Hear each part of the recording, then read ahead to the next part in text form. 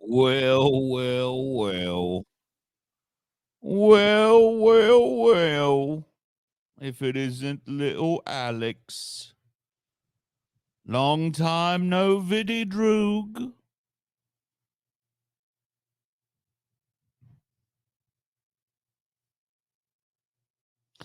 Hey, no picking on dim, brother. It's part of the new way.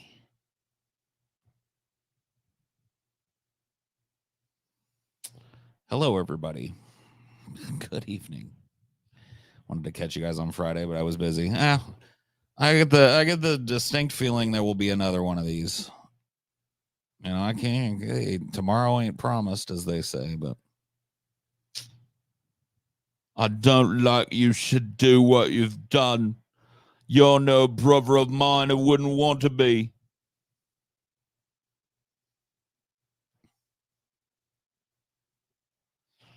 Be careful, Droog,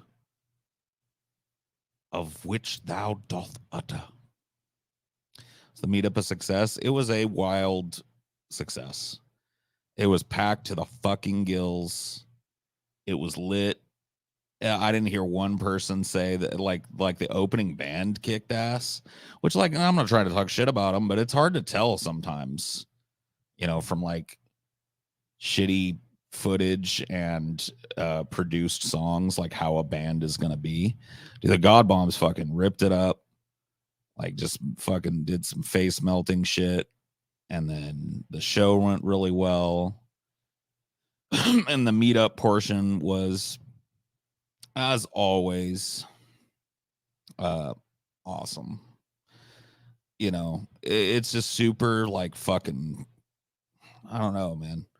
Super like humbling but energizing at the same time. Like it's humbling to see all the people that came, and to get to spend a couple of moments with each one of them, you know, and have little conversations with, you know, some of them who are into that, and take a bunch of pictures and sign a bunch of titties. And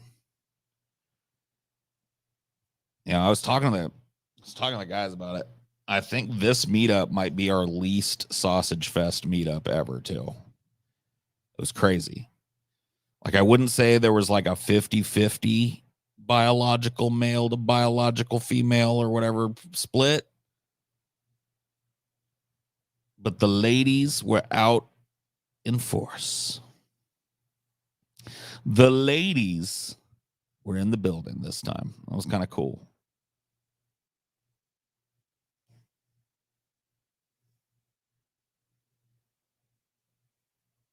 It's kind of fucking cool. Happy to be here. Sorry I couldn't be there. Much love from Jamaica, man. All right. All right, rude boy. Is that allowed now, or is that like was that unwoke of me? Sorry.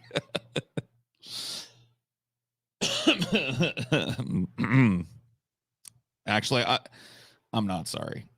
I take the apology back. Like it sucks if you're offended, but I'm not sorry. Yeah, Stone Boy.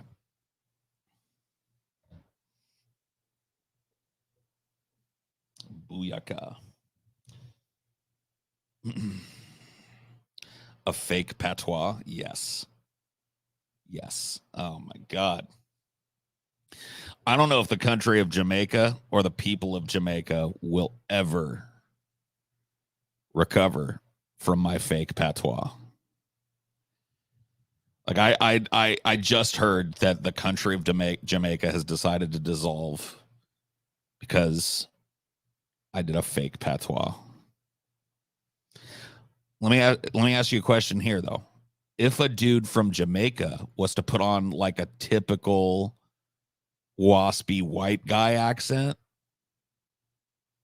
if he was from Jamaica and he saw me and he was like, "Well, hey, howdy, hey there, Paul. Howdy there, neighbor. What's going on?" Would that be? No, I guess it wouldn't, because power plus privilege, right? There's no such thing. Or maybe it's okay to just like, yeah, one love. Exactly. Maybe it's okay to just like have fun and celebrate each other's unique cultural differences and stuff and joke around.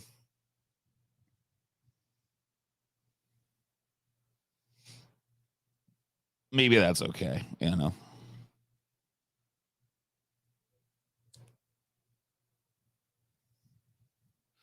I'm going to take one or two more puffs on this joint and then I'm fucking good.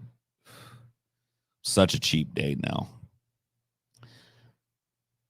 By the way, shout outs to all the people that brought weed and just handed me fucking pre-rolls and shit. You the real MVPs.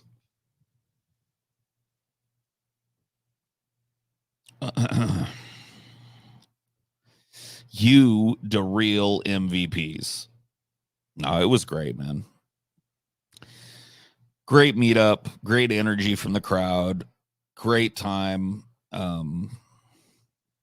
Just good.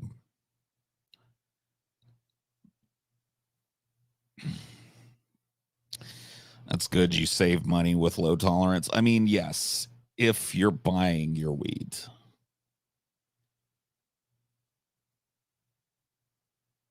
Everyone loved my manatee book. Oh yeah. You had the manatee book. Somebody had like a mac and cheese stuffy that I signed. How many people showed up? I don't know what the actual head count was. I can tell you we packed out that venue. Like it was ass to ass. It was ass to ass in the venue. So however many people showed up is pretty much what that venue can handle.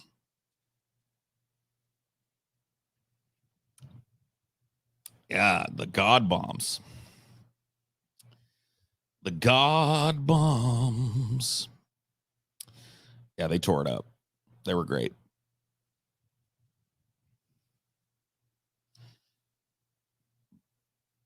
I'll go to a meetup one of these days. World isn't ready for my glory yet. Whatever, dude.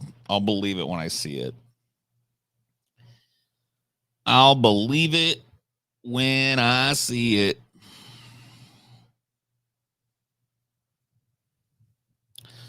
Yeah, I did get roasted. I got burnt to a crisp live on stage. Did TJ smoke like a chimney? Fuck yeah, he did. Of course he did. He kind of did a bit about it during his little stage show part. He was like, "Yeah, when I landed like 2 days ago, I thought like I'll only need one pack because I just want to have one here and there." He's like, "I'm on my third pack, motherfuckers." It's like, damn. Good Lord. TJ head first right back into the cigarettes.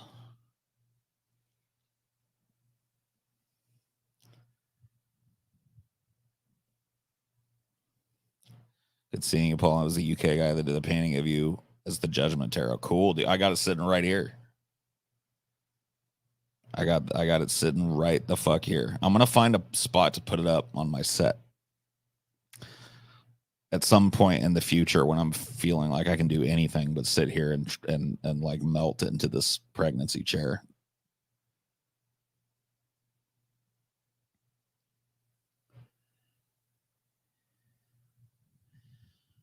No, you were awesome. Amelia told me she sat and talked with you for a while too, and she said you were cool too. She and I always get split up at the meetups because I just end up like getting. I called it like the conveyor belt because everybody that's around you wants to shake your hand, give you a big hug, get a signature, get a selfie or whatever the fuck, and so like I end up just kind of like like getting passed around the venue.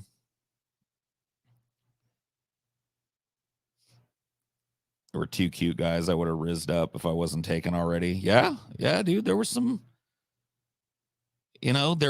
goddamn fucking respectable twinks there. There were some hot ladies there. There were some femboys there. There were some trans folk there. I mean, it was a fucking I'm telling you, man. I'm going to let you guys know right now. I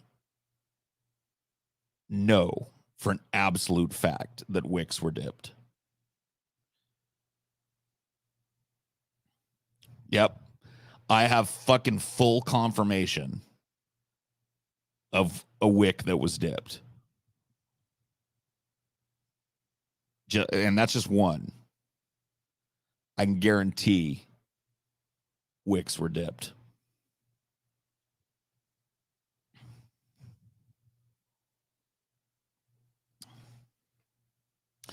Oh, dude, the venue owner was fucking over the moon with us. She came like after we were kind of like winding down. We gathered in the green room, like after, you know, towards the end of the night before we all took off. And she fucking was, she wanted to have us back whenever we want. We basically got like an open invite at that place anytime we want to do a show. And it's a good venue for us too. So we may take them up on that.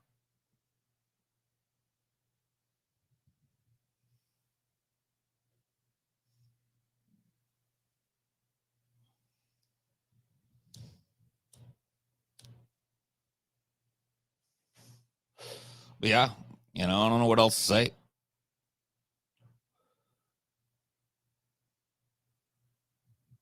I'll be at the follow-up one for sure. I mean, you gotta. I mean, if you're at all interested, like, I don't know what you guys imagine one of these meetups is like, but it's probably whatever you got in your head is probably wrong. Because it's, you know, like, yeah, you could see, you know, me and TJ and Scotty, and usually like the wives and TJ's mom was at this one, Stevie was at this one, you know, the whole crew. But you get to meet a bunch of like-minded people. I saw people like hooking up friendships and, you know, chilling and fucking getting some new smoking buddies and whatnot, hitting on each other. And, you know, was any of it recorded? The whole thing was professionally recorded. Stay tuned for details on that, but let it be known there will be ways to get it.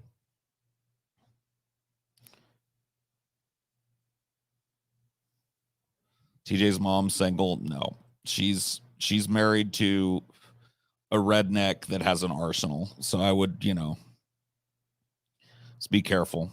Keep your head down, you know what I mean?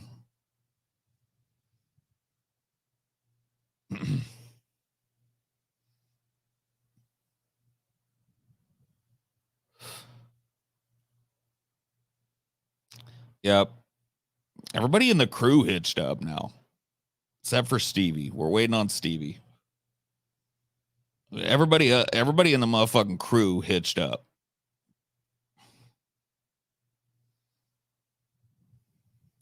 Yeah, that's actually a good DVD title.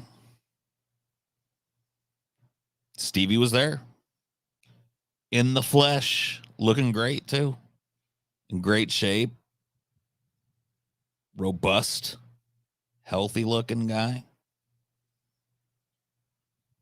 I'll let you guys in on a secret, dude. Of the Kirk brothers, Stevie gives the best hugs. He gives you the full Monty with a hug, dude. Both arms around you, real nice tight squeeze. He holds it for a little extra long, which I like. Not so long, you know, that you're kind of like, okay, this hug needs to end, but just right at that, you know, oh yeah, just at that edge. Did Stevie dip his wick? I mean, you have to ask Stevie. If I knew a story of such as that, it would not be mine to tell. You got to ask Stevie about that. But let me just say this: if Stevie wanted to dip his wick, his wick would have been dipped. I feel like TJ gives a stiff hug. No, it's not stiff. TJ gives a good hug. It's just that, like with TJ, I want him to pick me up, and he never does. Like TJ is 100% big enough to throw his arms around me and lean back and pick my fat ass up and give me a squeeze. And he never does. You know, and I don't want to ask for it. And I definitely don't want him to like throw his back out doing it, but it's just, I'm telling you what I want.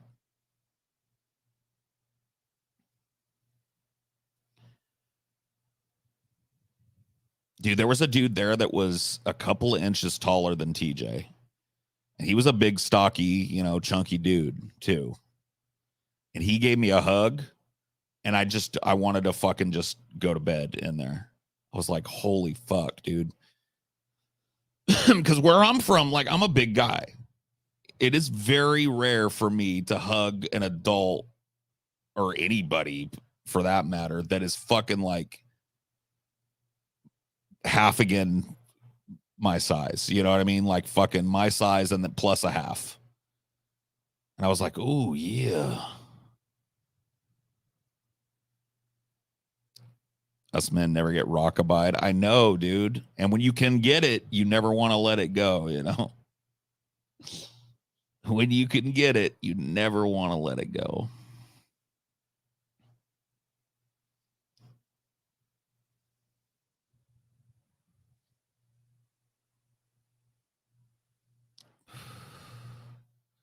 TJ is scared of people taller than him. I know. It's actually weird for somebody taller than TJ, but I guess it's not that weird. I don't know. Maybe it's the same guy, but I feel like at a couple of meetups, there's been a dude that is at least TJ's size, if not like, and this dude, I think, was a good 2 inches over TJ. He looked like he's about 6'8".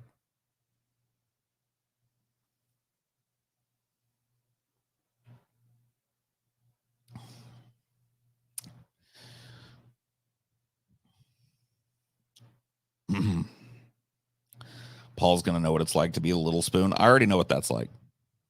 You don't have to be an actual littler spoon to give somebody the little spoon. And I'll be honest with you guys. The world of cuddles, I prefer the little spoon. It's hard for me to get comfortable as the big spoon, but as the little spoon, I feel like I make a good body pillow, so it works out. Yeah. Dude, a little inside information there. I like being the little spoon. And you know what? I'm not afraid to admit it.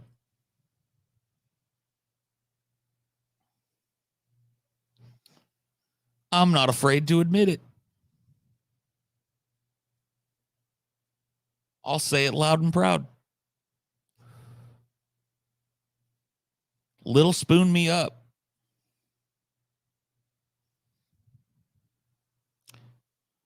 Arms fall asleep. Well, yeah, I mean, that's the complaint, right?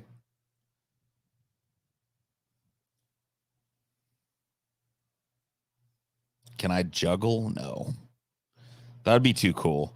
You know what? I don't want to juggle. I want to contact juggle. Do you guys know what contact juggling is? Hold up. Dude, I'll show you a cool video.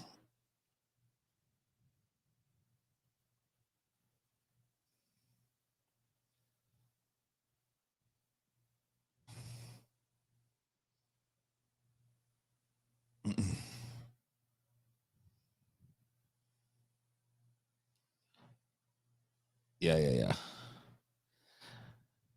And by the way, video, this is not actually David Bowie performing this, but whatever. Here, like, take a look at this. For those of you that don't know, and just because I kind of want to watch it anyway. For those of you that don't know what contact juggling is.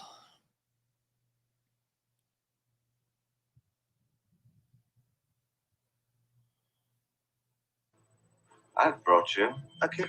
Oh my God, it's the worst quality ever. It's a crystal. Nothing more. But if you turn it this way, look into it, it'll show you your dreams.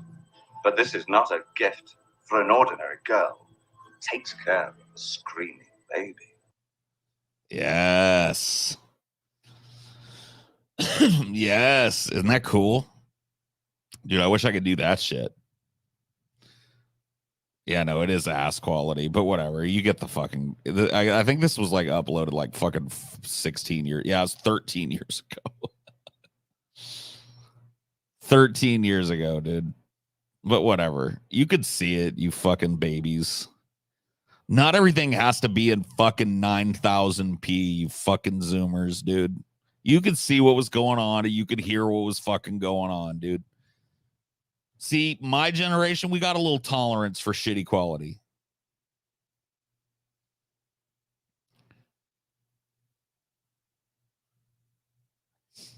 You know, like sometimes the fucking channel came in fuzzy and you dealt with it, bitch. You sucked it up. You put on your big boy panties, all right, and you fucking nutted up. You cowboyed up. You yoked up. You flexed your pecs. You made them dance back and forth, and you watched that fucking fuzzy channel, okay? And that's just the way it fucking was, and no amount of whining and crying was gonna fucking fix it, okay?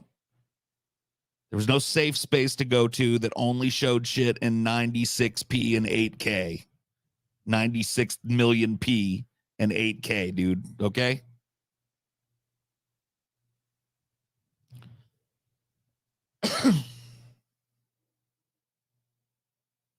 We had to deal with it.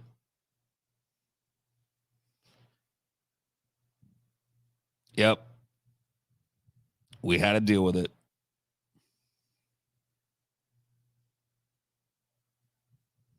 You had to deal with more than some fuzz to watch the naughty channels on cable. You had to deal with the full fucking scramble, dude. Whole shit was just wavy lines, but you could hear it. You could hear that slapping noise. Oh, yeah. You'd be like, oh, shit. This is way better than a nudie mag.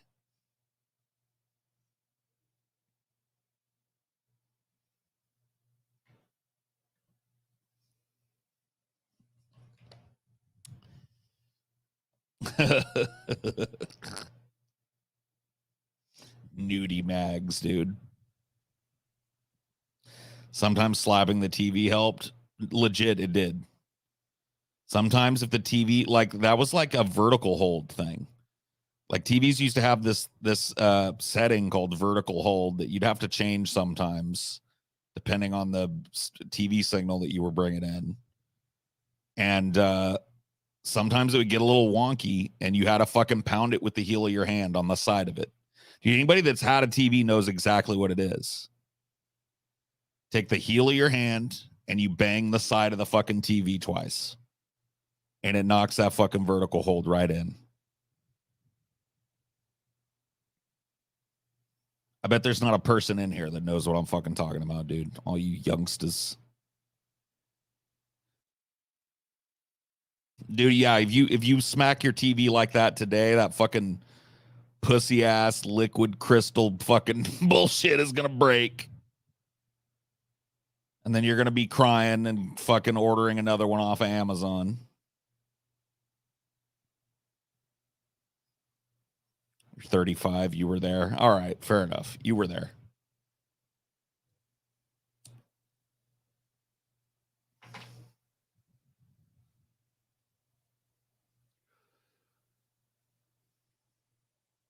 "28 and I did that." Well, you had a crappy TV for longer than most,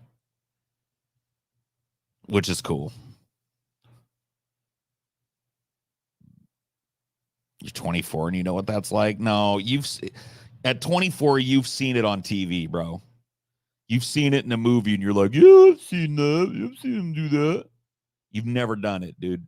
You've never fucking fixed a wibbly TV, dude. I don't believe you. At 26, dude, at 26, what were you, 1 when you were smacking it? Because, dude, by the time you were fucking 3 years old, flat panels and projectors were the thing.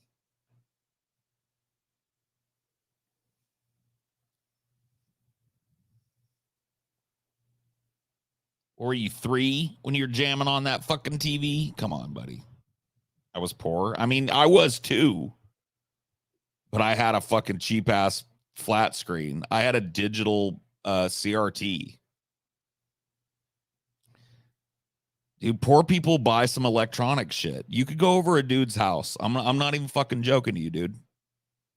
In the 90s. Go over a dude's house who's living with his girlfriend. They're both working part-time at a fucking Jack in the Box or something. They're splitting the rent 3 ways with some weirdo that's in the other bedroom that nobody knows.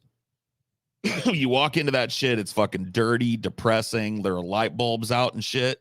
But you go into the living room, what are you going to see, dude? You go into the living room, what are you going to see? You're going to see a PS5 or the equivalent, and you're going to see a nice ass TV. Sorry, dude. That's just the way it was, dude. That's just the way it was back in the day. Even poor folk could get a nice TV. A comfy couch, a TV, and a PS5.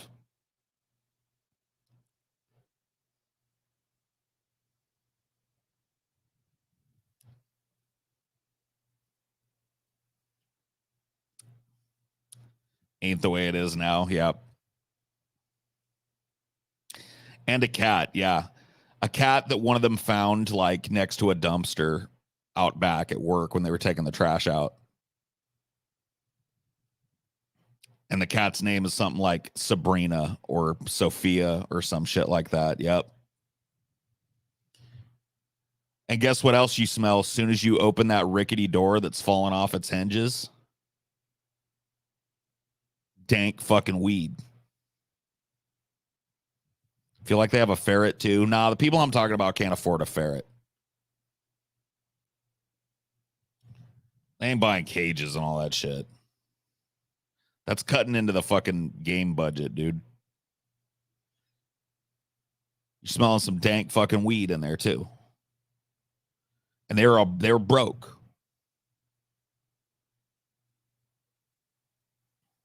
They've taken that poverty from you. You should be angry. Because yeah, there were people that were poorer than that, but not many. Most of the people poorer than that were either still living with their parents or living on the street. You know what I mean? That's about the bottom of the barrel poor when I was a kid. And it was pretty universal, dude. Whole ass family on welfare, nice ass TV. Comfy couch to sit on. Some kind of video game console hooked up to the motherfucker.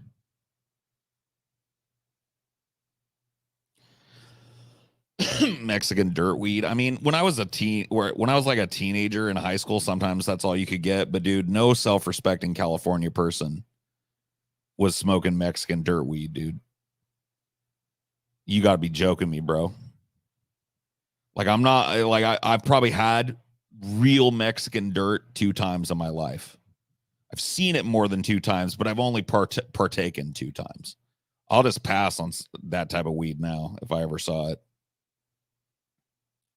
I never had anything nice. Well, when I say nice, I don't mean like top of the line 78-inch fucking home theater fucking monstrosity. I'm just saying like a good TV, you know?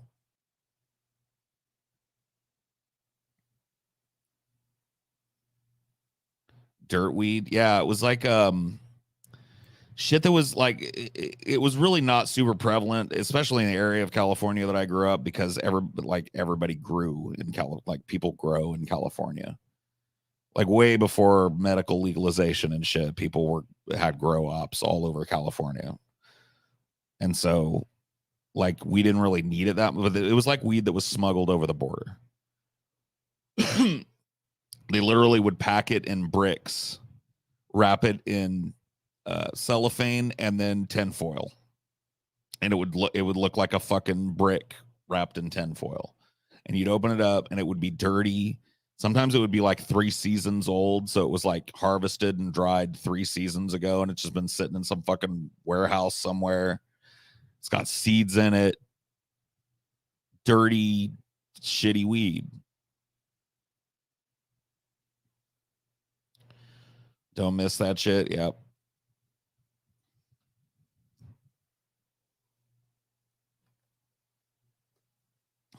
Potential for dead bugs. Oh, super high potential for dead bugs. Find roaches in it. You'd find fucking dead flies off in there. Beetles. Oh, hell yeah. What does the tinfoil do? Deflect X-ray. I mean, it's just part of, like, I think trying to keep the scent in it and just trying to keep it sealed up, you know?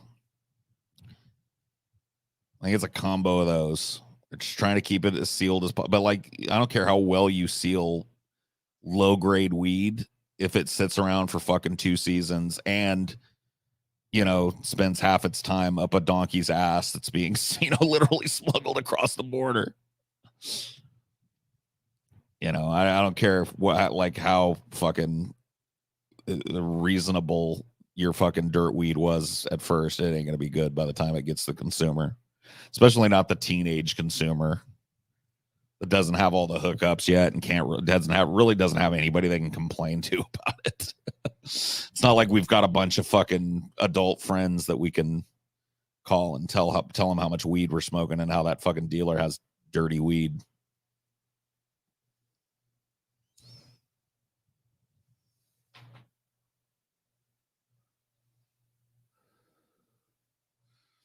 It's as dark as a dungeon and as damp as the dew, where the danger is doubled and the pleasures are few, where the rain never falls and the sun never shines. It's as, what is it? Dark as a dungeon down there in the mines. What's up, Jason? People save seeds if they ever found them? No. I mean, maybe some people did, but nobody I knew did. That shit just got bundled in with the sticks and, you know, chucked.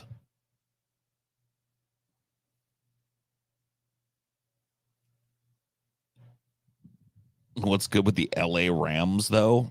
Fuck the LA Rams, bro.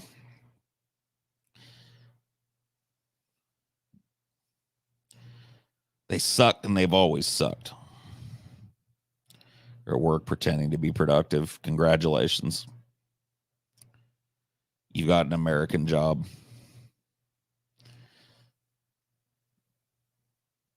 I kind of went over some highlights at the beginning. So if you missed out on that, go watch that. I gave a pretty good rundown of some highlights of the meetup. So go check that out.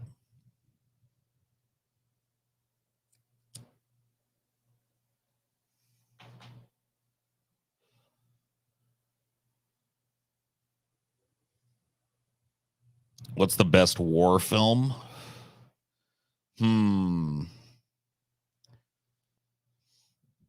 Let me give you my personal top 3 and then I'll decide from there. So in no particular order is going to be Full Metal Jacket, Apocalypse Now, and Patton. I don't think it's going to be Patton. I think Patton is going to end up like probably in 3rd, but it's definitely on high on my list. You know what? I'm a fucking Stanley Kubrick freak, but I'm going to be honest about this one. I'm going to give it to fucking Apocalypse Now.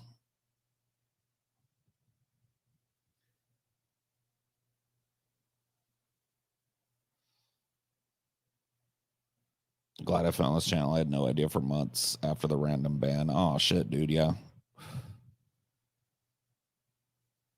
I don't want to talk about the fucking ban, dude. Don't put the fucking dark cloud over my head, all right?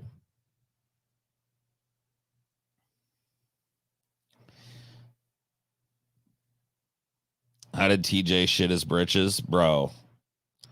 Stankin' at, dude. I don't even want to spoil it for people. But the shitty britches were confirmed to all there.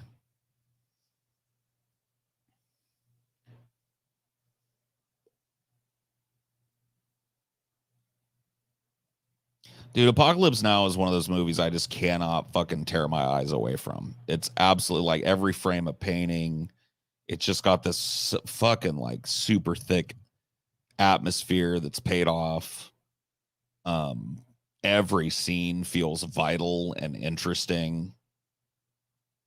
It's shot beautifully. It's written beautifully. It's edited beautifully. It's just a fuck. It's the total package, bro. Definitely one of the best films of all time, which makes it, in my opinion, the best war film of all time.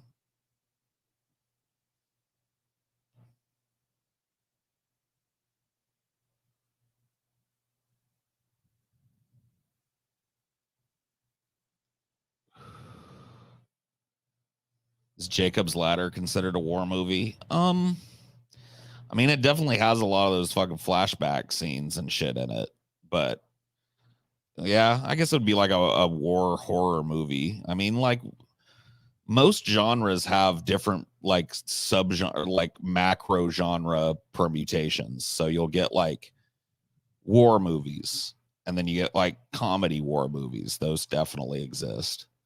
You get like drama war movies. Those definitely exist. You get realism war movies. Those definitely exist. You know, you get horror war movies. Those definitely exist. You can take any kind of like specific typing of a film and fit it into those macro genres usually. And sometimes a single film will fit into multiple macro genres. They're not mutually exclusive. So you could have a horror comedy war movie. In fact, I'm sure there's some out there that count.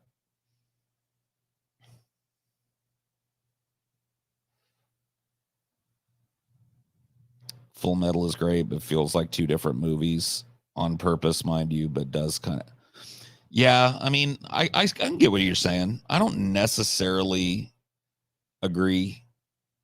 I think it feels like two movies because the first half of the movie is better than the second half. I feel like the continuity is there, feels smooth enough or whatever, but the first half of the movie is just riveting. The basic training,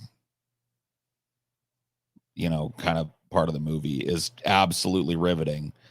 The Vietnam shit is riveting too, but it's we've seen it before.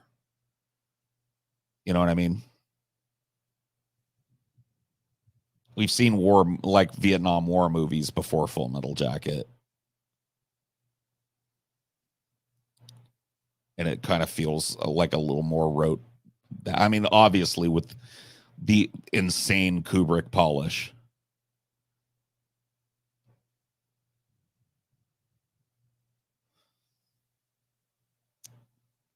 Apocalypse Now is one of those films you watch and think, how the hell did someone make this? Yes. There's a number of movies like that, but Apocalypse Now is definitely one of the best examples of that. Like, how did this get made? Oh, Arlie Ermy was an absolute fucking revelation in that movie. I mean, like, it's just so memeable and quotable, but in the best way. You know what I mean? He was just great. And I love Matthew Modine. I have a huge fucking Matthew Modine boner, and he is like brilliant in that movie. Vince D'Onofrio is brilliant in that film. It's just filled with like super top quality performances. So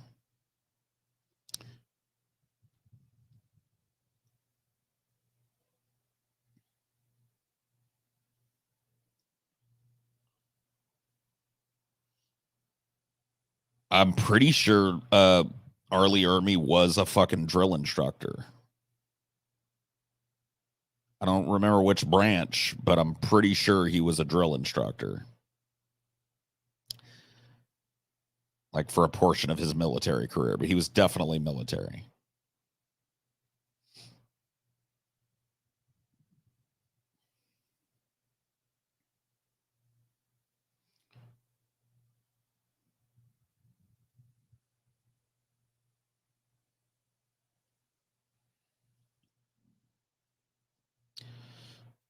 Real best army movie in the army now. No. Book called Chaos, huh? Maybe I'll check it out. I got a long reading list, but remind me about it again in the future.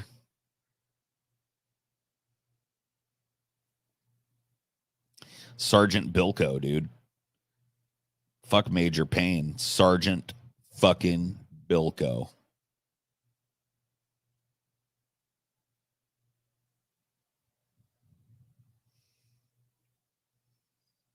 Major Payne sucks hind tit to Sergeant Bilko, dude.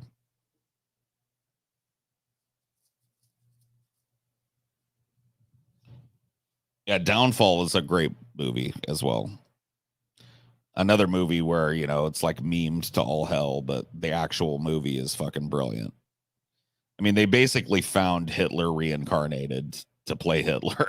I mean, the guy is just so fucking on point that it's hard to imagine that he's not Hitler, you know?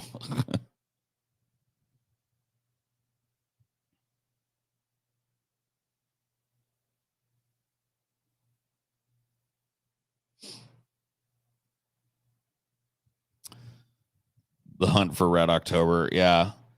With the fucking Russian with a Scottish brogue. Yeah, that's a movie. I mean, it's not bad, but I could never get over Sean Connery trying to be a Russian. All right, comrades. It's time to launch the nuclear weapons.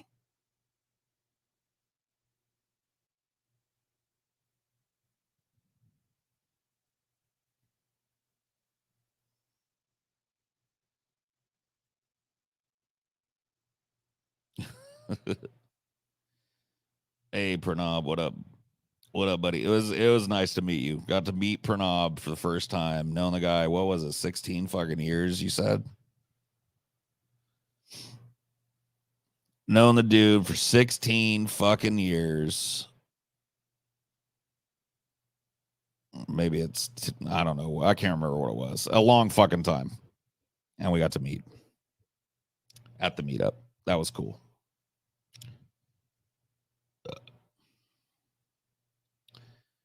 Can't imagine you feel like bringing up the Hamas Israel situation. I mean, we can, like, here's the deal. We can if you want, like, if chat wants, but I got a feeling that we're going to cover it on Friday for the fucking onion nuggets and shit.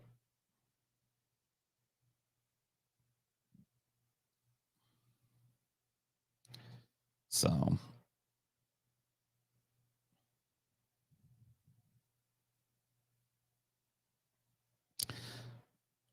dude, Ann Prim Paul, you were at the meetup and you didn't tell me you were Ann Prim Paul. What the fuck? Were you all incognito and shit?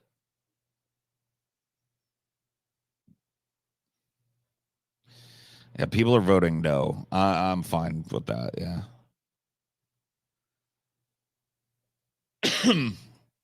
Save it for the show. I mean, I don't even really want to fucking talk about it on the show, but I know it's going to be on there. I know we're at least going to fucking brush against it. And I'll tell people what I think about it. And everybody will call me a fucking fascist or whatever the fuck, because I won't have exactly the right take in their mind or whatever the fuck. And the cycle will begin anew for me of making the same argument over and over again and having people reinterpret it into something it isn't. Like just out and out fucking make up quotes, recontextualizing, which I hate. Hate when somebody says like, all right, Paul said something very complex that had a lot of angles to it. Let me boil it down. So basically he's a tanky. You know what I mean? It's like, fuck off, bro. It's like a reductive fucking bullshit and it'll start all over again. And typically with my track record in the long run, I'll end up being right about it. And that's, you know, that's that. Like, I don't know what to tell you. I'll take a fuck ton of shit about it for speaking my mind and having a little insight into it just from, you know, living as long as I have and being politically aware as long as I have. A little insight into it that maybe some people ain't got. I'll say what I think is going to happen. Everybody fucking goes ape shit about it and starts calling me everything under the sun. secret Republican, fucking jihadi supporter, fucking Osama lover, fucking Viet Cong Apollo. Dude, I've been called it all. I've been called it all, bro. And then eventually I end up being right, 3-4 years down the line, maybe less. And then people just kind of quietly adopt the position that I gave in the first place. And we're on to the next fucking kerfluffle.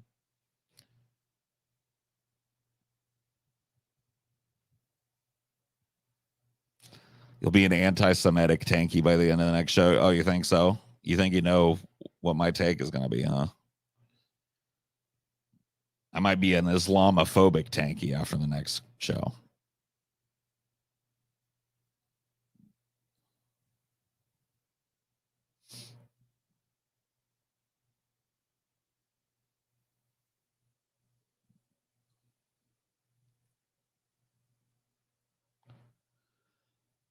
Talk about the downfall of Kyle Kalinske. When did he have a downfall? I think he's doing fine, right? You just mean because he's riding with Biden or whatever? I mean, what, I don't really like, I try not to fucking judge people by their bad political takes, especially when I already kind of like the person. Like, I think Kyle's smart. I've always had fun talking to the dude. Consider him, like a friendly internet acquaintance of mine. He's a cool guy. I think he speaks from the heart. I think he believes the things that he says, and that puts him above a whole lot of fucking commentators. I think he's just fine. I really don't care. Like, to me, it doesn't matter. Like, I don't care if he votes for Biden. And like, honestly, on the fucking on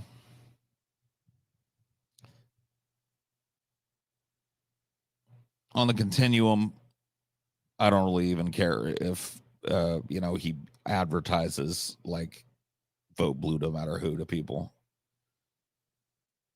I think there are more important fucking things going on in the world, and that's, I'm sorry for believing that. And that includes this fucking Israel Palestine stuff that we're not going to talk about tonight. Like, I do not think it's, it sucks, but I don't think it's the most important fucking thing going on in the world. I think that the slow, inexorable death of the planet at our hands is the most important thing going on this planet, and will be until the nukes launch. I could see nuclear winter taking precedence over climate change.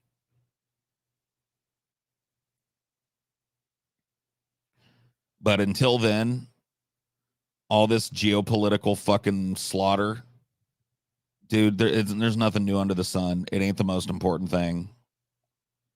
It's certainly not what we humans should be trying to fucking suss out right now, because we need to link arms to like 20 years ago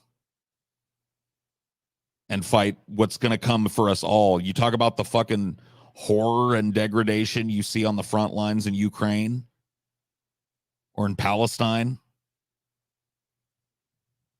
It's going to be that, but in everybody's front yard.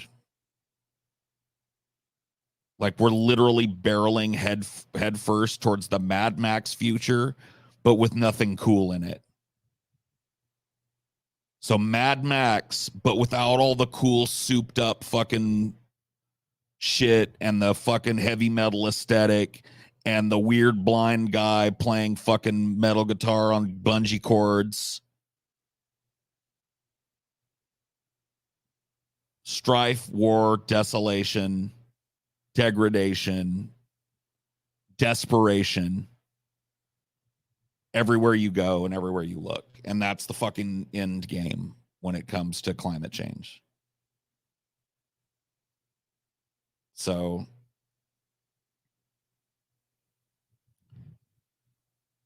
pardon me for being fucking pretty burnt out on everybody fucking jerking their cocks over geopolitics. Like, I ain't saying it doesn't have its own fucking importance, but there are fucking way bigger things going on in the fucking world, dude.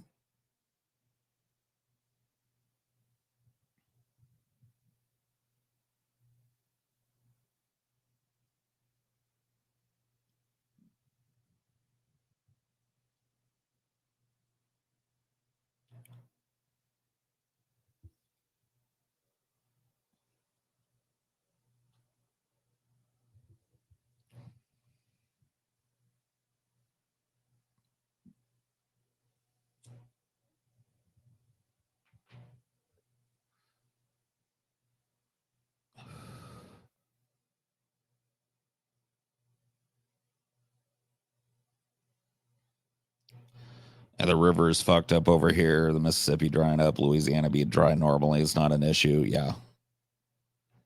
Well, it is. It is now.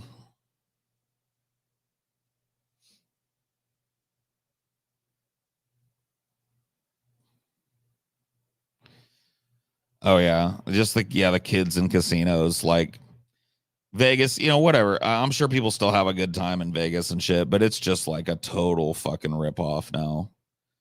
It's like weird. It's like fucking weird Disneyland now. You know, it's like slightly more edgy Disneyland now. It's just like everybody's bringing their fucking children to it, like it's a theme park, which it basically is. It's basically just a whole chunk of a big city that's a giant theme park. Like TJ stayed at a hotel that was like, this hotel is 21 and up only.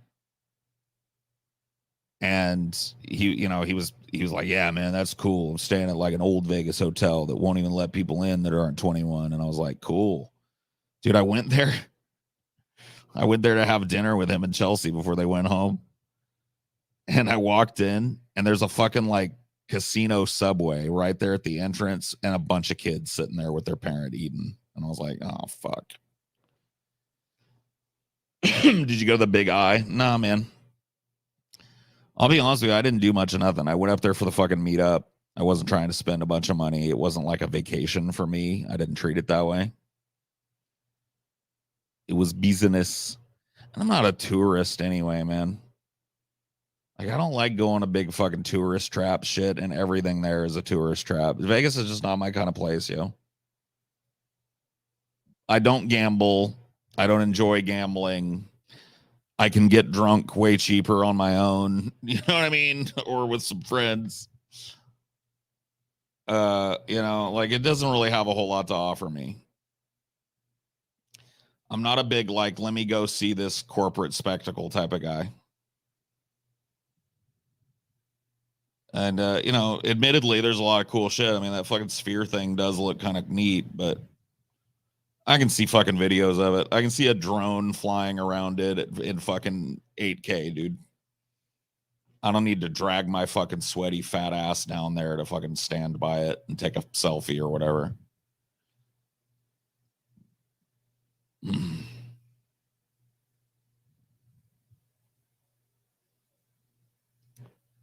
Paul's farts are so rancid, his country's government sends everyone free gas masks. Whatever, bitch. That ain't true, dude. If that were true, everybody'd be getting a gas mask right now because I just farted. What do you think of that? How does that taste on your lips, bitch?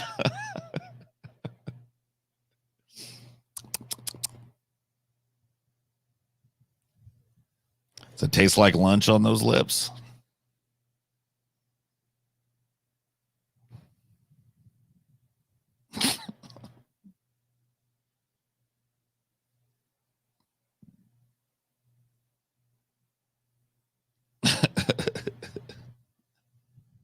Smells like Chipotle. Yeah, that's what I thought.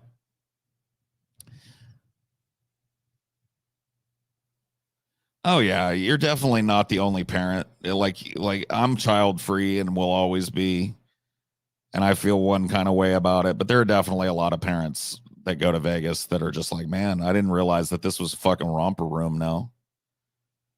Because I'm like, I'm not saying I went to Vegas during the best fucking period or what. I wasn't old enough, but I went back in the late '90s, early 2000s. And Vegas used to be a place where it was like, it was all adults and shit. And not every single fucking thing was completely and utterly owned, like corporate owned.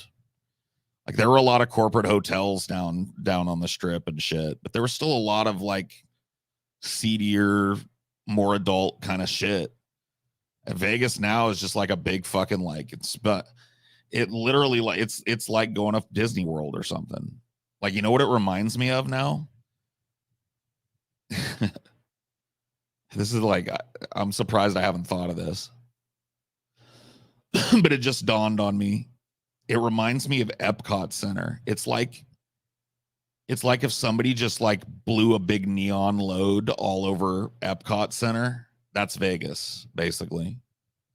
You go there, you're just like one of an entire herd of really fat, sweaty tourists looking to eat their way through the Epcot zone. You know what I mean? Like, we're gonna get my next chocolate covered pretzel.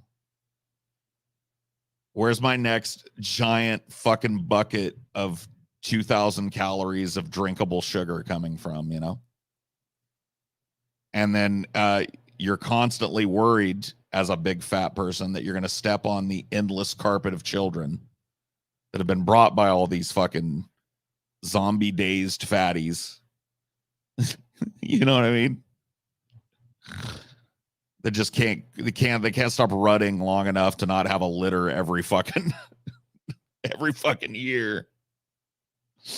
You know, because and they bring all that fucking screaming, front tooth missing, shin kicking, tantrum throwing, shit smelling mess.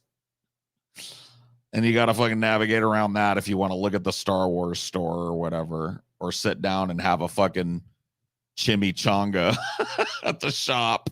It's like, you know, whatever. I know I tend towards the negative, but I could really like do that for most touristy kind of things that people are into.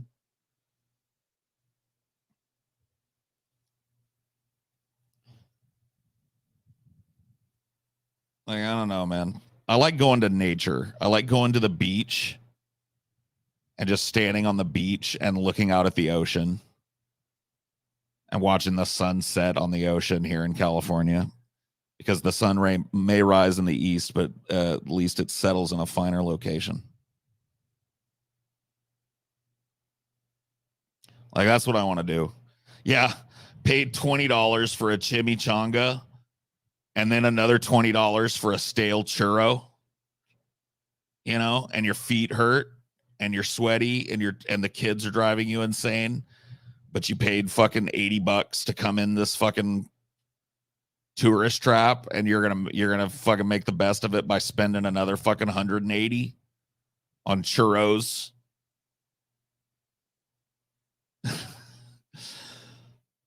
On churros and funnel cakes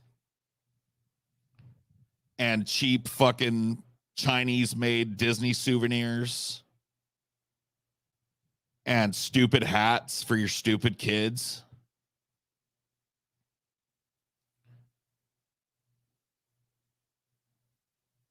Yeah. Ugh.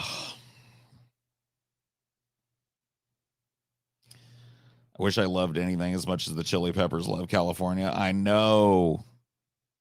I know.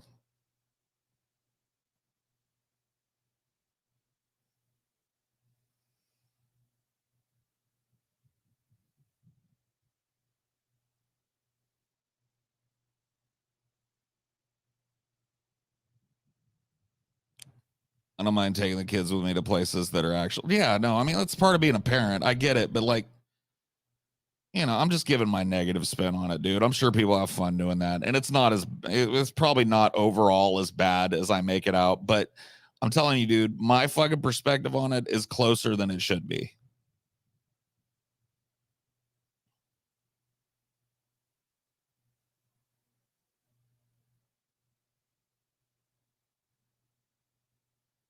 $50 for a hat. Yep. And it's a fucking shitty foam C3PO hat that's going to fucking fall apart the next day. You know what I mean? It's just like, ugh.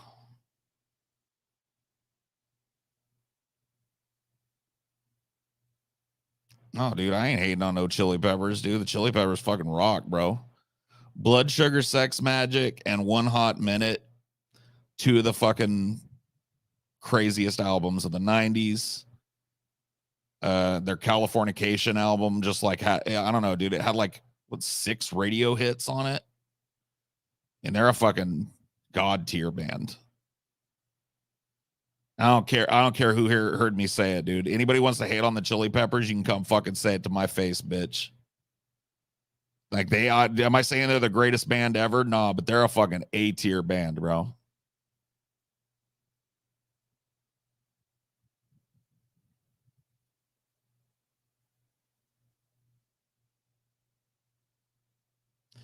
All of them phenomenal musicians, great songwriters, write some of the fucking grooviest, most infectious fucking songs of the last 2 decades, 3 decades, actually, or more. Give me a fucking break, bro. Like, easily one of the greatest bands of all time. Easily.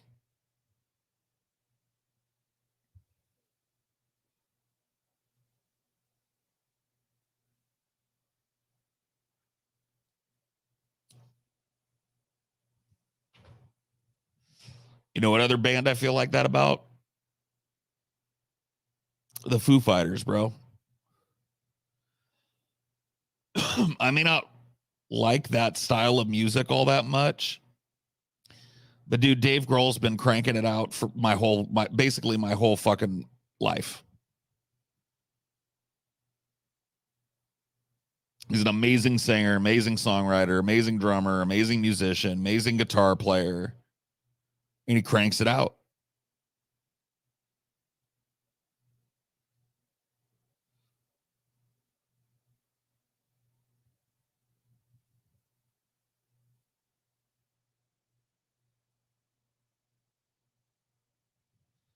You never hear him get mentioned on these like best fucking bands of all time, but dude, the Foo Fighters got to be up there, bro. Bands aren't even really a thing anymore, so it's not even super boomery of me to talk about it, because a lot of the bands I'm talking about are the most relevant. Like, what are you really gonna put forth Imagine Dragons, bro? Like, I'm willing to fucking hear your case out, but we're talking about the greatest rock bands of all time. So are you gonna really, like, are you really gonna do Imagine Dragons, bro? Like, well, who else are you gonna put up there? The 90s and early 2000s, the last time there was such a thing as a good rock band. You know what I mean? Like a real mainstream good rock band.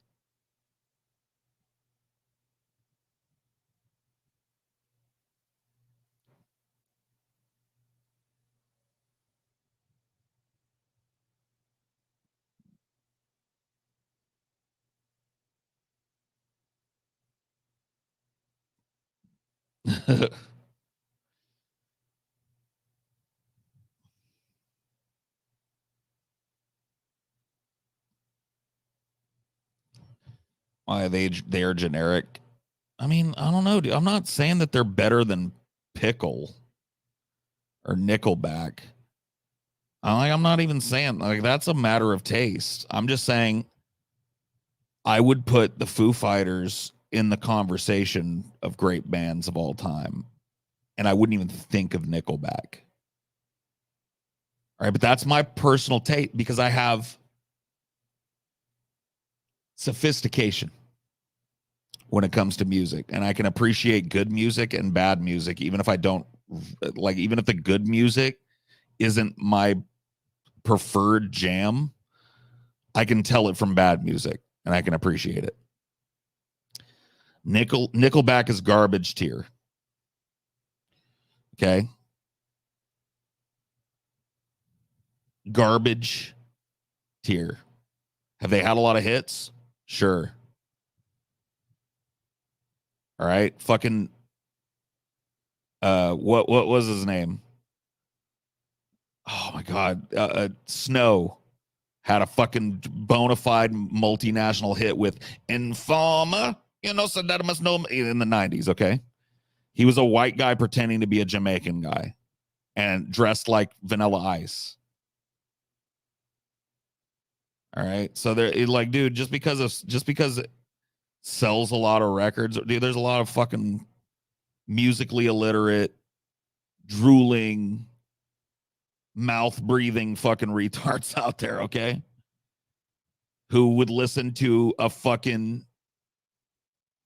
they would listen to a room filled with babies banging on pots with fucking spoons if that's what came on the radio, okay?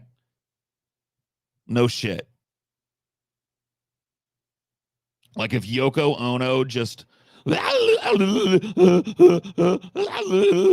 If that was like on the radio every day, they would be rocking out to it. Okay. They have no fucking couth. But for a real appreciator of music, there's a huge fucking gulf between fucking the Foo Fighters and Nickelback, dude.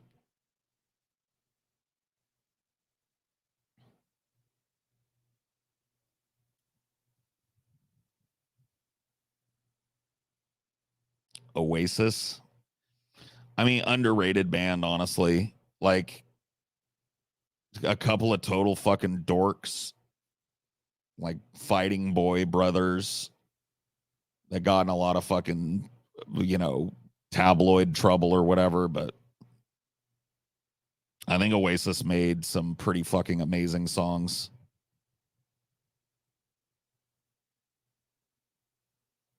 Sleater Kinney. Oh my God, dude. Tell me you're an indie kid without telling me you're an indie kid, bro.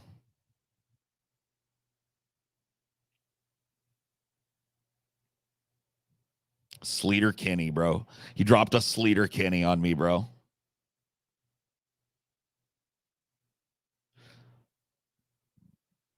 Interpol, man. There you go. I'll drop one back at you.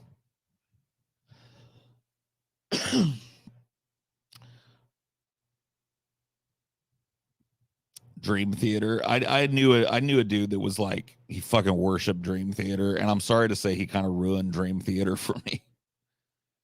I found it interesting, but not anywhere near as interesting as he did, and I had to listen to it way too much.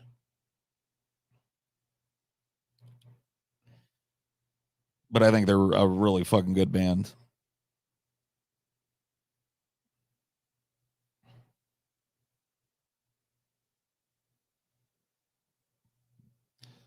Three Days Grace. Didn't they have okay, so 3 Days Grace, is that the Superman's Dead guys? I always get them mixed up because there were all these three bands. There's 311, Third Eye Blind, 3 Days Grace, Seven Mary 3. Those were all fucking one-hit wondery bands. So 3 Days Grace, did they do the Superman's Dead? Yeah. Is that them? Three Doors Down, yep.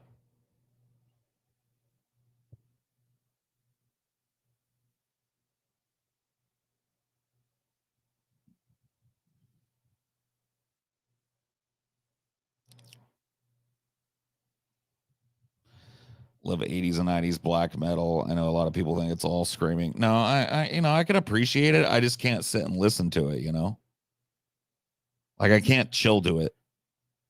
So I can't really appreciate it on the level that I'm talking about some of this other stuff. But that's, like I said, it's all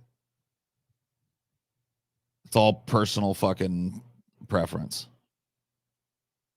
There's no accounting for taste, as they say. Matchbox 20. Oh yeah. Yeah, Matchbox 20.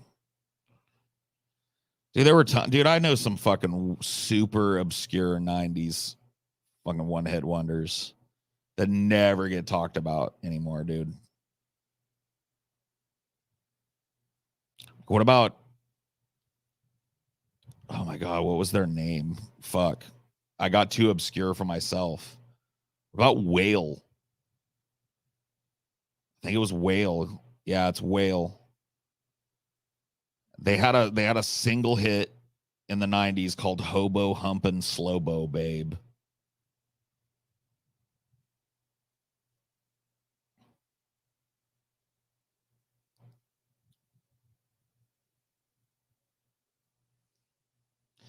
Dude, I could definitely like rock it out at some 90s fucking alt rock trivia. Some like 90s one hit wonder shit, dude. I know a lot of fucking bands and a lot of songs, bro.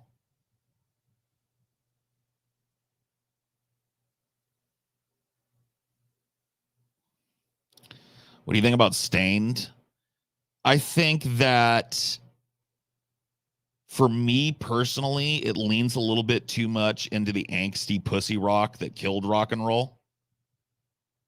You know, like listening to fucking Aaron Lewis talk about how he's on the outside of himself and looking in and he's trying to see through, you know what I mean? Like it was just, you know, I don't know. It's okay for a rock song to be soft and contemplative, but that was just like muffin soft. Dude's on the fucking outside looking in, bro. Oh no. And then he became a fucking redneck country singer. So I feel vindicated in saying that Stained, you know, kind of fucking sucked, bro. Yeah, I mean, like, it's kind of sad. Like, what happened in the early 2000s with rock is that they started doing this like hip hop rock crossover stuff, right? That was actually really popular. I mean, the most popular band that did it, well, there was a couple, honestly. Rage Against the Machine was mixing, you know, turntables and hip hop elements into their hard rock.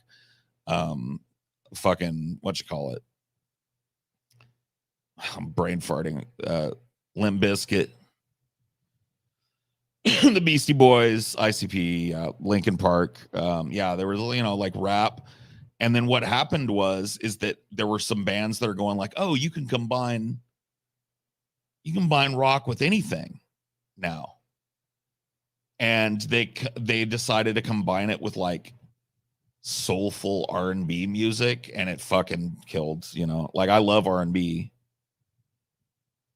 but they started making this like melodic new metal stuff that just started sounding more and more pussy, in my opinion. And it took over the airwaves for a couple of years, and then rap just everybody was like, nah, I'm gonna go listen to hip hop then. And rock never recovered. You know, like it never came back.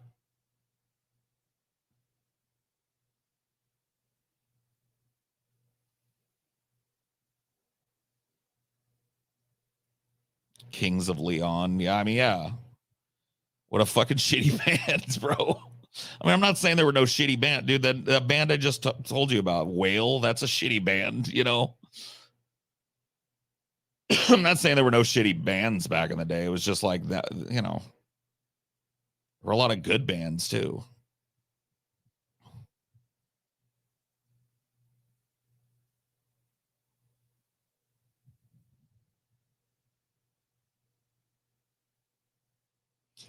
Yeah, Harvey Danger, Flagpole Sitta. They actually had a song that I like better than that. I bought the whole album of Harvey Danger because I figured like if they put out a banger like this, they gotta have some other bangers. And I was right. Nobody ever listened to it. But their album, that album that they put out, I can't speak for any subsequent albums, but that album with Flagpole Sitter on it had a couple of really great songs on it. One I think called High Five and Motherfucker. I thought it was a way better groove.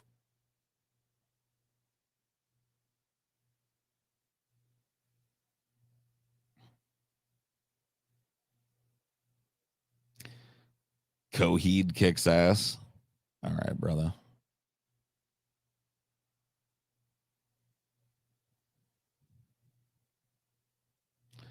The stomp clap hey genre. Oh yeah. Yeah, you're right.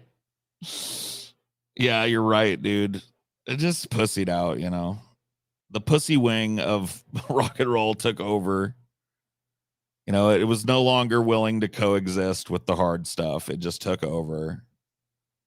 And people got tired of like masturbating with their own tears. And so they started listening to hip hop. That's like, honestly, that's what rock became at the end, dude. Am I wrong? Like, by the time rock and roll really stopped charting, it was literal, like the softest, you know what I mean? To wiping your freshly cleaned baby powdered ass with a chinchilla fur fucking toilet paper. You know what I mean? It is just it has just become so fucking see-through and muffin soft, and that, you know, rock's got a little edge to it. where I come from, dude. Where I come from, life's got a little bit of edge to it, you know. Is there one band that killed rock for you? No, I don't lay it at the doorstep of any band. You know, it was definitely a group effort, dude. There were definitely many limp, flaccid, freshly powdered little little muffin soft little dicks fucking poking in the music industry. You can't really look at one. Maybe Creed, honestly. Because I remember Creed coming out and getting big and listening to it and going like, yo, this is pussy shit. And all my friends were like, yeah. So maybe it was Creed. I mean, we'd said that about other bands, but Creed was huge. You know, Creed like blew up. Creed wasn't just like a weird video we saw on MTV. Creed was on the radio fucking 12 times a day. No matter when you turn the radio on, you were going to hear some fucking Creed. And it was widely like, wow, this is real pussy shit. And then the pussification of rock. Really, I think it's, if I had to point at any one band, that's the one. They weren't the first pussy band by a long shot, bro. But they were the ones that typified that new metalish sound that just fucking completely made rock irrelevant. Like, it's metal, but it has no edge to it. It's about Jesus and how with arms wide open, I accept him as my Lord and Savior. You know what I mean? Like, you don't get softer than that, bro. I don't care if you dive into a ball pit where they've replaced the colored plastic balls with little bunnies. Okay? It's not, that's not as soft as Creed. And it wasn't just like some fucking kind of like shoegaze rock music that the fucking college kids were into because it was melodic and sad. This was like mainstream. People are going to arenas to watch this guy talk about how he's hugging Jesus Christ with like a basic 3-chord metal riff playing in the background. You know what I mean? Like, uh-oh. Oh, shit. You know what, dude? I may have actually traced it back further. What is the band I'm thinking of? Fuck. Oh my God. It was some song that I fucking hated.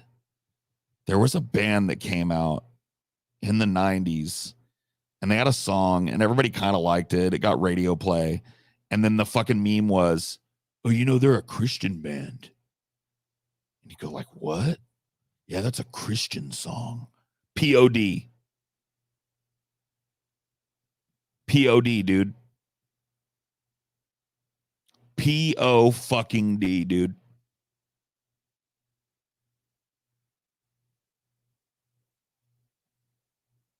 They might have fucking started it, bro.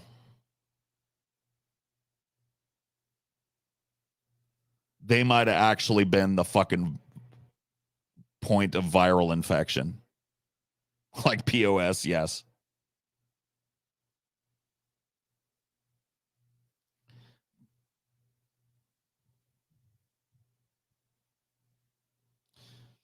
POD were okay. Yeah, of course. I mean, they were okay, but that's just because they were the first, you know. The sound hadn't been run through a bunch of other untalented fucking hacks yet, you know. Like they at least originated the I give my life to Christ pussy rock being mainstream, you know.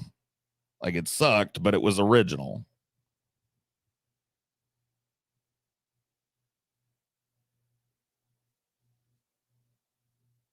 Crazy town. Get out of here, bro. Yeah, I mean, that was just a sign of the rot.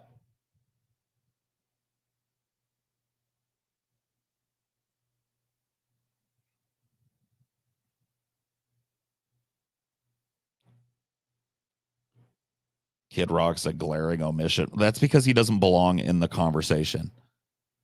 All right. Bro had one hit that I consider to be legitimate.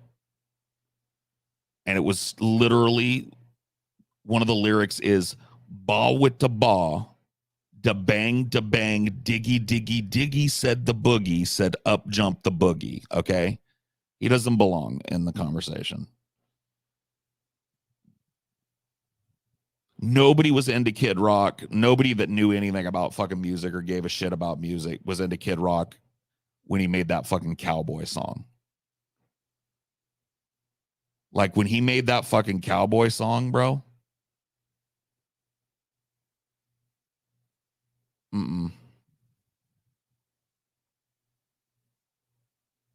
We were like, what the fuck is this? You're not you're from Detroit. You're not a cowboy, bro. Why are you trying to make country rap? Can we not? But of course he didn't listen and he kept doing it and became irrelevant. That's why he's not in the conversation. He hasn't earned a place. Like I put Kid Rock on the same level that I put let me try and think of like an equivalent, like 1-2 hit wonder kind of band from that time.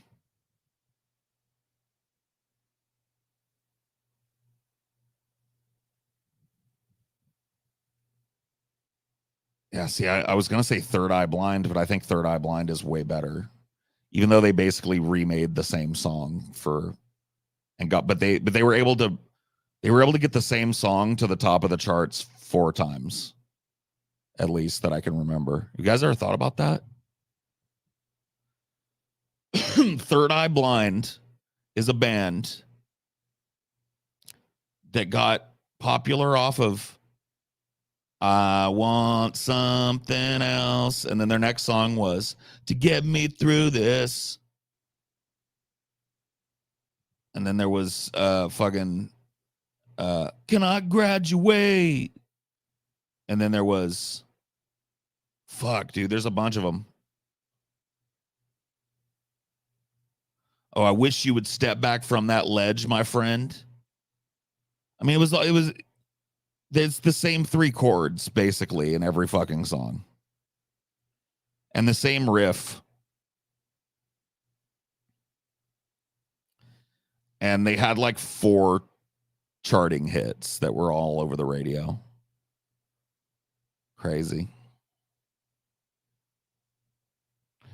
I bet they were a great concert.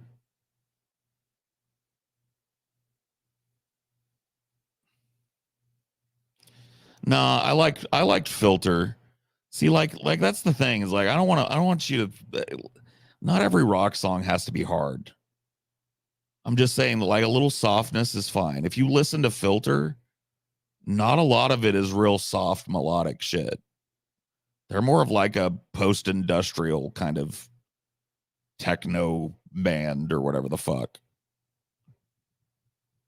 But that one song, like you were allowed to be a little pussy. It's okay to get in your feelings. You just don't release a whole ass album of it with your shaved ass fucking Aaron Lewis head sitting on a stool in a dark room talking about how some woman brought him to his knees or whatever. And it's like, all right, man. It's not like that fucking weird lead singer of Creed singing about how he wants to give his life to Jesus all over again, you know?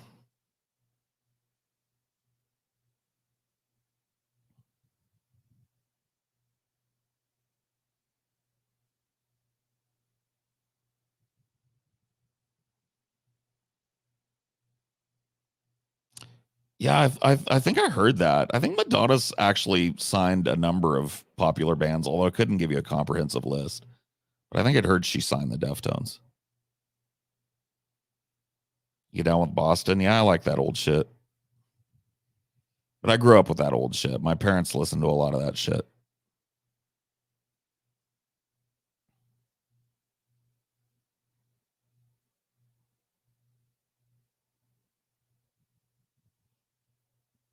Only country song from Aaron Lewis that's decent is Country Boy. No, not even that.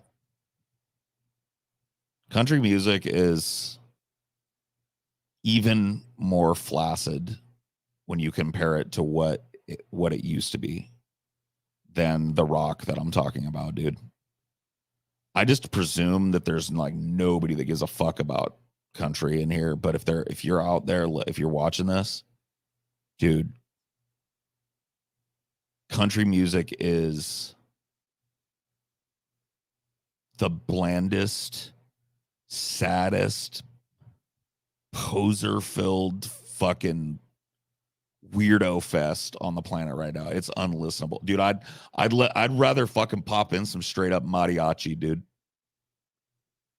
I'd rather fucking sit there and listen to a mariachi band play an accordion and sing about shit that I can barely understand over and over again than listen to country music, bro. It is unlistenable. It's pussy. It's boomerish as fuck. It's like nobody cares how hard you party down in Mississippi or whatever. Like talking about how many fucking light beers you drink and shit. Like who fucking cares, shit kicker? Dude, what happened to Hank Williams? What happened to Hank Williams Jr.? What happened to Hank Williams III? What happened to Johnny Cash? What happened to Willie? You know what I mean? Like, where's Willie? Guys are listening to these like coiffed, soft looking fucking suburban dad motherfuckers with stubble beards and fucking $800 worth of pristine cowboy clothes on that have never seen the dirt of a fucking like horse arena ever.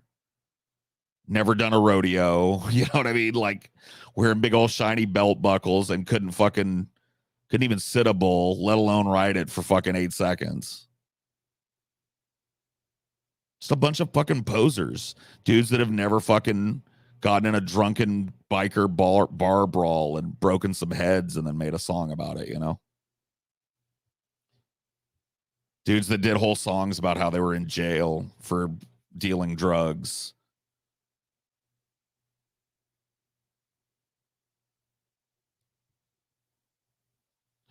Oh, dude, there's the guitars that they use. Dude, the real country people used to smash those fucking guitars. Like, where do you don't think that fucking Kurt Cobain came up with that, do you? You don't think it was his? No, dude. It was Willie Nelson. It was fucking dude, it was just that whole crew. It was Waylon Jennings.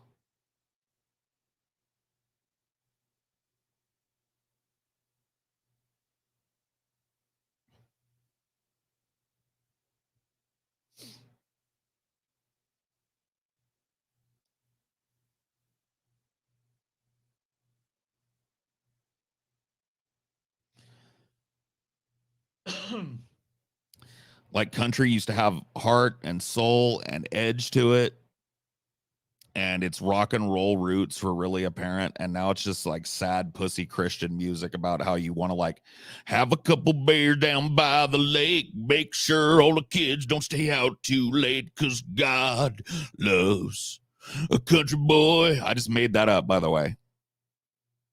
That's that. I just freestyled that.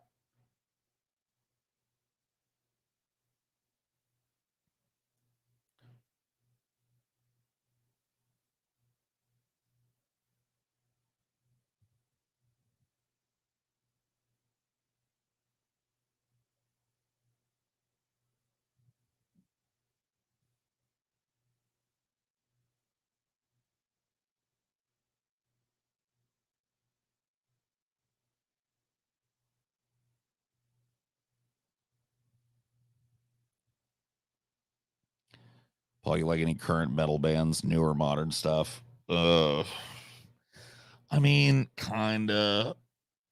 The stuff I like isn't really all that modern. Like, I would say like the most current metal band that I'd be into is Mastodon.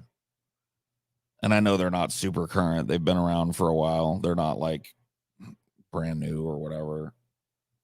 I'll hear a metal song that I can tolerate every once in a while, but I very rarely run into a band that I just got to hear everything they do, you know?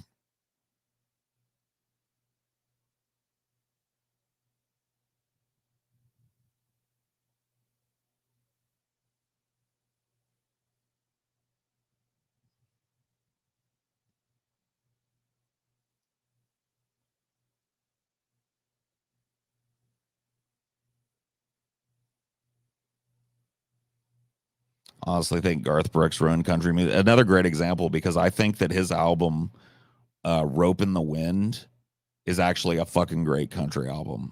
But I think you're totally right. Like he softened it up, but like he innovated it.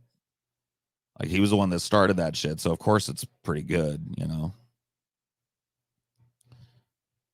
Who's the mod? I don't even know if there's a mod in here. I'll take care of it. Pay the troll no attention.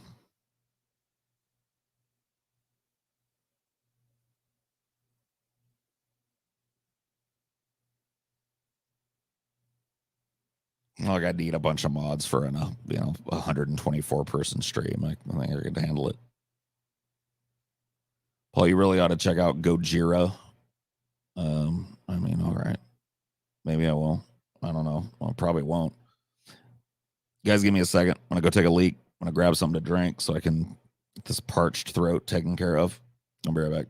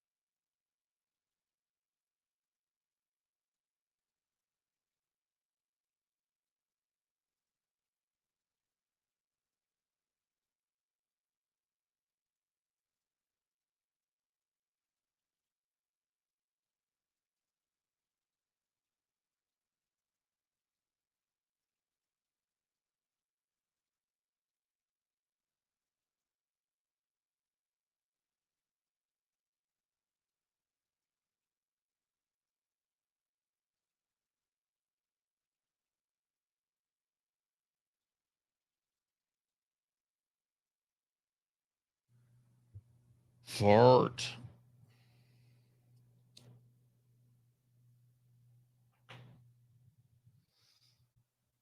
All the fucking rock nerds are still rock nerding over here. I love it. Just like tossing bands at each other.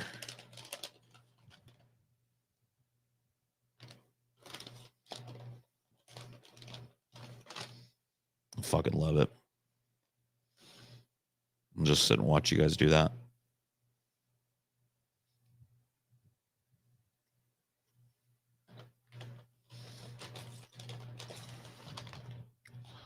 It was smooth, Naro. I hope the same for you. Hope you had a good time. Hope you dipped your weight.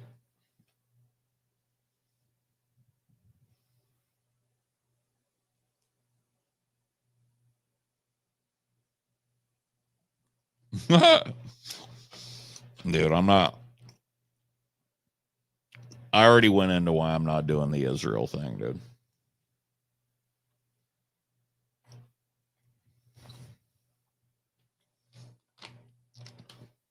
You want to know what I think about it? Watch the fucking Onion Nuggets on Friday.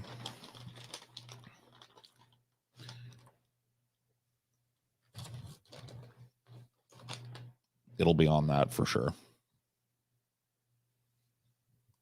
But if you want to know what I think about it right now, like my honest opinion is, I think it's a fucking all-around tragedy.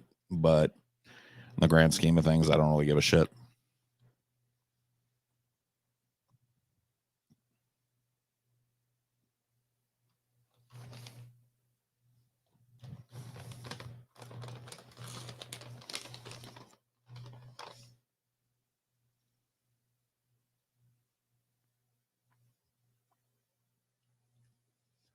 War is bad. Peace is good. You know, schools of thought that divide one human being from another, whether it's on personal lines or racial lines or economic lines, bad. Humanity coming together to share the world that we're all trapped on and hopefully save it from horrible, horrible mass extinction, good.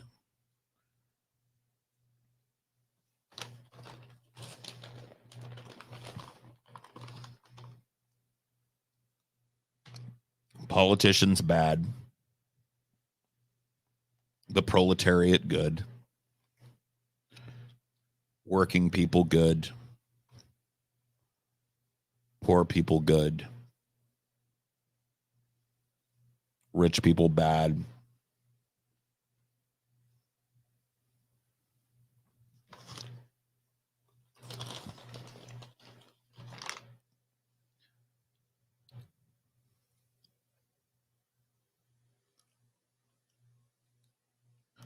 Post-monetary system of resource distribution that isn't about personal profit and ensures that everybody has access to the things that they need and want, good. Continued rape of the planet to line the pockets of an ever smaller group of mega billionaires, bad. I mean, what else? Yeah, Paul, good. TJ, bad.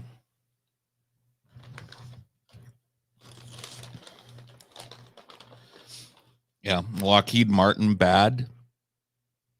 The fact that companies like Lockheed Martin outright own a huge part of our national governmental structure, bad. The fact that just like endless billions of dollars disappears down the most destructive fucking industry in human history, bad.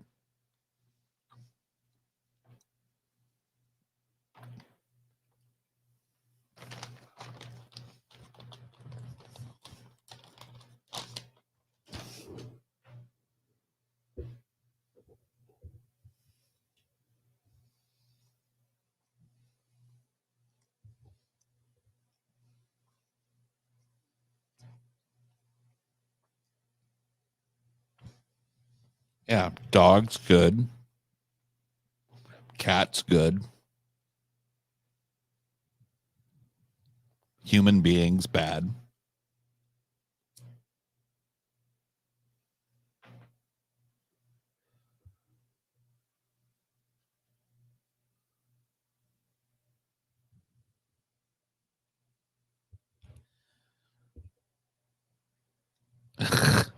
Moderate social democracy, which takes a pragmatic approach, good. Ideological fart sniffing socialism, bad. All right, buddy.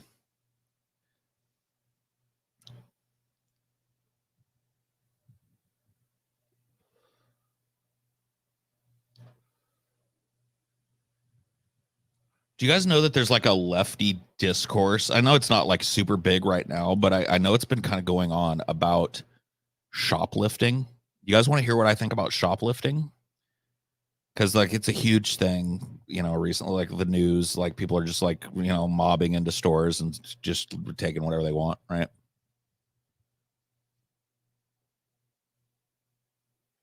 And I don't know that I've given my take on it. You guys want to hear my take on shoplifting?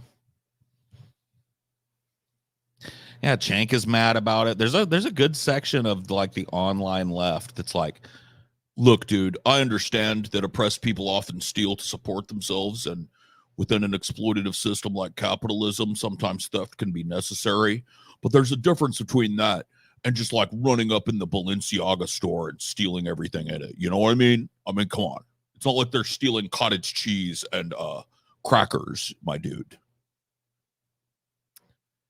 Shoplifting good. No qualifier. Shoplifting good. No qualifier. No caveat. Fuck it. I don't care if it's as a form of lining your pockets. I don't care if you don't have a single solitary fucking principle in life other than I want to fucking come up on some free Balenciaga. I want to come up on a free iPhone. I don't give a fuck what your motive is. Shoplifting good.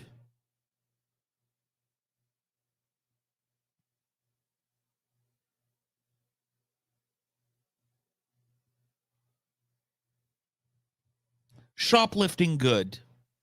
Taking these fucking worthless, jacked up, overpriced, overtaxed pieces of fucking garbage that were sold and finding a way to get it for free. Good. Period. What am I supposed to do? Like shed a tear for the iPhone store? Shed a tear because an Apple store got knocked over? Fuck off. Shed a tear because some fucking 7-Eleven got run up in and somebody stole all the Funyuns? Oh my God, man. Let me get my handkerchief. Oh no. Not the Funyuns. Give me a fucking break, bro. I give a fuck, dude.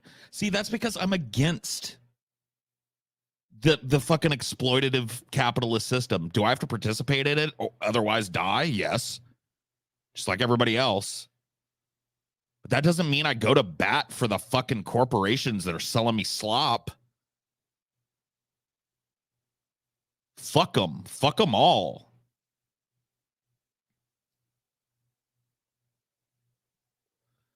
If you can take some shit and get away with it, dude, I ain't the popo. I'm not going to fucking call the anonymous tip line on your ass. You fucking do what you want, bro. As far as I'm concerned, you own most of that shit anyway. It came out of your planet. It was scooped up off of what used to be your ancestors' land and turned into fucking cheap tchotchkes and shit.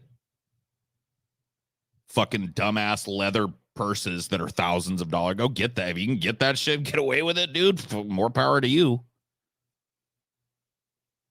I'm not necessarily like saying go out and do it because it is a risky fucking thing. But hey, if your mind is made up, dude,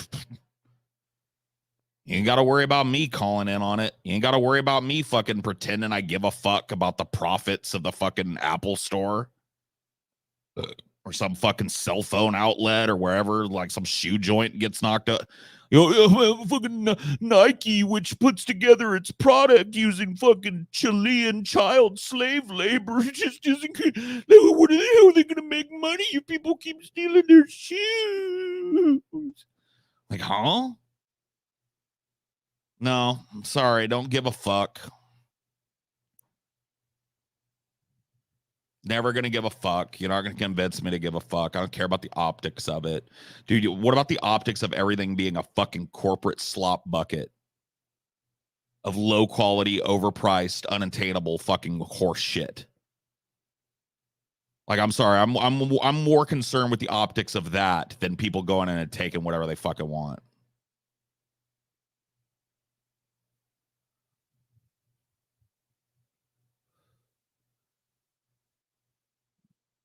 Paul, what's the most expensive thing you've ever stolen?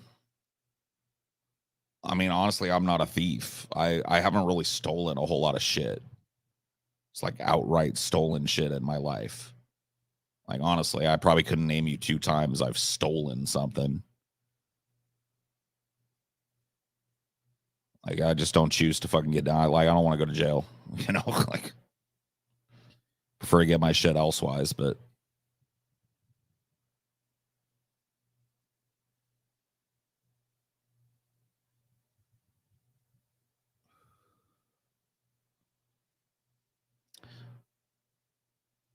yeah, I don't want to see any, like, leftists. It's time to stop sniveling. Like, quit letting the media whip you up into a frenzy about some fucking snatch and grabs, dude. Like, don't be stupid. Don't let the corporate media convince you to, like, oh, look over here. People are taking things out of the fucking Hermes outlet. Don't let them do it, dude. Quit being fucking stupid about it. Quit talking about it. When you're asked about it, just go like, I think shoplifting is based. And I really, like, I tell you what, dude, if we can handle these 30 mission critical fucking things, if human beings want to survive, then maybe we can talk about the ethics of shoplifting. How about that?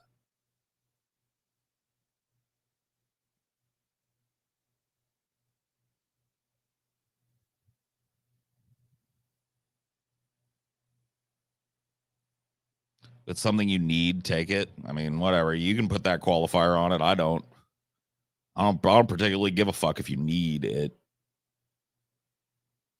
That's just me. I'll probably get this channel banned now too for being honest about that. I'm sorry, I think there are worse things in the world to worry about than merchandise, bro. Like, some fucking shitty, overpriced merchandise disappearing out of a store is like as worrisome as a cloudy day to me. Like, I can't even imagine, dude. We would live in such a utopia. Like, if that was something I could even begin to be concerned about. I give a fuck. You know what? Neither do the people that work there, because they don't have a fucking interest in that shit. 99% of them don't give a fuck if you steal either. They get paid either way.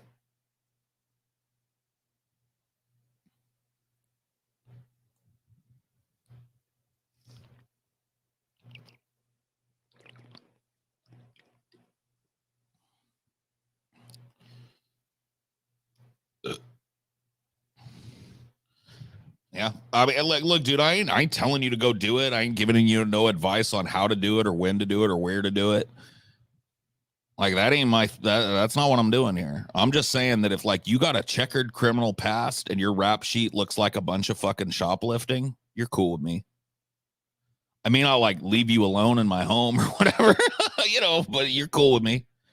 I got bigger fish to fry than you. You can get yours. You only live once. You only get so many trips around the sun. You want to fucking risk it for the biscuit? I got bigger fish to fry, homie.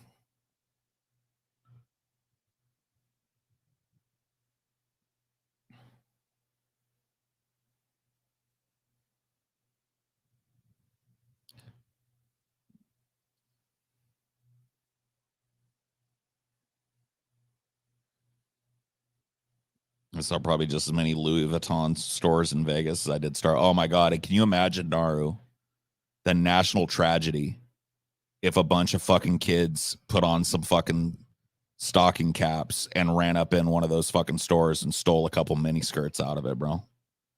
I don't even know how the world would, dude, would the clocks even keep ticking after that? Let me tell you how much I care about this shit. Fuck them.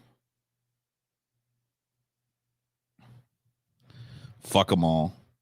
I think the value of private property ends where corporate exploitation begins. Dude, they're in our cities. Think about this shit. This is where we live, dude. They're in our backyard. They're here at our pleasure. When's the last time people thought about corporations like that? Like that's what cities that don't exist so that Prada can fucking set up a giant thing downtown and eyeball you weird if you're not the right color when you walk in there. Like, that's not what cities exist for. Cities exist so people can live in them. Like, they're here for us. And if they suck, fuck them. Run them out of town on a rail.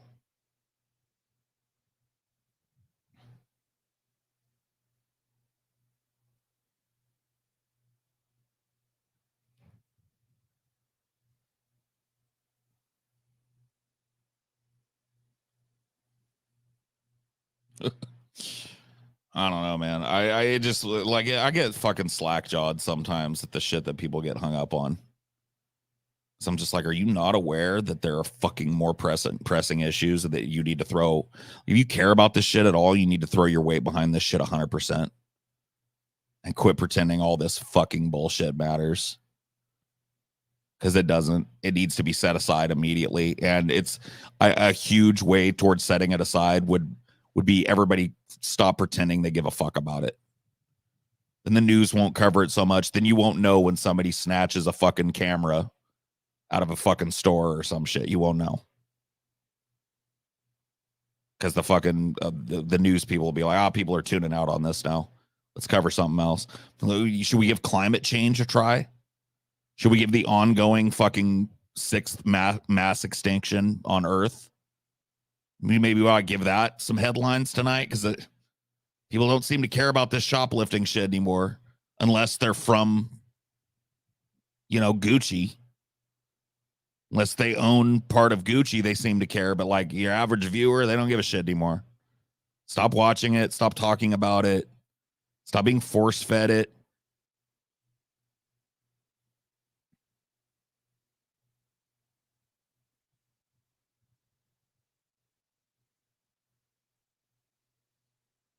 Or are you determined to help the left dig its own grave, huh? Like, are you trolling me right now, dude? Because honestly, dude, at least engage or whatever. Like, maybe you're not trolling or whatever, but if you're not, explain what you mean by that. Okay, how am I not espousing the same shit that I've always espoused? Like, have I not told you guys that I'm for the abolition of all capital and all forms of trade? Like, have I not been explicit about that? Have I not been explicit about being a border abolitionist and a corporate abolitionist? Am I not explicit about that? Those are my goals as a leftist, dude. And pretty much anything that doesn't push me closer to that, I don't give a fuck about anymore.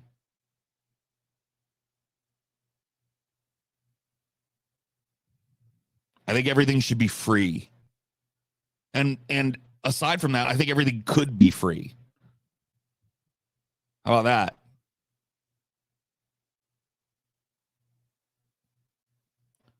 I think everything 100% could be free. And I think the world could live in a lot greater sense of harmony than it lives now. I'm not saying that, like, it's a total utopia or whatever. Is there going to be conflict? Is there going to be bad things that happen to people? Sure. But I think that compared to what we live in now, we could live in a fucking unrecognizable society. That's what I think. That's where I'm at. It's where I come from on the left. Those are my that's where I'm at.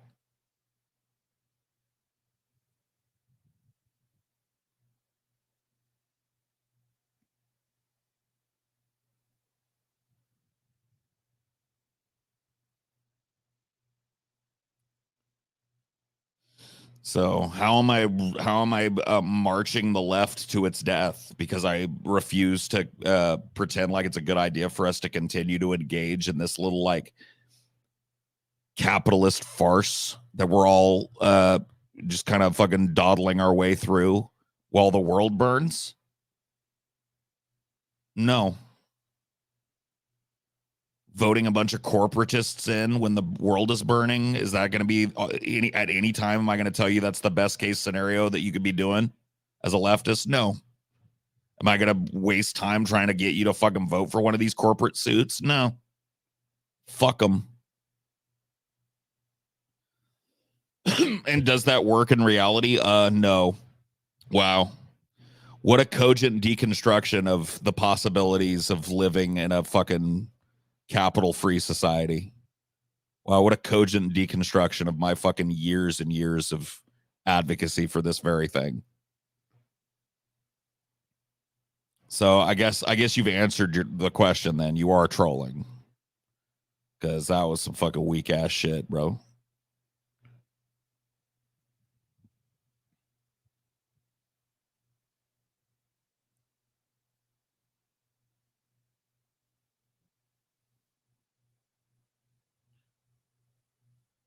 Does that work in reality? No, it doesn't. As long as people like you keep simping for your corporate bastards, keep licking their milk dud while they fucking shit in your river. Yeah, no, you're right. It fucking doesn't work in reality. Doesn't work in that reality where people don't fucking get real about the world ending and try and do something about it and come together right now and set aside fucking bullshit. And whether that's like at the hands of a fucking violent revolution or whether that's just some kind of peaceful transfer of power, I want us to be moving in that direction. We're racing away from it at 800 miles an hour. We're on a bullet train away from it right now. And I'm trying to throw the brakes on the train.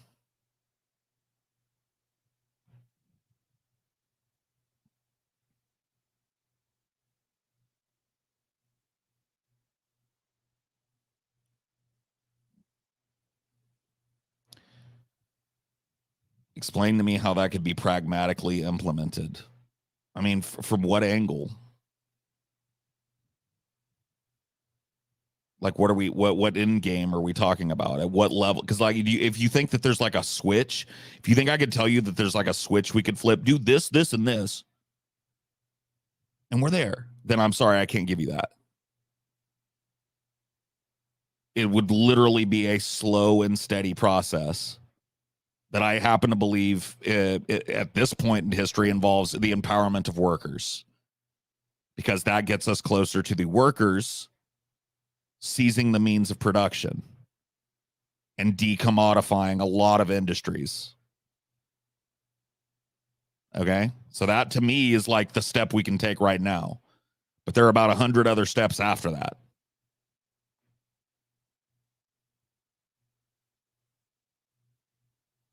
Needs to be an establishment of like city or regional syndicates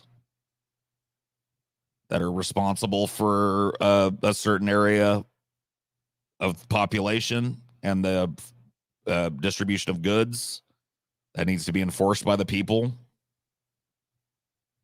Goods and services need to be a primary concern so that people have the ability to live a life free from fucking torture and torment.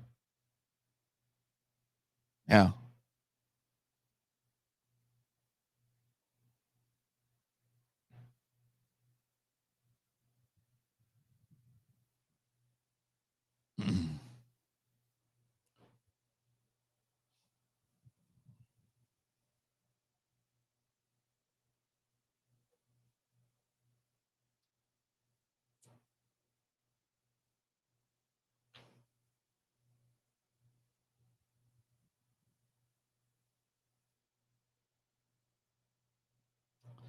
I don't know. That's where I'm at. Paul, in 3 steps, explain to me how to dismantle capitalism and save the planet. Yeah.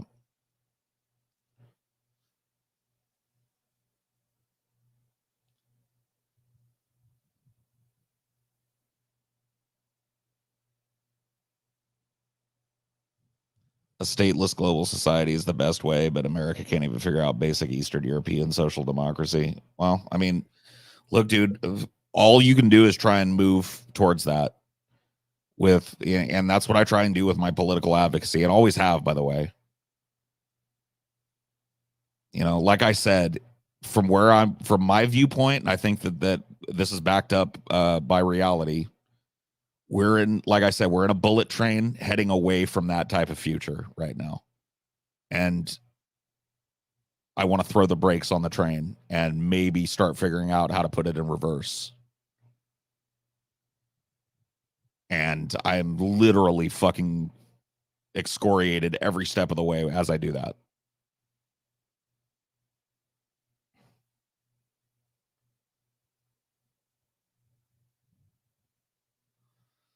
I mean, think about this. If a lot of these big giant corporations that make nothing, and you know exactly what I'm talking about, they make sugar sweet drinks, or they make fucking overpriced leather handbags, or whatever the fuck, they literally, for all intents and purposes, they make nothing.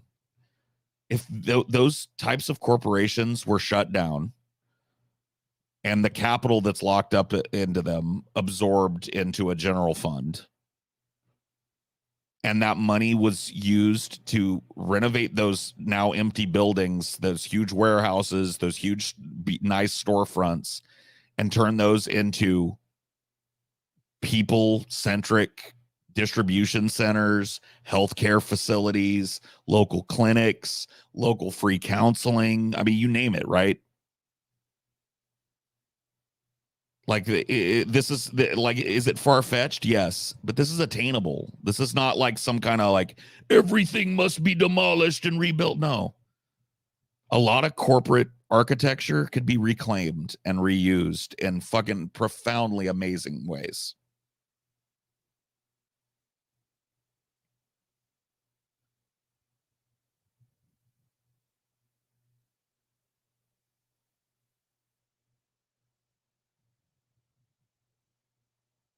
You know, that's part of this.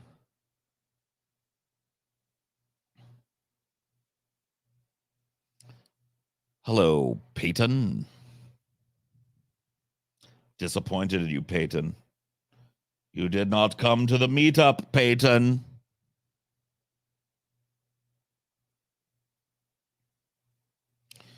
You're assuming the state won't also abuse those assets. Well, if there's no fucking giant corporations lobbying them to abuse those assets by funneling them to private industry, I think there's maybe a like less of an incentive for them. Don't you? To abuse the assets like they do now under our current system. Be quite a bit less incentive if they weren't allowed to be lobbied by giant fucking multinational industries and have their votes purchased. Then you might get people seeking out positions in government that actually care about the fair and even distribution of needs and wants.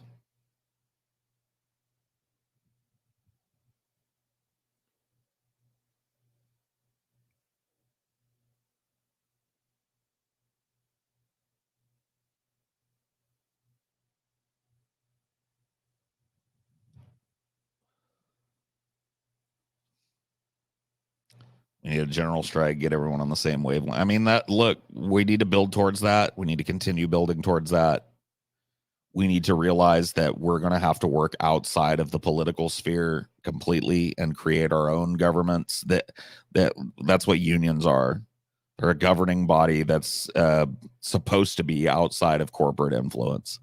That needs to happen. And labor right now is the place where it has to start there. If you're going to cut into these like hugely exploitative corporations and start making them distribute the wealth that they fucking suck up out of the earth more equitably, the people that work at those places that make those places run are going to have to fucking come together in solidarity. And they're going to have to seize as much of that power as they can, all the way to the top if they can.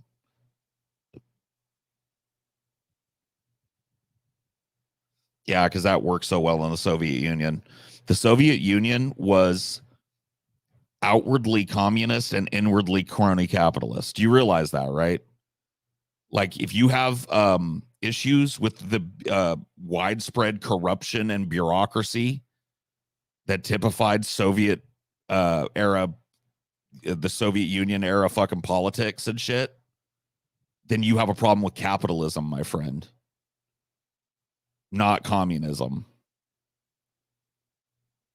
There's nothing fucking communist about oil barons getting paid off in fucking billion-dollar mansions and shit.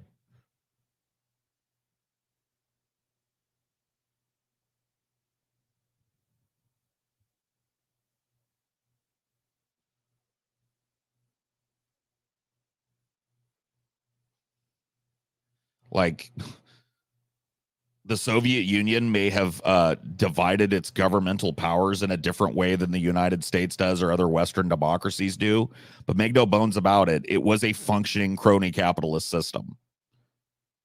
It was a system where the rich got richer and the poor got fucked over and out. That's not communism.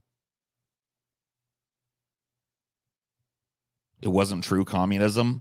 Dude, if I fucking lay a shit on a piece of plate and tell you it's a croissant, would you ask me for the butter?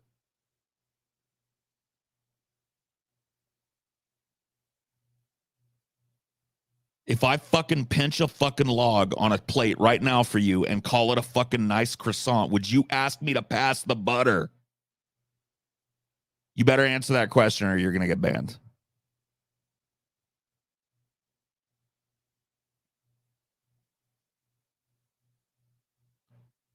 It's because something is called something doesn't make it so.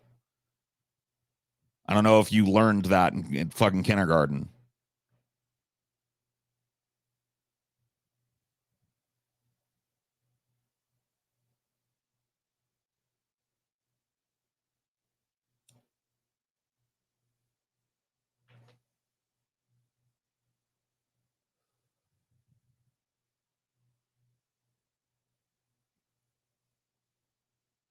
Same way everyone thinks China is communist. Communism does not produce billionaires who buy up all the land. Yeah.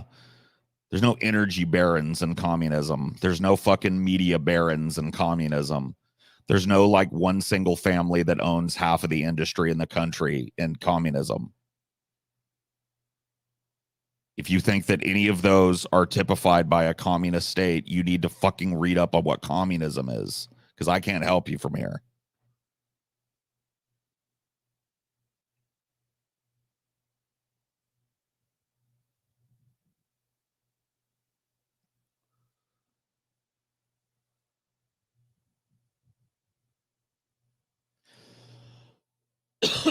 Like when conservatives say that socialism is what the Nazi system was just because they were the nationalists. Yeah, right.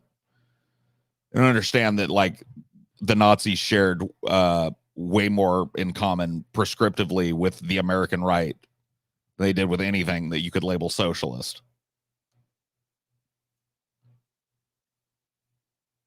And most explicitly, they're fucking fascist and racist and fucking just anti-human tendencies.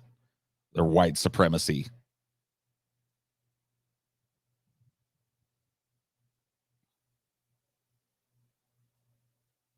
Playing dumb to feel smart. I know, right?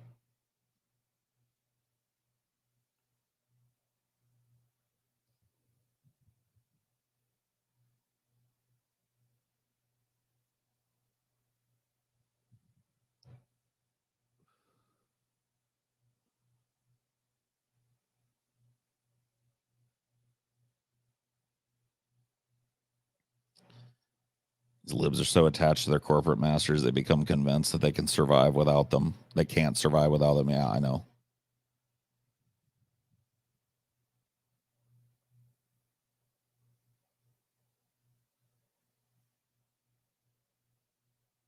Well, I like you, but I disagree with you on. I mean, no, that's fine. It's just that like your like little one-liner takes or whatever are shitty, bro.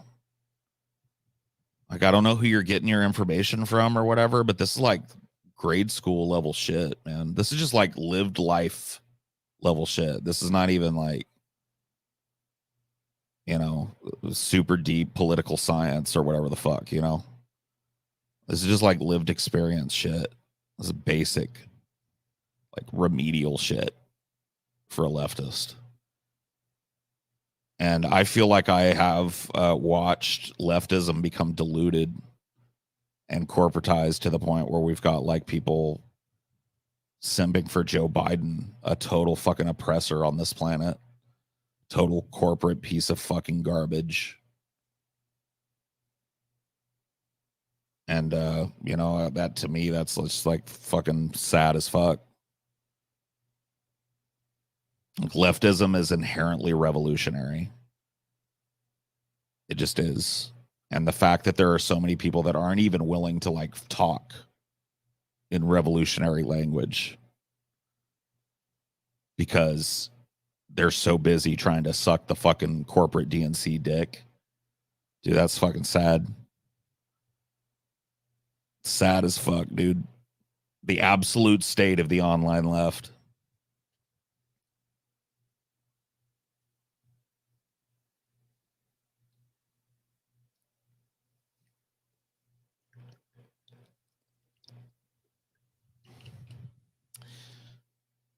Biden, who just reaffirmed his support of a genocidal apartheid state. Yeah, Biden, who's building the wall. I mean, and then when you ask libs about this, you're like, why is he doing that? Well, he really doesn't have a choice because that money was appropriate. I was like, dude, fuck off. You telling me he couldn't sign an executive order reappropriating those funds to like disaster relief for flood? He could do it. He just doesn't want to do it. Because ultimately, he wasn't really against the idea of putting a big fucking border fence up.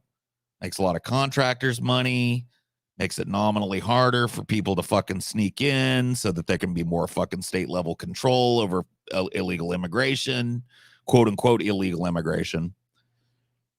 Because a lot of these people are refugees, by the way, which entitles them to fucking certain rights in this land. You know, Biden just keeps treating fucking immigrants like they're the criminals of the world, feeding an ever hungrier war machine. You know, America's going to fucking dump billions of dollars into the Gaza Strip in the form of high explosives. A lot of that shit that's being dropped now was bought and paid for by us. In fact, most of it. You know, and Biden's all fucking hard for that again. Just like all the exploitative corporations still exist, all the offshoring of jobs where they can, you know, make things at near slave labor. No, you know, he's for all that. He's for the right of a corporation to set up here and then move its factory operation to fucking India where it can pay people 0.2 rupees a fucking week. You know what I mean? Like, he's for all that. And you want me to fucking sit and talk about like, oh, well, at least you did this. Fuck off, dude. He's a raper. He's a raper of this planet. And he's a raper of Tara Reid as well. Fuck him. Fuck him and his rich, pampered, blue blood ass. Fuck his crackhead, cokehead son. And fuck the whole lot of them. I won't waste a fucking minute on them.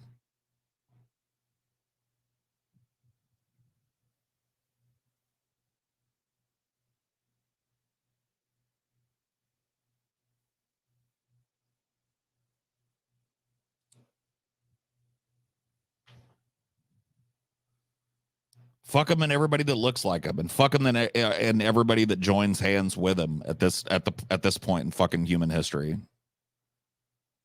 Dude, the enemy of my enemy is not always my friend. All right. Machiavelli wasn't right about everything. Or Sun Tzu, whichever one that was. It's probably both, honestly. Now that I think about it.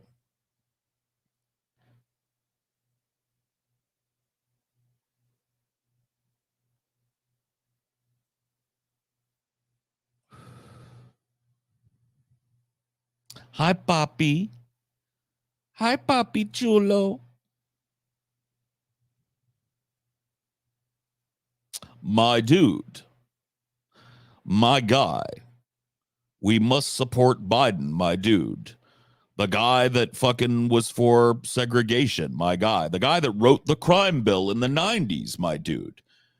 That oversaw the incarceration of an entire generation of black men, my guy. He's based. He's Dark Brandon.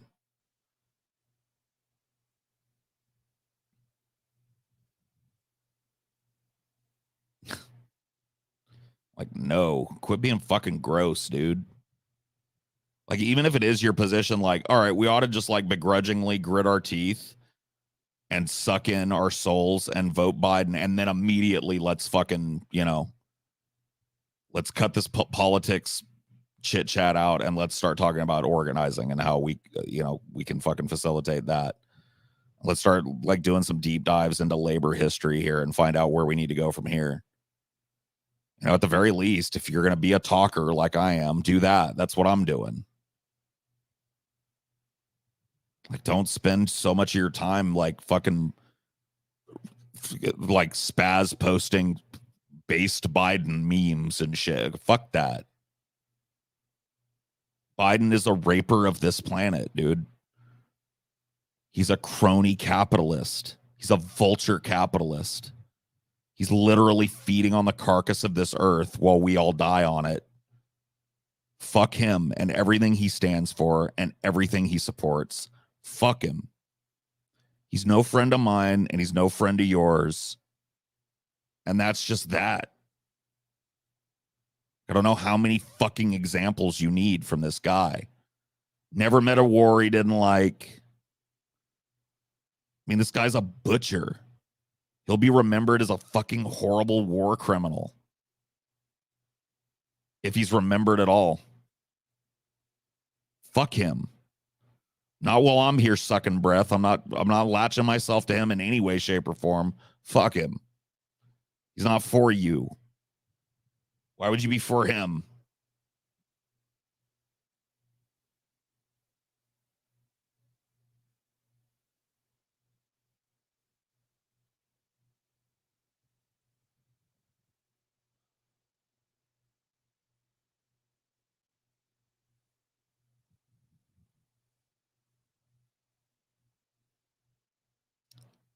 Biden can't even remember Biden.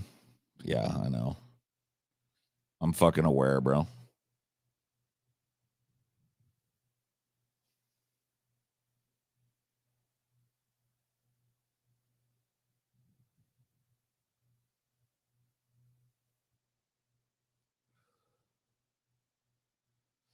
I love to get my economic takes from a dude in his mid-20s who grew up in Beverly Hills. Yeah, I know. Dad works in the movie industry and shit. It's like, all right.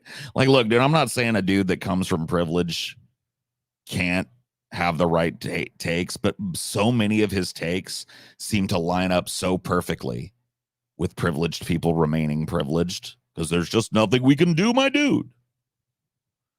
There will be a time where we have to, the material conditions require us to tear down the corporate structure. But that time is not now, my dude. Right now, what we need to do is vote for based Dark Brandon, okay? The literally, I have to say this, the best president of my lifetime. I mean, that is a low bar, my dude, but still, it bears mentioning.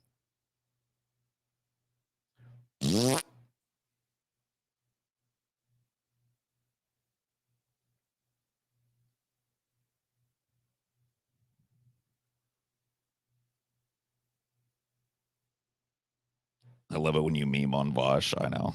He's very memeable.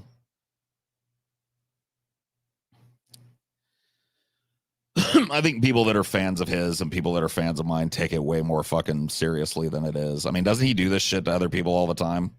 Isn't he constantly like making mockeries of other content creators? But when I do it to him, it's somehow some fucking like people treat it like it's some kind of fucking war crime or some shit. It's like, come on.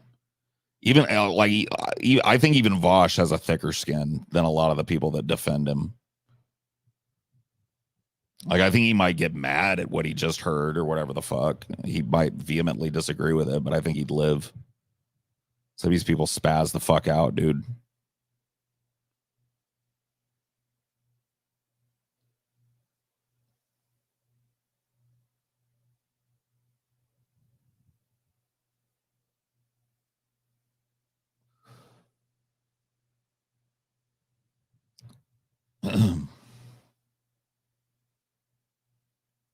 Put him on sometimes in the background when I don't take him too seriously. I mean, he's right about some shit. I'm sure there's a whole litany of things that me and Vosch probably agree on, like prescriptively. Like here's, you know, I'd be willing to bet that our stance on abortion is pretty much in lockstep. I'd be willing to bet that our stance on healthcare is probably pretty much in lockstep. I don't know about how he is on unions and shit. I don't really watch enough of him. Like he'll come across my shit and every once in a while. I'll listen to 10 minutes, maybe like once a month. You know, so I don't catch a lot of his stuff, but I'd be willing to bet that we agree on a lot of shit. But this one fucking issue, this like, especially because he's speaking to a generation that's like way younger than me, it just seems like, oh my God, you're preaching the same shit that my parents preached to me to these fucking kids. Yeah, maybe it's got a little bit more of a fucking socialist flavor to it when you talk about other things, but ultimately when it's call to action time, you've got them fucking groveling at the fucking DNC. And you've got them like really like spending a lot of their intellectual time like learning how to defend Joe Biden, you know? To me, that like, and maybe that's just like because I'm an older guy. You know, I've seen a lot of time go by and I've seen very little change, especially not for the good. Seen quite a bit of change in the other way, honestly. And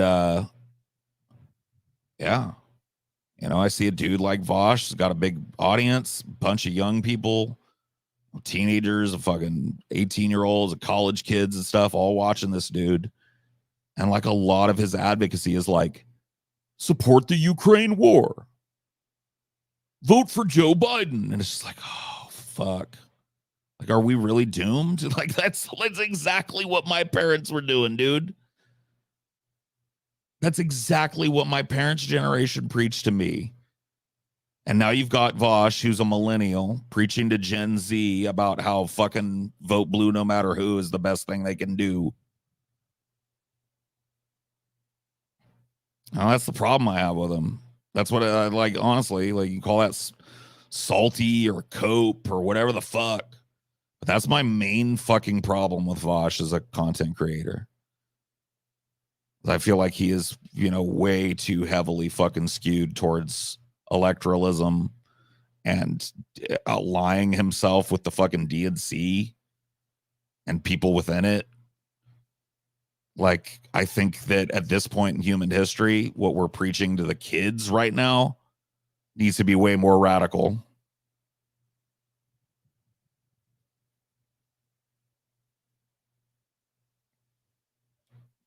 Like, in my opinion, way more fucking radical. But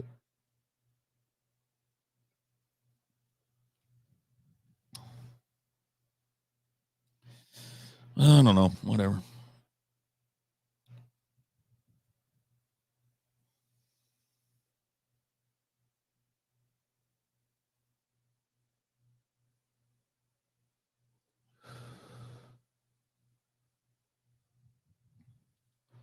I do agree. Vosch is definitely too charitable to Democrats. I mean, whatever, dude. You put like that's such Voschized language. It's just like, what are you even saying there? You're just trying to come up with a way that doesn't sound insulting to say that he simps for the fucking Democrats. Why don't you just say it? Like if you say like, yeah, I agree that Vosch is sometimes too charitable to the DNC, he can like internalize that and go like, he doesn't really disagree with me, my dude. Just say what you want us to like, say what you really think about it. He spends way too much time nut snuggling the DNC, which is a fucking horrible worldwide vampire sucking the goddamn planet dry. Why don't you say it?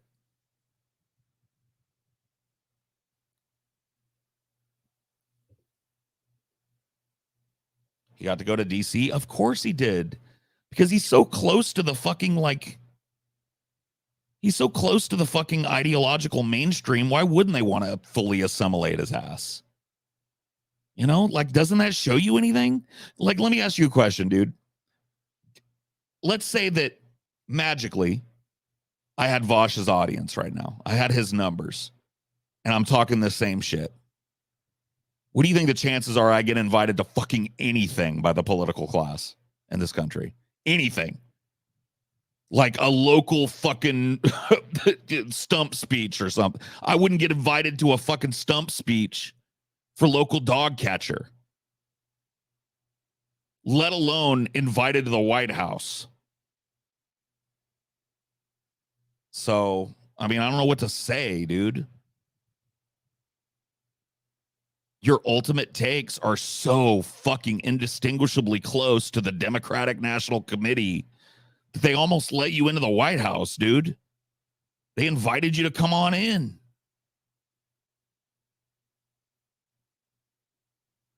Like, you don't really like delude yourself into thinking it's because they feel like they have to come to terms with me because I'm such a revolutionary. I'm such an iconoclast in the face of their type of thinking that they feel like they have to come to the. You don't like. He doesn't really delude himself into thinking that, right?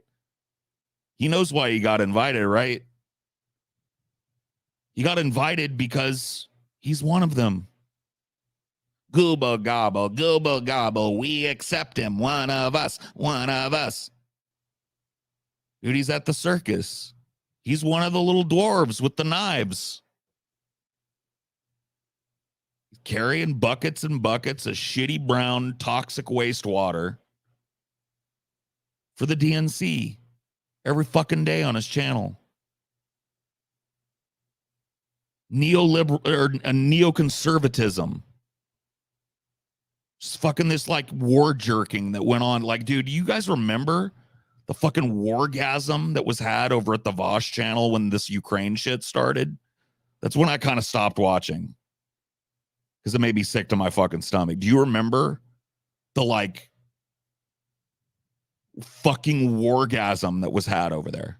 Like, wherever you stand on the right of the Ukrainians to do it and whether we should send them money, dude, it was like a 24/7 fucking stroke fest over there, bro.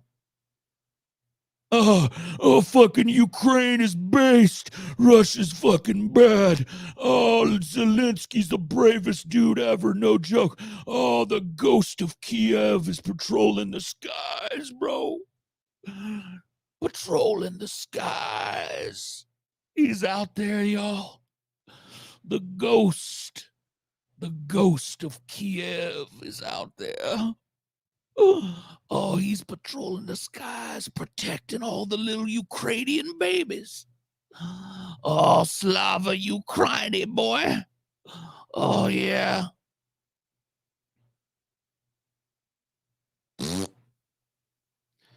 What do you think? Like, Joe Biden looked at that and went like, oh, man, I hope that guy tones it down. He was like, oh, thank God. Another one in my pocket.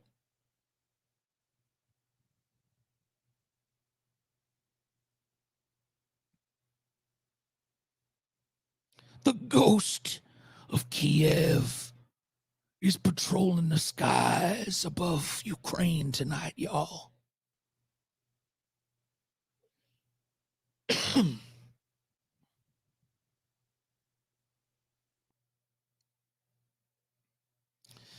You almost forgot about Vosch jacking off to the war. How could you? I mean, he's still doing it. It's like not the, you know, the porn has started to wear thin a little bit. He's got to work it a little harder to get a nut now, but he's still over there jerking off to it. Every time Ukraine like gains fucking 2.5 meters back into the Donbass or something, he's over there having a fucking popping the champagne corks. You know what I mean? Like he's still fucking into it. But dude, that like when that war broke out, oh my God, bro.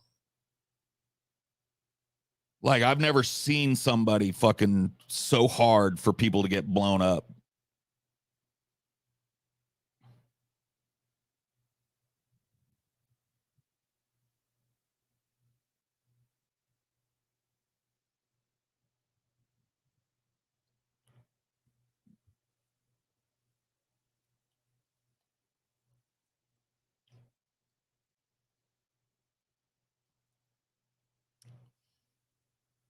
treats it like it's a liberating battle rather than a project against two superpower. I know. And the sad thing is that he talks about other fucking world issues in those terms, but for some reason, this Ukraine thing is definitely first and foremost a battle for liberation or whatever the fuck. That's how we're going to define it. That's what we're going to frame it as. And that's our discourse is going to move forward from that position. We're not going to talk about any of the outcroppings of it. We're not going to talk about any of the we're not going to talk about the fucking 500,000 dead Ukrainian soldiers. We're not going to talk about it. And if we do talk about it, we're going to talk about it like, well, they gave their lives for freedom, my dude. I mean, like, what makes you different than George Bush?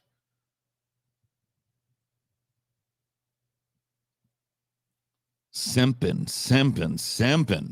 for the war machine.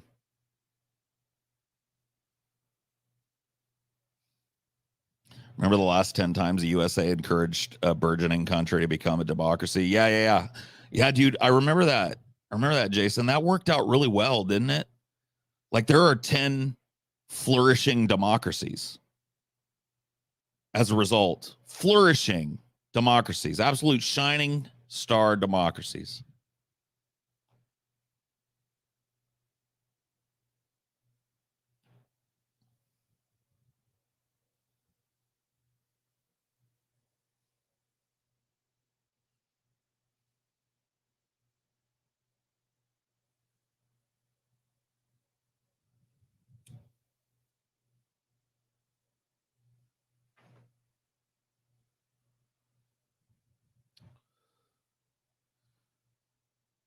Afghanistan, total success. Vietnam, I mean, wild success. I know a lot of people would go, what about South Korea, Paul?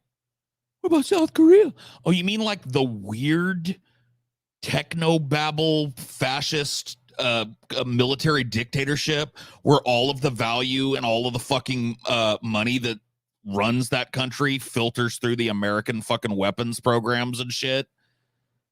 You mean like that place? Oh yeah, that place that it shares a border with a fucking country that's digging tunnels and pointing nukes at them, and they're pointing it right back at them.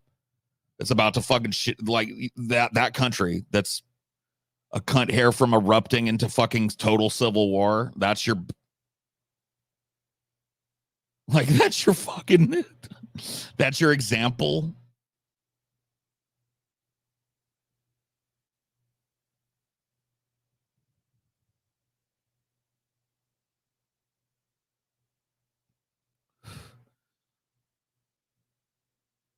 Cambodia, how's that doing? I mean, how's South America just in general? Because we fucking did a lot of overt and covert military action down there. They're all doing well, right? I hear good things about Central America and South America, right? A lot of stable democracies down there, right? With American footprints all over it. Well, surely, okay, maybe not there, but surely in Africa, right? Like everywhere fucking America has put its foot in Africa is just Liberia, right? I mean, Liberia is like, it's basically Wakanda over there, right? Liberia isn't one of the most fucking dangerous, toxic shitholes on the planet.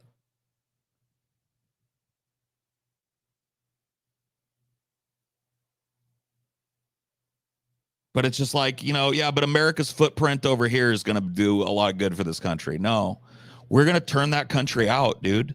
See, that's something that never gets talked about. I want you guys to imagine after the years, and I believe that this conflict is going to go on for years. It may only be a couple of years, but I don't think it's going to be over anytime soon. But I may be wrong about that, but that's my take at this point. Let's say it does. Let's say this conflict goes on for years.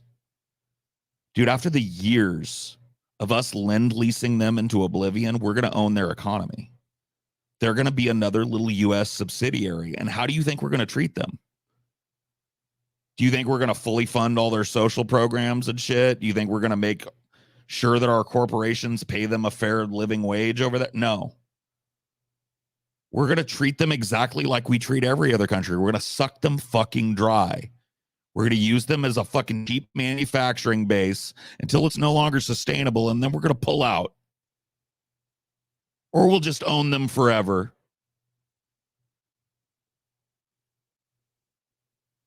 The United States is going to own their industry. The United States is going to own their fucking new gigantic military industry, which is going to filter, like it's going to be the most powerful industry in their country. The United States is going to completely have control over it, monetarily speaking and policy wise. We're going to buy up all their banks covertly, subsidize all their fucking infrastructure. Like it's going to become a little American, like it's going to become another fucking American colony. And they are fucked, dude. They're fucked. Either way, they're fucked. This idea that them signing the devil's bargain with America, probably the most exploitative, like what, is there another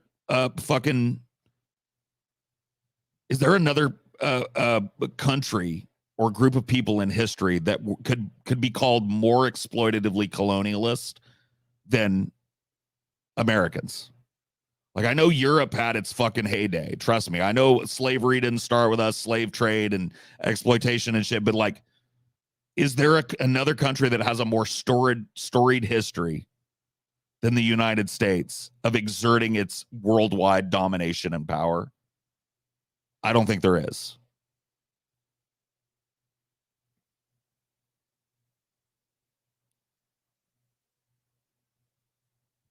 Sure.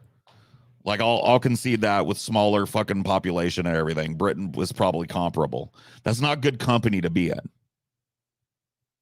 That's not a good, you know, that's not a fucking happy ending for Ukraine.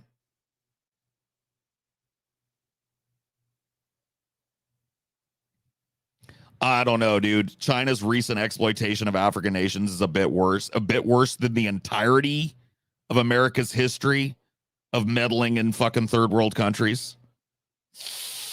I mean, it might suck. I definitely, there's no might about it. Of course it sucks, but does it really stack up to the history of American fucking colonialism? I think not.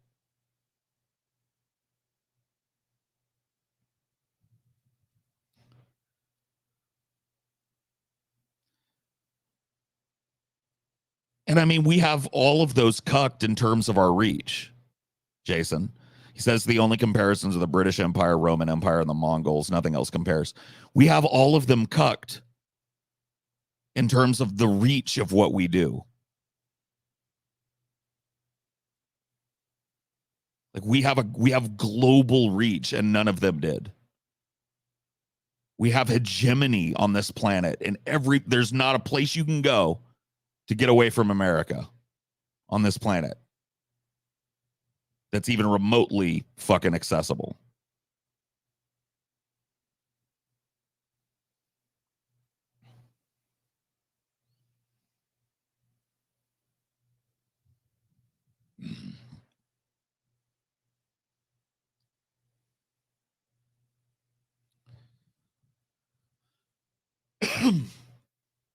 So I don't think we should be celebrating this fucking transition of Ukraine into a fucking corporate subsidiary, a military owned corporate nightmare is what the people of that country have to look forward to.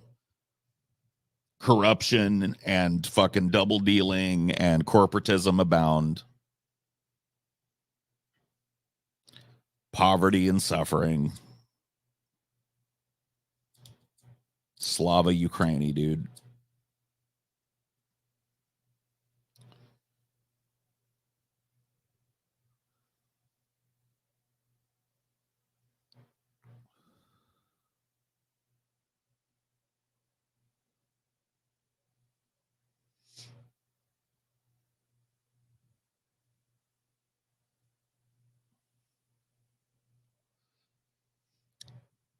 I would rather live in the West where I don't be beaten to death or executed for my sexuality, Paul. You don't think that anybody's beaten to death or executed in fucking these third world countries that we're talking about for being gay? You think that you have like What are we talking about here? You're in a country right now that's creating places where gay people are beaten to death for being gay because there's no fucking rule of law other than the corporate law. Yes, that's your point. Your point is that America created a bunch of shitholes where gay people get killed for being gay, and you are glad that you live in America. Well, good for you. Good way to rub it in, bro. Like, and before you say America didn't create the Middle East, America didn't create China. Yes, it did. Dude, if you're going to deny the exerted force of the American economy on the development of these nations, dude, China is a fucking goddamn corporate nightmare. They've taken everything that we do corporate wise and just like made it even less fucking ethical. Like they become like a more corporatized version of America. And the same goes for Russia. And the Middle East, don't even get me fucking started on the Middle East. The Middle East actually looked like it might get like a flourishing democracy. And you know what we did? We assassinated the leader of it and implanted the Shah of Iran, who turned it into a fucking theocratic nightmare due to his incompetence and greed. So don't blame that on the fucking Middle East. We've had our dicks up the, like Saudi Arabia. You'd be like, oh, what about Saudi Arabia? Saudi Arabia is an American subsidiary corporation. We've been financing their continued hegemony in the region for years. They're a pawn on our chessboard. Okay? Don't tell me that the Middle East hasn't been completely shaped by U.S. policy. See, this is like when people go like, you're like an America bad thing. It's like, yes, that's because America is fucking horrible. It's not just America bad. Yes, I know there are other bad places. I'm saying a lot of those bad places are bad due to America's fucking interventions. America's economic and military interventions in these places have ruined them. And you can't look at a map of American military incursions and find many blank countries on this planet.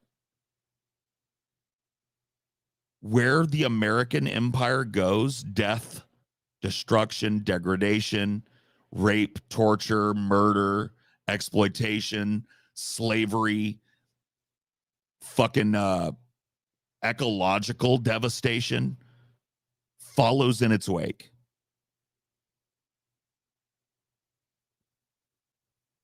So yes, America bad. America the big bad.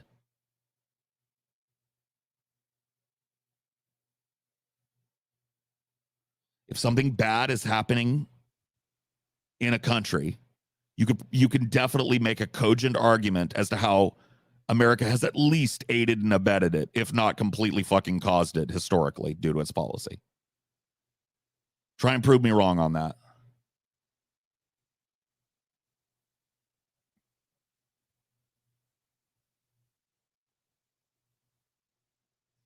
What about the Nazis, Paul? Bad stuff happened there. What did America have to do with that? Oh, you mean America's continued oppression of the German state completely and utterly after it lost World War I, which created the economic conditions for the fucking fake populism that Nazis used to skate in on to fucking resonate with the people? Oh, yeah. America didn't have his fingerprints all over that shit.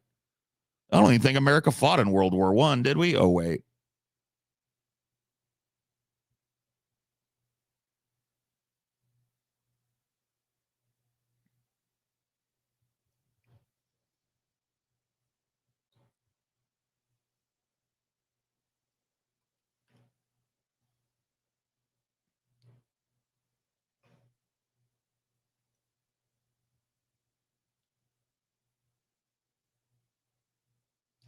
And that's just the truth, dude. I'm just speaking facts.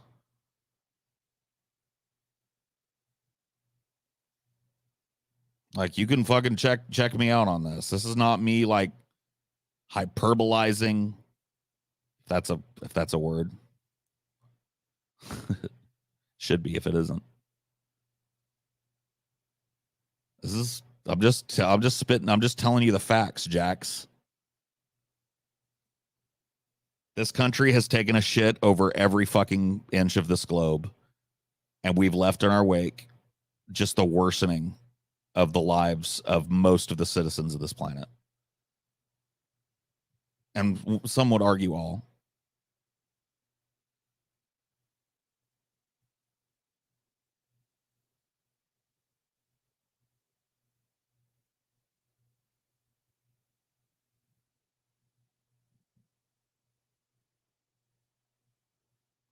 America bad, dude. It's like, that's your comeback? Like, yeah. And it's not only bad, it's the big bad. We're the, it's like the are we the baddies meme. I don't know what that's from. Some British TV show or some shit. Or is it The Whitest Kids You Know? Some sketch comedy shit. Are we the baddies?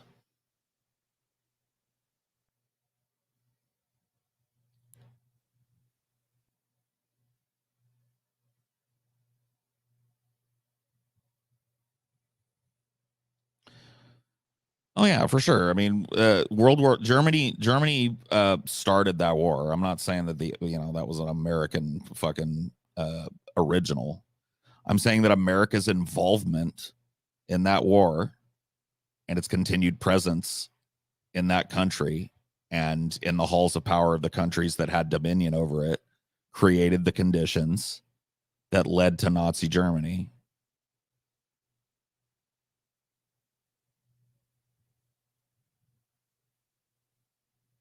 That's all I'm saying, yo.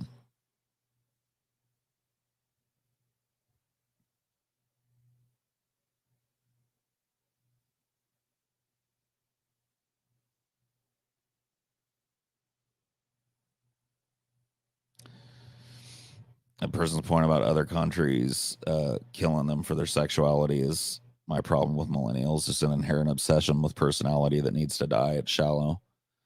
I mean, I don't know if I'd go that far, Jason, but I think that I would probably agree with you more than you think. Like, I think that there's a lot of importance to the normalization and recognition of people that are outside the gender binary or outside the fucking, on the LGBTQ spectrum or whatever the fuck. Like, I think that there's a lot of real, like, tangible good to that, becoming amplified in society to the point where people but like, to me, it's not about creating a fucking more accepting world. It's about moving past it. For me, like, the end goal is not like, oh man, I just want a big gay. I don't care. I don't care how many people are gay. Like, if that number goes up or down, like, I'm not invested in gayness for that. I'm invested in it because I think it doesn't matter. And I want to move past it so that we can talk about things that are fucking, that I consider to be way more fucking controversial and way more fucking ultimately impactful on the human race.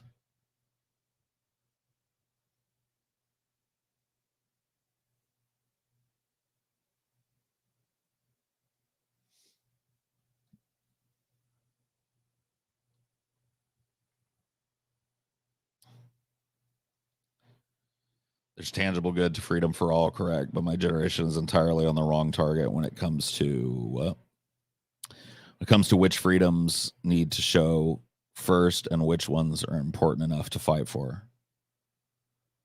Well, I mean, sure. Look, I'm not gonna I really honestly think it's blown out of fucking proportion on both ends of it. I think that I agree with you that hyper focusing on it now doesn't seem to really be all that productive. I do think it deserves focus and deserves a position it has, because I think there's still a ways to go when it comes to, especially people here in the United States, accepting people for who they are and what they are. I don't think we're there yet. So there's work that needs to be done there. I'm not saying it's unimportant. I'm saying that it shouldn't be focused on to the exclusivity of everything else.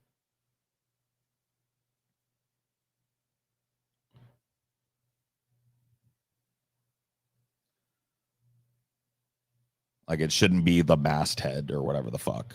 Like, saving the world, dismantling fucking, like, all of the things that I've been talking about tonight, dismantling the kind of corporate system, all of that stuff. Can you imagine how profoundly that would impact the lives of LGBTQ people, trans people in general,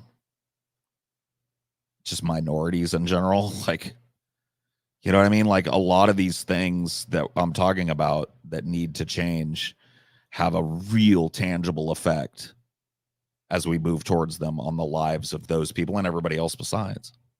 Like, why not shoot for that?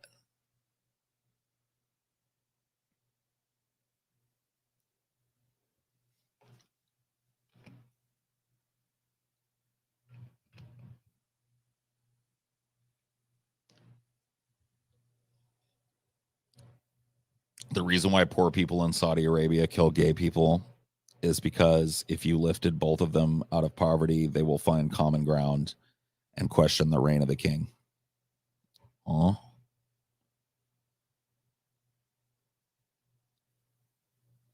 Oh, well, yeah, you're absolutely right. I mean, a lot of when you're talking about the Middle East, a lot of them are either military dictatorships, fascist theocracies, or both. Even places that like celebrities have made passable, like is it the UAE where the Burj Khalifa is? I think it is. Or no, it's Dubai. Dude, Dubai is fucking horrible. You read some of the stories about how workers in Dubai are treated? They basically use slave labor to build that fucking big shining city out there and to like run it. And then at night they bust these like horribly abused people that have fucking streamed in from these other impoverished countries or been abducted from them in some cases, and they're forced to work. Yeah, Dubai is in the UAE. Right. Gotcha.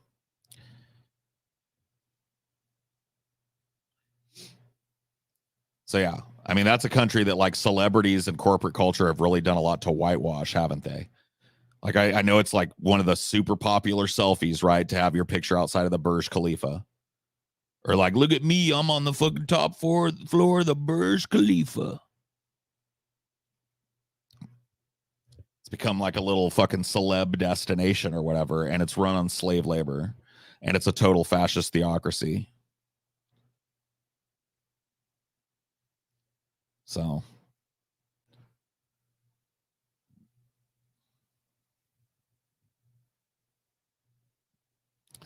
yeah, Dubai should weird you out because you're a fucking person with a conscience. You're a person that like pays attention a little bit enough to pick up on the vibe of a place beyond like, wow, that would look cool on my Insta. Like, you know what I mean? Dubai weirds me out. Dubai weirds you out. It should weird you the fuck out. And if it doesn't, you should really question what's going on in your life.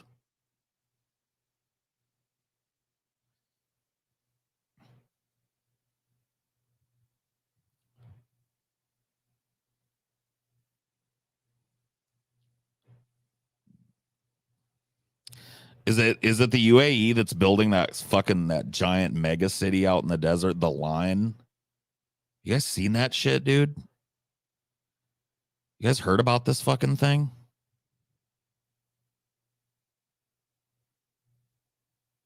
I don't remember if it's the UAE or who it is. One of those Middle Eastern countries. That's Saudi? Okay. Yeah, they're building that fucking like, and then people like memed on them when they released the like plans, but now they're building it, and everybody's like, huh?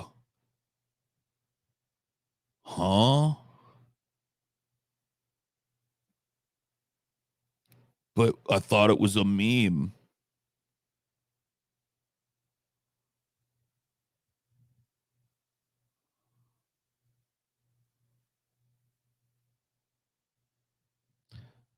Maybe it still is. I don't know, but like I know they're fucking working on it and shit. What is it exactly? It's supposed to be like an entirely functional mega city. Here, let me see if I can just find a fucking video and you can look at it.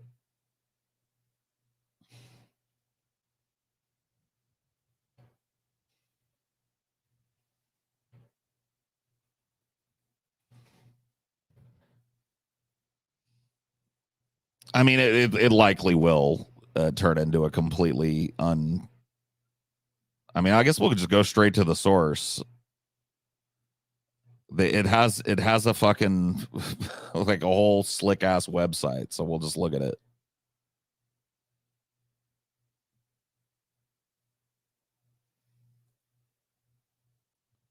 So yeah, this is the Neom line.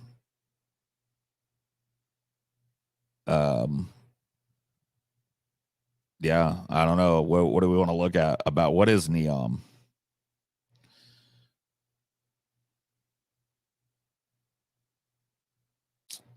Okay, can we hit the play button here?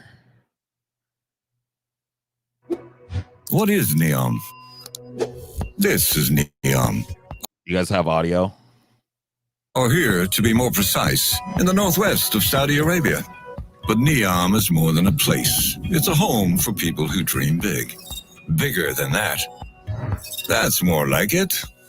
It'll be a hub for innovation, an entirely new model for sustainable living. The vision for a new future. In fact, that's how it got its name. But what will be there?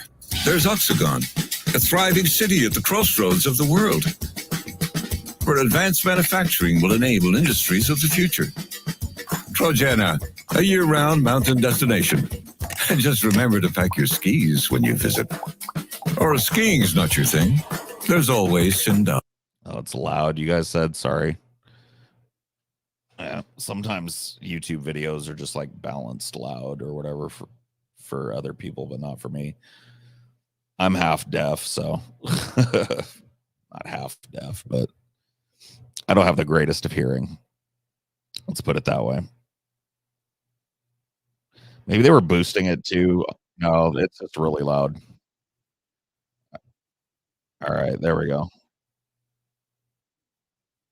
I think that's probably fine. Here. Sorry, I gotta reshare the fucking screen.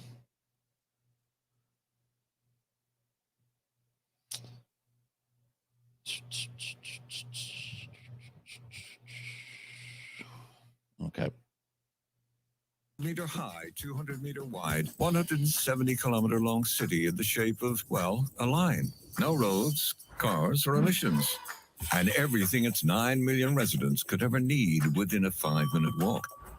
But best of all, the entire region will offer unparalleled access to nature and will be powered by clean energy. All within easy reach of the rest of the world. I know what you're thinking. Why does the world need Neom? That's a good question. The world needs Neom because the world needs change. That's what we mean when we say Made to change. Neom represents a global opportunity for one, changing how the world does business by Yeah, so they're basically like pitching a mega city. They're pitching like look, science fiction has talked about these like, you know, cities that are built entirely in the 21st century, ground up to be more systemic, not built on the bones of these old cities, but like, you know, the ground up, just where there was no city. And they're saying like Saudi Arabia is saying like, yeah, we're doing it. We're going to build that. I don't know if they will. It's likely that this is just a big fucking scam to get a bunch of investors' money that will never really play out. And, you know, the overflow will end up in the pockets of the Saudi elite. But I don't see any other countries even talking about doing this. Or ecologies. Yeah. Peach trees. Yeah. They're going to build the first peach trees. Going to be like the empty Chinese cities. I mean, I don't know. Like if they actually build something that's kind of like this, I think a lot of people will probably fucking go there to live. I mean, they're not building something like this and not trying to attract people to move there. And if they build something like this, I think there's a lot of people out there that would just go like, oh, yeah, sure, I'll try that. I'll do that. Fuck it. Like, I don't know if it'll be empty. Mega City 1, yeah. I mean, it kind of sucks that it's being built in Saudi Arabia, which is like a bloodthirsty, anti-woman, anti-gay, anti-lesbian, religious theocracy cult.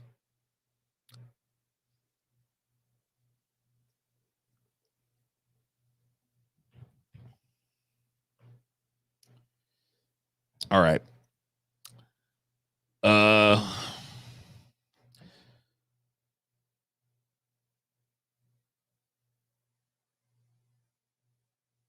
I don't know. I kind of want to keep going. I'm feeling kind of loose and limber tonight. Kind of want to keep going. I'm going to take like a 5-minute break. I'm going to stretch my legs and pee. Been doing this for 3 hours now. Grab myself a drink, maybe a slice of pizza or something, and I'll be back. And I'll go for a little while longer if you guys want to hang out. Okie doke.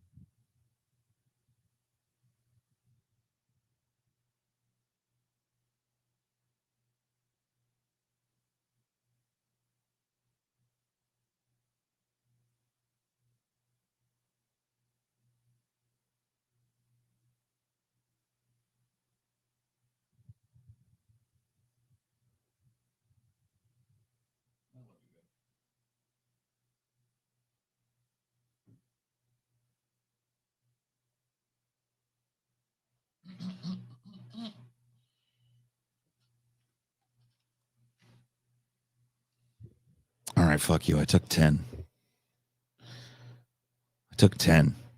All right. Sue me. Report me to my boss.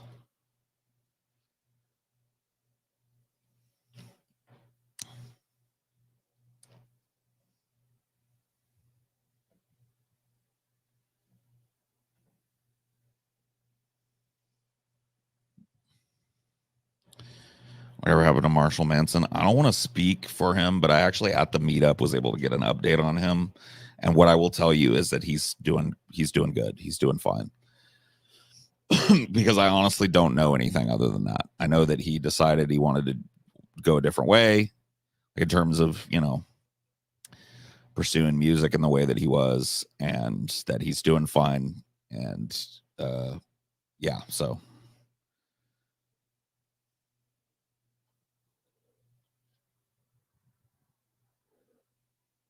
that I'll tell you, and that's really all I know.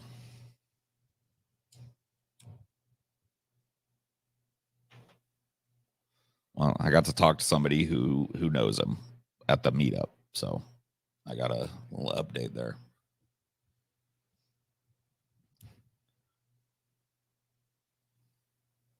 I don't know anything else. I don't know if he's still making music.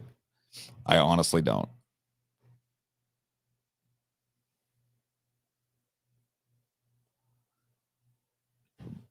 You guys are asking I told you I don't know. I don't know the status of his relationships. What I know is that he's doing well. He's making it. He's doing fine. And that's ultimately what you should care about. All this other fucking like drama details about what's going on in his life. And I'm not saying it's like, you get my drift. Like digging any more deeply into it is really not my place to do it. And I really don't know much. I know he's doing better than I guess he was. So good. Why you never play video games for us, no Mo? Well, I'm in the process of getting a new computer. I've talked about that before, so it might be a process for me because I'm pretty selective and shit. And I like to do things right when I do it. But I'm in the process of getting a new machine. And once I do that, I'll be able to stream. My computer here is pretty old. It's about 8 years old now, maybe even 9 years old. Hasn't seen any upgrades or anything since then, so it's lagging pretty bad, just in perfect working order, and it's not. It's starting to show some like kind of nascent motherboard problems. I had a couple of RAM slots die on it, so I had to take out some RAM, but it's okay. I've got it like stable now, but can't really do much with it. So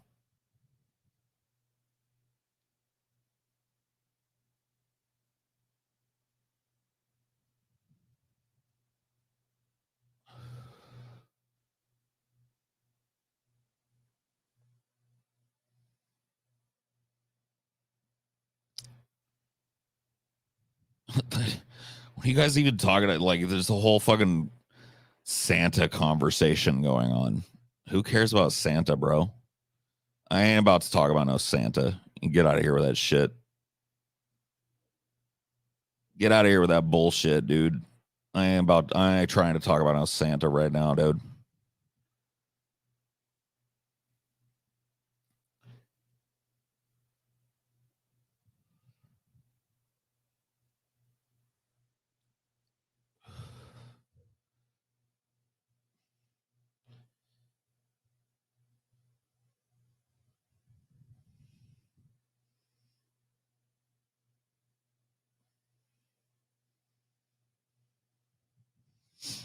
That gamble? No, I don't gamble. I did a whole fucking spiel at the beginning of this about why Vegas is not really my kind of place. I'm not gonna jump fucking face first back into that right now. Dude, you're getting a deal.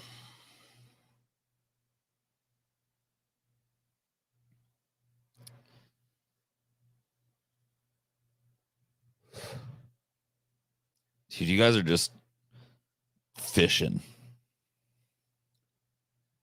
I like watching you guys fish sometimes. Like, are they going to come up with something? Because, like, I think people forget, like, I've told people this from the inception of it. Ideology is my entertainment, okay? You guys think you're watching me to be entertained, but it's actually you that's entertaining me.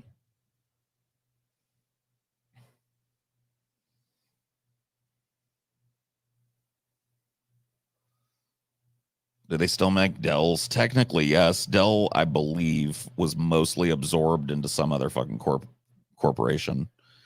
But like the whole manufacturing process and philosophy of Dell lives on through that brand.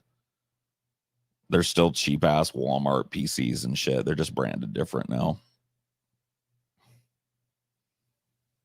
A reverse zoo. Yeah, exactly.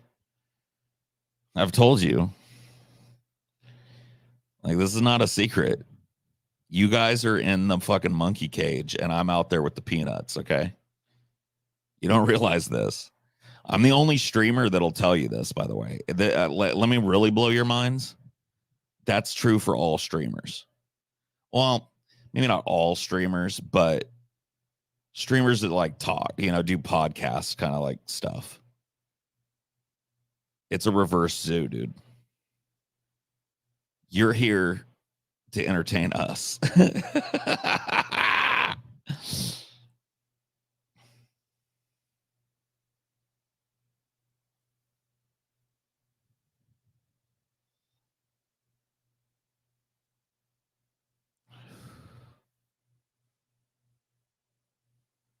Am I entertaining, Paul? Right now, no. Right now, you guys are sucking at being entertaining, dude. I just saw Jason straight out throw out pulp or no pulp as a fucking conversational topic, dude. That's the best one I've seen, and that's the dude. That's the worst. So you guys are not doing it. You're not doing it right.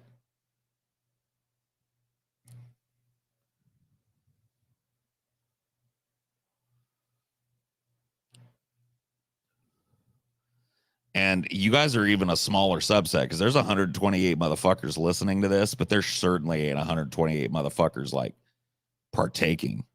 So there's people that are grifting off both of us. Those are the real winners. The people that ain't in the chat at all, they're just like kicking back and reaping all the benefits. They're getting entertained by both of us. Okay. That's the hierarchy. You guys are a tiny little subset of 128 vampire motherfuckers, dude, that are just soaking up the fucking free entertainment and laughing at our expense. Hobos around a fire, yeah. Yep.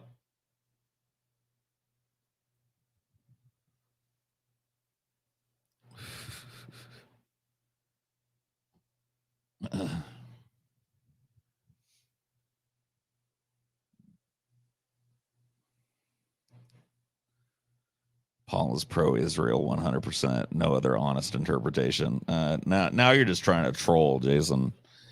That ain't gonna work on me right now, dude. I've attained Zen, okay? And you're fucking the lies and wickedness. I don't even hear it anymore. I'm untrollable. I am he that cannot be trolled, dude. I've ascended. Dude, I went Super Saiyan 2 on your ass. All right, the trolls thought they had me beat. But then I showed up and my fucking muscles got bigger and my hair got wider. And like there's lightning all around me. And I started going like, ha!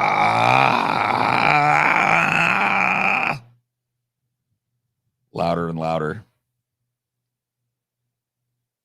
My fucking chi built up, dude.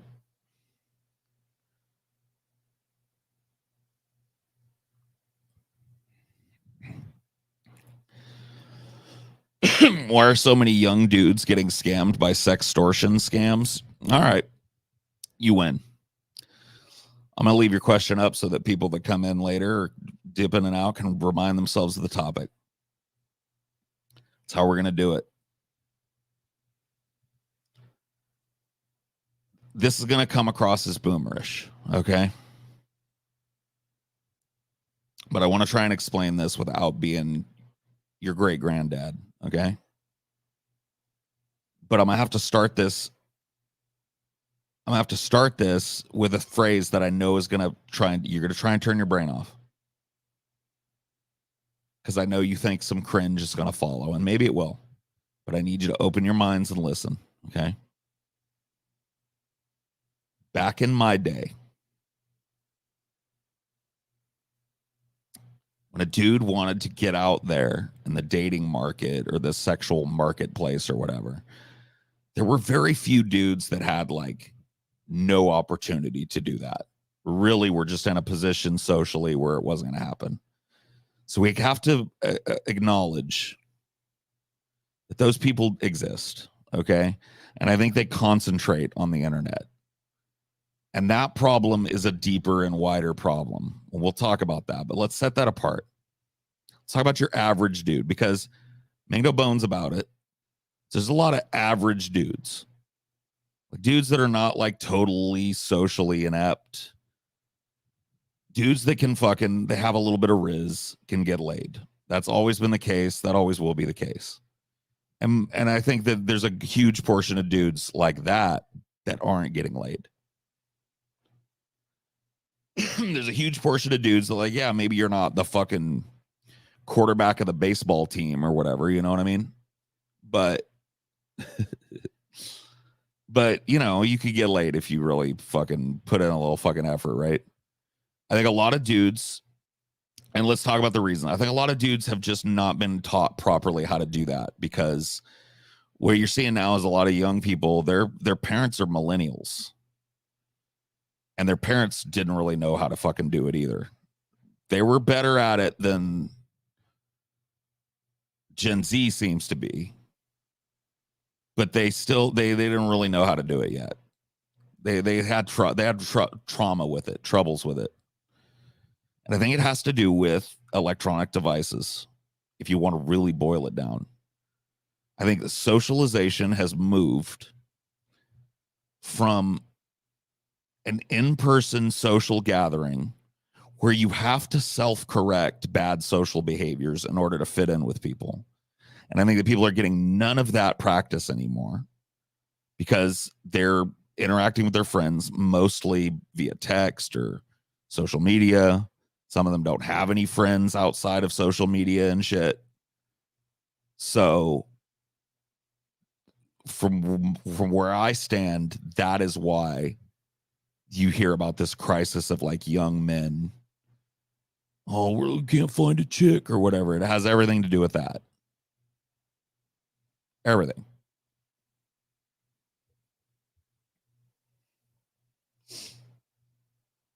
In my opinion. Are there other mitigating factors? Sure. And like I said, I'm not saying that every dude got laid back when I was a kid. That's just not the case. You know, there was a lot of young dudes at my high school that had very slim chances of getting laid without having to pay for it. But those dudes were also like socially really withdrawn from everybody. And that's a two-way street. You know, kids are mean, so they exclude people like that. And people like that think kids are going to be mean. And so they exclude themselves from it. And that's the other problem that I was talking about, you know. I really honestly think that social ineptness is at the heart of this little, I don't even want to call it a crisis on a dying world, but you know what I mean.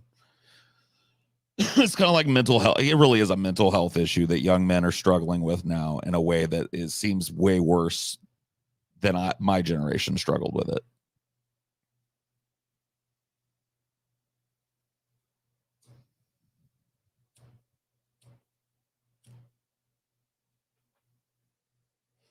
Like, you don't think about it this way, but like, okay, so you do most of your online, your most of your social interaction online. How do you learn how much eye contact to maintain in a social situation? Through a phone. You really can't. People aren't looking into each other's eyes when they're talking on fucking FaceTime and shit, or they're doing video chats on these. They're not looking into each other's eyes. So you don't, like, you never learn that basic fucking social thing, right? And that is it's super important. It sounds stupid, but knowing when and how long to lock eyes with other human beings is incredibly important socially. We're a species that our ancestors, all the way leading up to us, communicated a fuck ton of information with our eyes.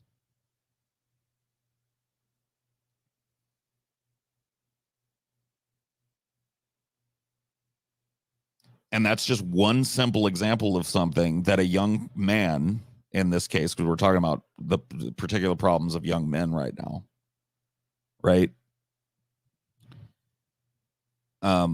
That's one of these cases where young men, they don't have a whole lot of social interactions where they learn that, because that's a huge part of flirting in person too, right? Is like holding that eye contact at various times a little longer than you normally would, or making it a little more often than you normally would. That's a huge part of flirting with somebody in a social situation, in a social gathering. Right? It starts with a look. And if you don't know how to deliver that, if you don't know how to look like you're not staring, or vice versa, like you're afraid to make eye contact, there's going to be very few people that are able to see past that all the time.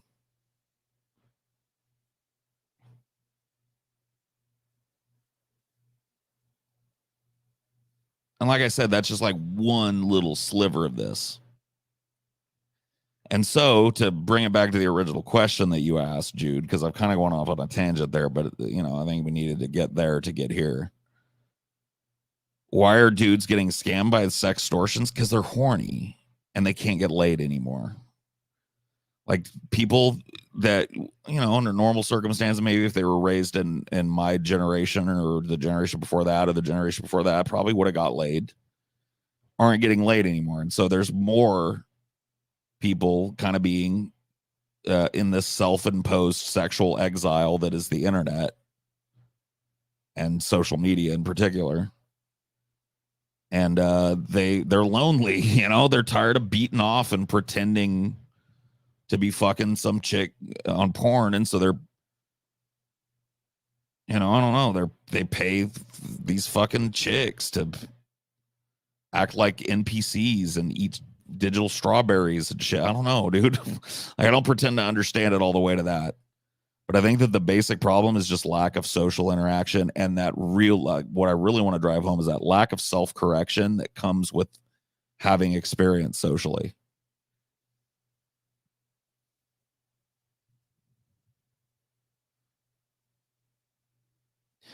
And I'm not saying I'm not trying to meme on you either. If you have trouble making eye contact or whatever, like, that's not the intent of that.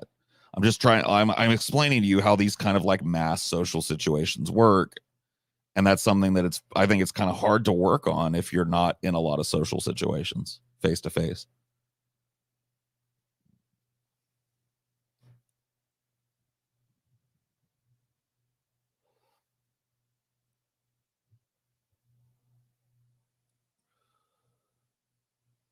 Seems like Gen Z overthink everything. Well, they're from the internet, so of course they do.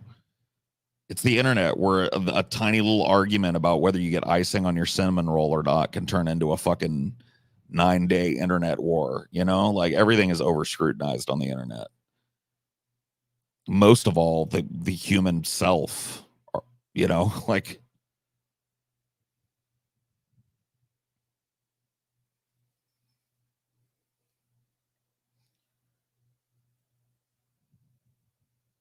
I wish I didn't have a strong fear of rejection. Well, the only way to get over the fear of rejection is to get rejected a few times. Everybody's got a fear of rejection. It just becomes easier once you've experienced it. Like, once it turns out that it's not as bad as you made it out to be in your mind, and that you can try again in a different way or with a different person, like, it loses some of its fucking power over you. But if you're putting yourself in the position of never being rejected because you're afraid of being rejected, it's a self-fulfilling product. You're rejecting yourself. I mean, I'm not going to tell you to don't take the rejection personal. It sucks. Like, I'm not going to like candy coat it for you. Like, getting rejected doesn't feel good. I'm not going to lie to you and tell you that it's not hurtful and that it's not like a sad times for a couple of days or whatever, you know. But on the flip side of it, you live. You know, after that couple of days of feeling bad about yourself or whatever pass, you're like, you know what? Fuck it. I'm still here. And then, you know, a little while down the road, you build up the courage to do it again. Try again. And you try and learn something from it. See, this is where that self-correction comes in. Like, well, what did I do last time that maybe didn't work? You know, I don't know. I don't know what it is. You got to self-analyze. I don't know what your particular problem might be or whatever.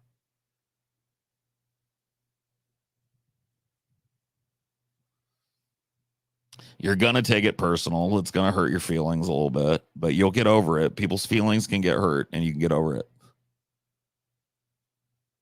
That's kind of one of the things that I think typifies the younger generation. I feel like they're very, very sensitive. And I think that that's a good thing on a lot of levels. I think that this world could use some more sensitivity. But on the flip side, I think that they could do with a little bit of like emotional toughening up.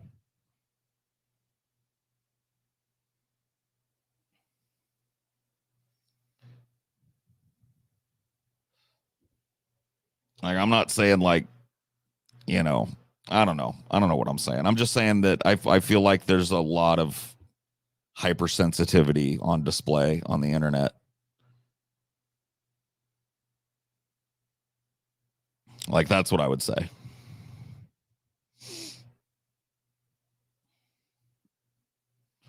There you go. Now you guys see how it works. You ask about a topic. I like it. I'll put it up and I'll tell you what I think about it. That's how we're going to do this for however long I'm going to do it tonight. And that's it.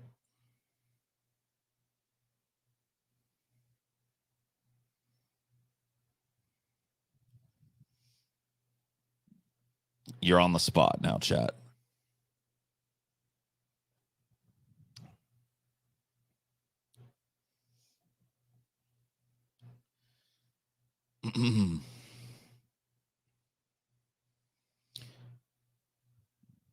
It's a pretty quick question. Any thoughts on YouTube cracking down on ad blockers? I mean, they're trying to funnel you into YouTube Premium or whatever. And it's working, by the way. I've had YouTube Premium for a couple of months and I'll never go back. A few months now, actually. I'll never go back. I haven't seen an ad in fucking forever. It's whatever. I just consider it one of my like movie channels that I pay for or whatever every month, and fuck it. So that's what I think about that.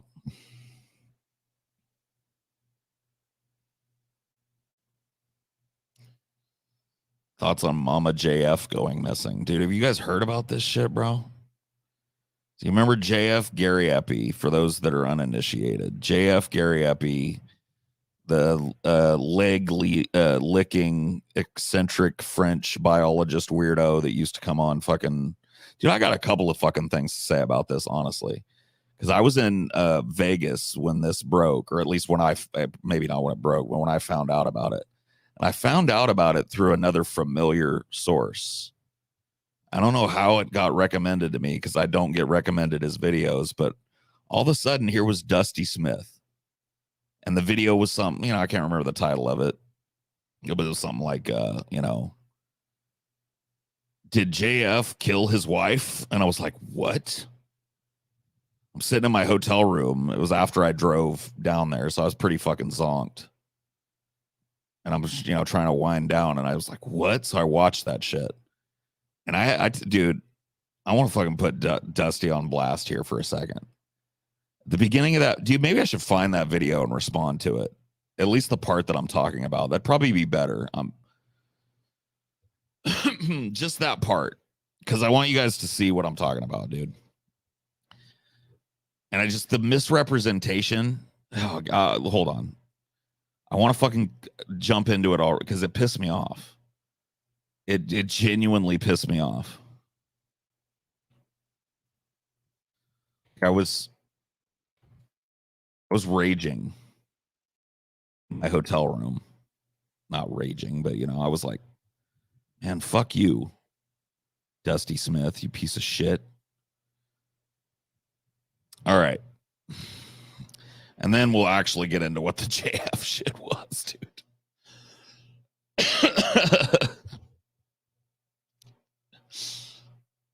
All right.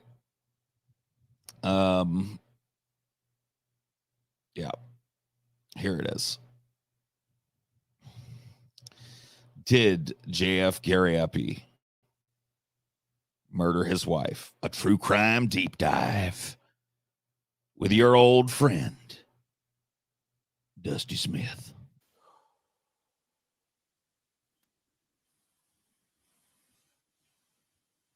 I'm going to try and skip it. Makes me have a little personal connection to it. Okay, yeah, I think that was actually pretty good. My entire life. I spent most of last night watching videos about this, mostly from him. And I thought I would come on a live stream and we could all deep dive this true crime case together and see what we think about it. So thank you for joining me. Going to be an interesting show, I think, if you're into true crime at all, or if you are interested in this case at all. So you guys might remember I have a history with this case, which I have, which makes me have a little personal connection to. Okay, here we go. Listen to 4 this. years ago, I released this video. I showed it on my show last night. I'm not going to show it right now, the entire thing, because most of the clips in this show we're going to watch in other formats throughout the show. But I was concerned about JF Garipay's wife / girlfriend. He calls her his wife. So I'm going to call her wife for the remainder of this program. Now, whether they're actually married doesn't matter. But what does seem apparent is they have 2 kids together, and they considered each other married to each other. So I put out this video 4 years ago showing footage of her coming on live stream where he's talking to this guy. And she seems to be mentally disturbed. And the way he's treating her made me concerned with her well-being, wondering if her family knows where she is, if she's safe in the presence of JF Garipay. And I tried to bring attention to this situation. And now 4 years later, she's missing, and there is a manhunt on for her. The police are very concerned. Her family is very concerned. Everybody is very concerned, except seemingly for JF Garipay. So I've had multiple interactions, run-ins with Garipay over the years. Okay, this is it here. Sorry, I knew I was never gonna find it, so we just had to get there. But listen to this. He got his start on the Drunken Peasant show, which you guys might remember I also have some connection to. I have been feuding with Drunken Peasants for a long time. Drunken Peasants decided to give Garipay a platform which popularized him. And then he joined with Andy Race-Warski to create a white supremacist podcast. And I've had many public debates and private debates with Warski. We've been battling. So I have been trying to tear down these assholes since the very fucking beginning. And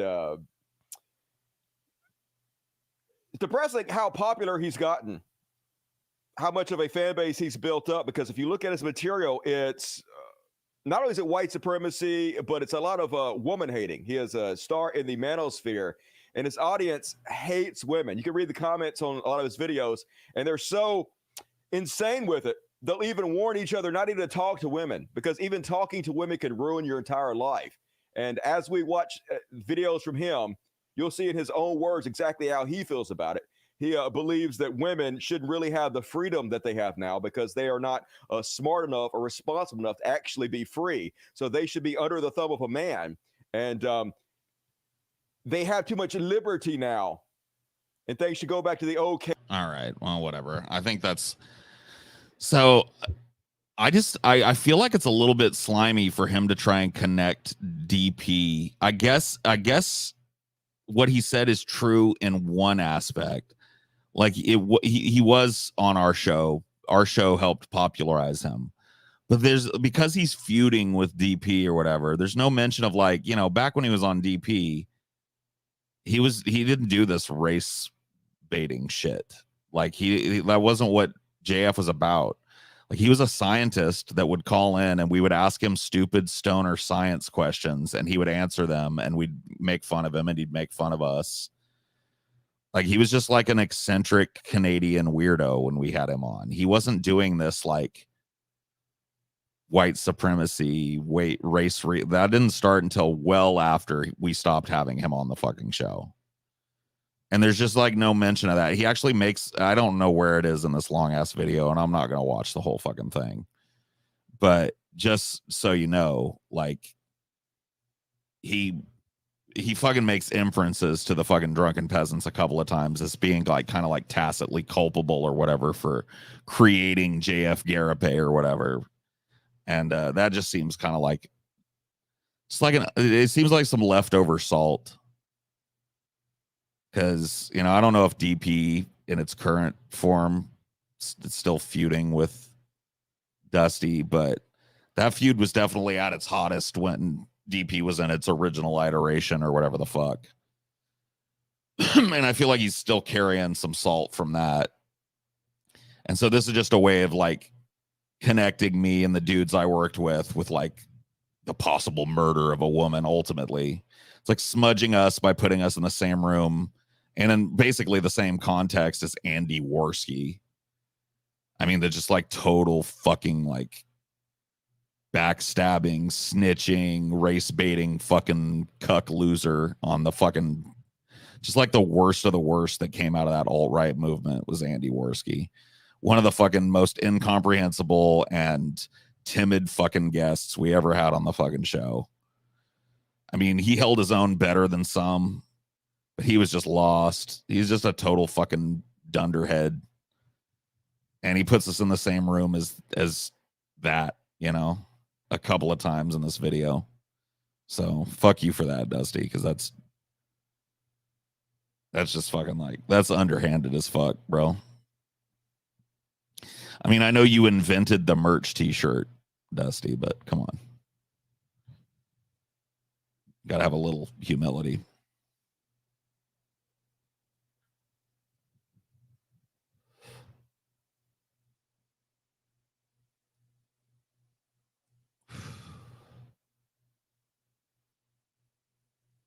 But anyway, yeah, JF's wife. So like JF, I don't want to do the deep dive thing because you can go there. There's already a million videos about it, so you can go find out over there. But I'll give you the basics. JF has a wife that is mentally disabled. Maybe not mentally disabled, but like has mental problems for sure. Developmentally disabled might be a better way of putting it. And she has been missing for about 4 months. He just recently said something about it because her name popped up on a Canadian Royal Mounted Police, like, have you seen me kind of poster, and people recognized her. And he hadn't said a fucking word about it. And now he's all of a sudden, because people like found this, like, hey, they're investigating like where she is. She's been missing for fucking 4 months. He came out with this story of like, Mama JF, she just wanted to have an adventure. She wanted to leave. And so I took her out to the woods. She bought camping gear. And she said she would keep in touch. And she, I think, was going to live off the grid. But she said she'd keep her cell phone. And for a couple of times she called me. But then the last time she called me, she said, I'm not going to keep in touch anymore. And I have not heard from her since. That's a story, which is just like, that is the worst fucking story I've ever heard. So you took a retarded woman to the middle of nowhere and dropped her off and left her there. That's the best you could come up with.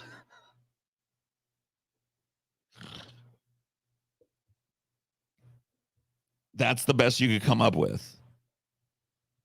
Like, so you see this gets out and you can't come up with like, she's fine, she went back, you know, I don't know. Like, I've never killed my wife, so I don't have a fucking Rolodex of excuses, but I feel like, you know, with a little thought, you could have come up with something better than I dumped her unceremoniously in the woods 4 months ago and haven't really heard from her. So yeah, that's going on now. And JF has made a couple of videos. I think he made one where he talks about how like he's actively under investigation. Like the Royal Canadian Mounted Police are knocking on his door. He says every day, questioning him. He said they have a truck parked across the street from his house. So he's clearly like a prime suspect in her disappearance. Her family hasn't heard from her. I think one of them might have initiated this, but I'm not sure about that. I don't know who it was that eventually, like, you know, said she was missing, but it was not JF. He says explicitly that he didn't do that out of respect for her liberty to go off grid if she wanted and not be contacted. And so that's why he didn't report his wife missing after she went no contact in the middle of the woods where he dropped her off.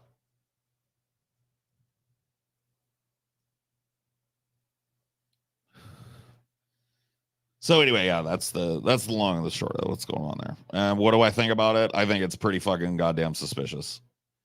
Like I don't have a fucking crystal ball. I can't go as far as Blaze here. I can't say he definitely killed her, but I think the Royal Canadian Mounted Police have a good vector for their current investigation, and I think that it might eventually lead to solving the case of where this lady is. Because yeah, that's some suspicious ass shit right there. That doesn't, because like it makes it even worse because he like tries to, in these videos, he tries to paint he actually compares Mama JF to like James Bond 007. He like tells he's like, the police will never find her. She will be hiding her face from every camera. If she does not want to be found, she won't. She's like trying to portray her like she's some kind of like survival expert or some shit. And if you've ever seen just the few clips of her where she was on his fucking show, The Public Space, she's clearly developmentally disabled and deeply emotionally troubled. Like, I don't like to, you know, diagnose people from afar, but she is not quite all there. And he's trying to paint her like she's some kind of like hard-boiled super spy or some shit. I don't even know. Who like will never be found if she doesn't want to be found. And it's like,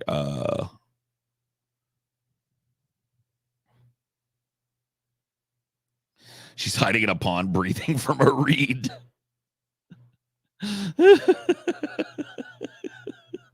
Yeah, dude, tell the RCMP to check all the reeds and make sure one isn't Mama JF fucking in total fucking camouflage, dude. Yeah, she's Jason Bourne, dude. She just fucking burned her identity and she's out there fucking living off the land, dude. Living off the fucking land.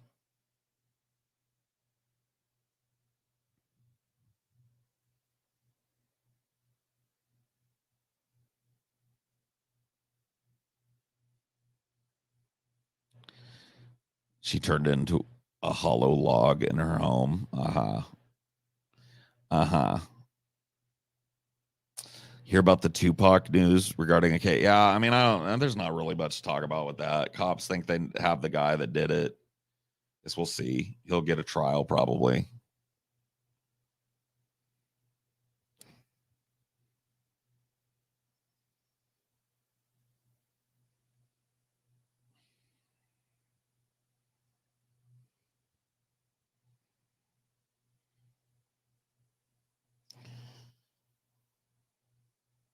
.007. She's like 007, you know, she will disappear. The police will never find her unless she wants to be found. She's a ghost. She will melt into the background of any country she travels to. She has many passports. She has many identities and many names. You will never catch Mama JF. It's like, isn't this the retarded lady that was like, dude, there's one point where she's like, he has somebody on her stream, just some fucking like vlog dork, some like alt-right white nationalist guy. And she comes out and she's like, you tried to kill me. And she's like crying and shit. She's pointing at the dude that's on the show. She's just clearly like having a fucking delusional emotional breakdown. And JF just keeps like pushing her off camera. And this is the woman that's out there like facing the elements. Yeah, dude, she's Mowgli now, dude. She's riding on the back of an orangutan through the woods right now, dude. She's fucking gone. You'll never hear her name again.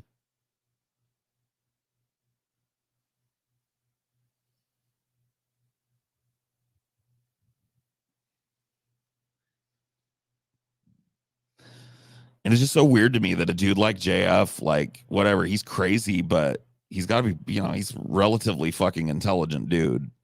Like the fact that he didn't get because like there's no way a lawyer would have him make the videos he's made, dude.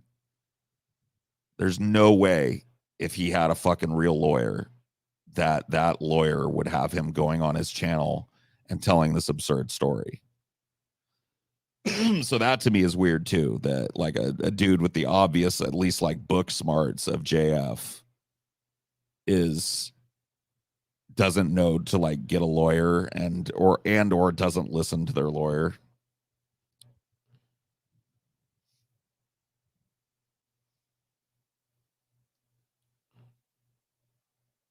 So yeah, he basically, like, in my opinion, incriminated himself. At the very least, proved why he should be the center of this investigation right now. Because that is like suspect as fuck, bro. Like that woman was not well. That woman was not this hyper capable super spy that he's trying to paint her out to be. Woman was clearly like developmentally challenged, emotionally challenged at the very fucking least, socially challenged. And your story is you dropped her off in the woods and she went in the woods. Like that's pretty stupid, dude.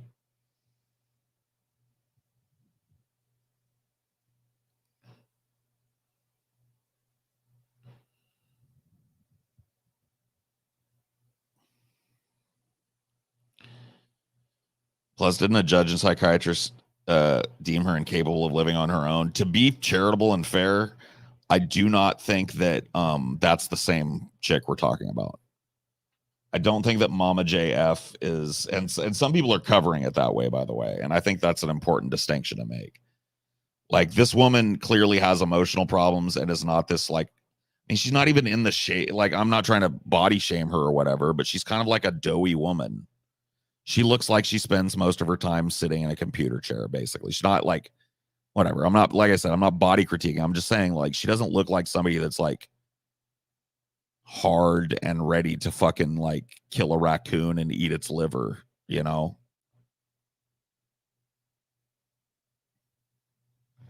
But I'm pretty sure the one in the court case you're describing was the previous, I don't know what you'd call it, like girlfriend or victim of JF's.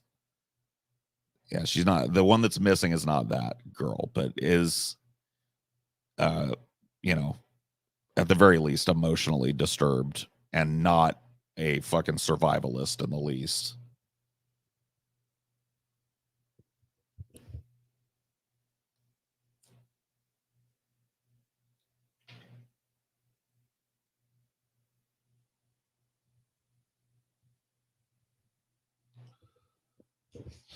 We are going to L. Yeah, that, like, even more than like the JF shit, like, I don't know, man. He's a crazy fucking white nationalist. I mean, it's shocking because you know, I've been on a show with the dude before. Like, I've talked to the guy. Like, that's kind of weird if he's a murderer. I think he'll be my first like murderer that I've talk to at length. But maybe I'm wrong about that. Maybe I just don't know, you know. That's creepy. But like, yeah. Like setting that aside, the fuck, like having fucking Dusty Smith muckrake me into this whole fucking bullshit pissed me off more. I was more concerned with Dusty Smith constantly fucking invoking the name of the drunken peasants as if we have anything to do with fucking white power JF or the murder of his wife or anything. It's just like a shit flinging fucking move from Dusty, and he's a punk ass motherfucker for that, dude. Dusty tries to like portray himself as this down to earth fucking guy or whatever. Dude, that's a fucking bitch move right there.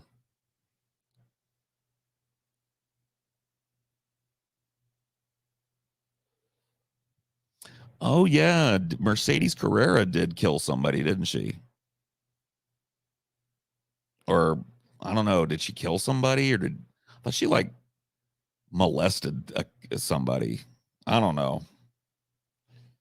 I can't remember what happened with Mercedes Carrera, but I know she did some shit.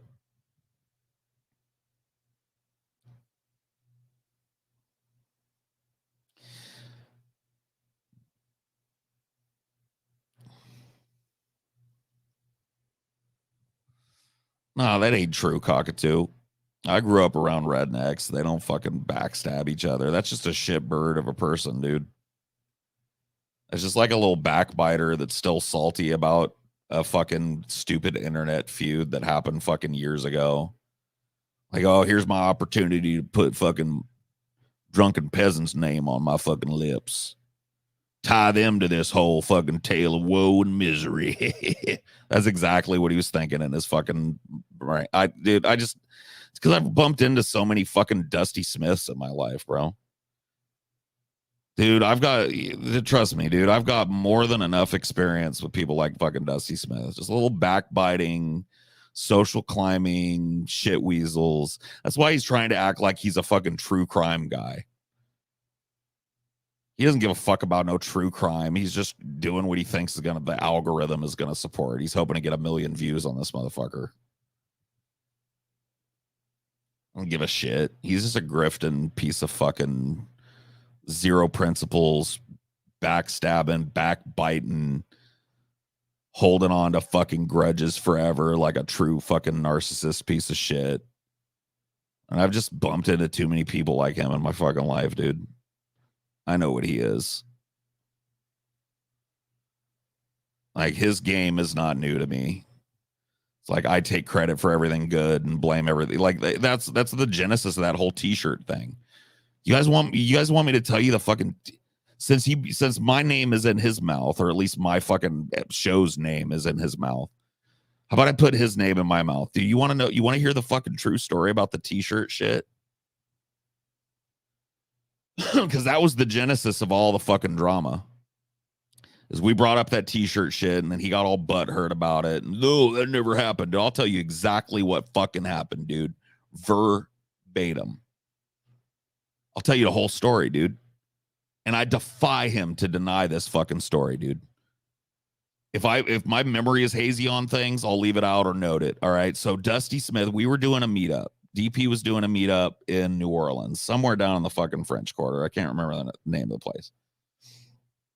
But Dusty was living within driving distance of it, I guess. And we had talked to him before about him coming down and doing like a meetup for him too.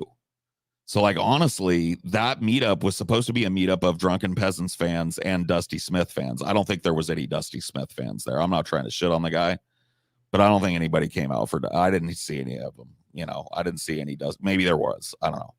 But he had announced it on his channel like, yeah, this wasn't the Howlin' Wolf. This was down in the actual French Quarter. The Howlin' Wolf wasn't in the French Quarter. It was near, but it was in a different area. This was the DP one. The Howlin' Wolf was the DFF. Anyway, we're getting off fucking topic here. So Dusty was going to come down. He had announced on his channel, like, yeah, I'm doing a meetup. for Dusty Smith fans, Drunken Peasant fans, blah, whatever. He made it, you know, like it was kind of pitched that way. So he came down, and I think it was the day before the meetup. He wanted to meet us, and we were all staying in an Airbnb in New Orleans. And he was like, "Oh yeah, man, I want to come by, hang out, blah blah blah blah." And so we're like, sure, whatever, you know. We've been like, he neglects to mention. He says, "Oh, you know, I've been feuding with them for many years." But he neglects to mention that, like, the beginning of his relationship with DP was that we like platformed him and helped him a whole fucking bunch to be way more relevant than he was at the time. He neglects to mention that. He just mentions, like, you know, I've been feuding with them for a long time, and they decided to platform this white power race. Fuck you, Dusty, you piece of shit. So anyway, I'm going to tell you exactly why that feud existed, by the way, so that people know that you're a fucking shit weasel. So anyway, he was like, "Yeah, I want to come by and visit y'all." And we're like, "All right, Dusty, come on down." We gave him the address for our Airbnb. He shows up. I remember we went down to the street to meet him because it was like, you know, it's hard to find the place we were staying at. We want to make sure he found the right door. So we all went down to meet him. He's like, he pops his trunk. It was the weirdest shit. He pops his trunk and he goes, "Hey guys, help me carry this upstairs." And it's like a whole ass computer tower with a monitor. Like, it's like if I were to take my computer right now and just throw it in the trunk of my car. And he's like, we were living on this like second story walk up. And we were like, "Why?" He's like, "I want to show you guys VR." We were like, we were just sitting around smoking and joking, and it was the day before the meetup. So we weren't trying to get, like, I don't know, not, you know, it just came out of nowhere. He's like, "I'm going to show you guys VR." And we literally, like, all of us were like, "We don't want to see VR." We were like, "Don't worry about that, dude." And he's like, "Oh, well, if you guys don't want to bring up the whole rig, I'll at least bring up these goggles that I got that turn your phone into VR." And we were like, "All right, whatever, dude. Come on up. Come on up, and we'll chit chat." And so we got in there, and the first thing he wanted to do, like before we'd even like chilled much, was like, "Let me set up this headset I got that turns your phone into VR." And I was like, "All right, dude." I didn't really want to do it, dude. But he made us put it on. And I remember we watched some, like, it was like some Game of Thrones thing. It was like, you know, that like intro for Game of Thrones, the and the cities are like building themselves out of clockwork and shit. It was like that, but you were flying around it. And I put it on for like, dude, I want to say like maybe a minute. And I was like, well, that's pretty cool. You know, whatever. And that was it. That was the whole thing. But I still to this day can't believe he wanted to come into our Airbnb and hook up his whole ass PC so that he could show us VR.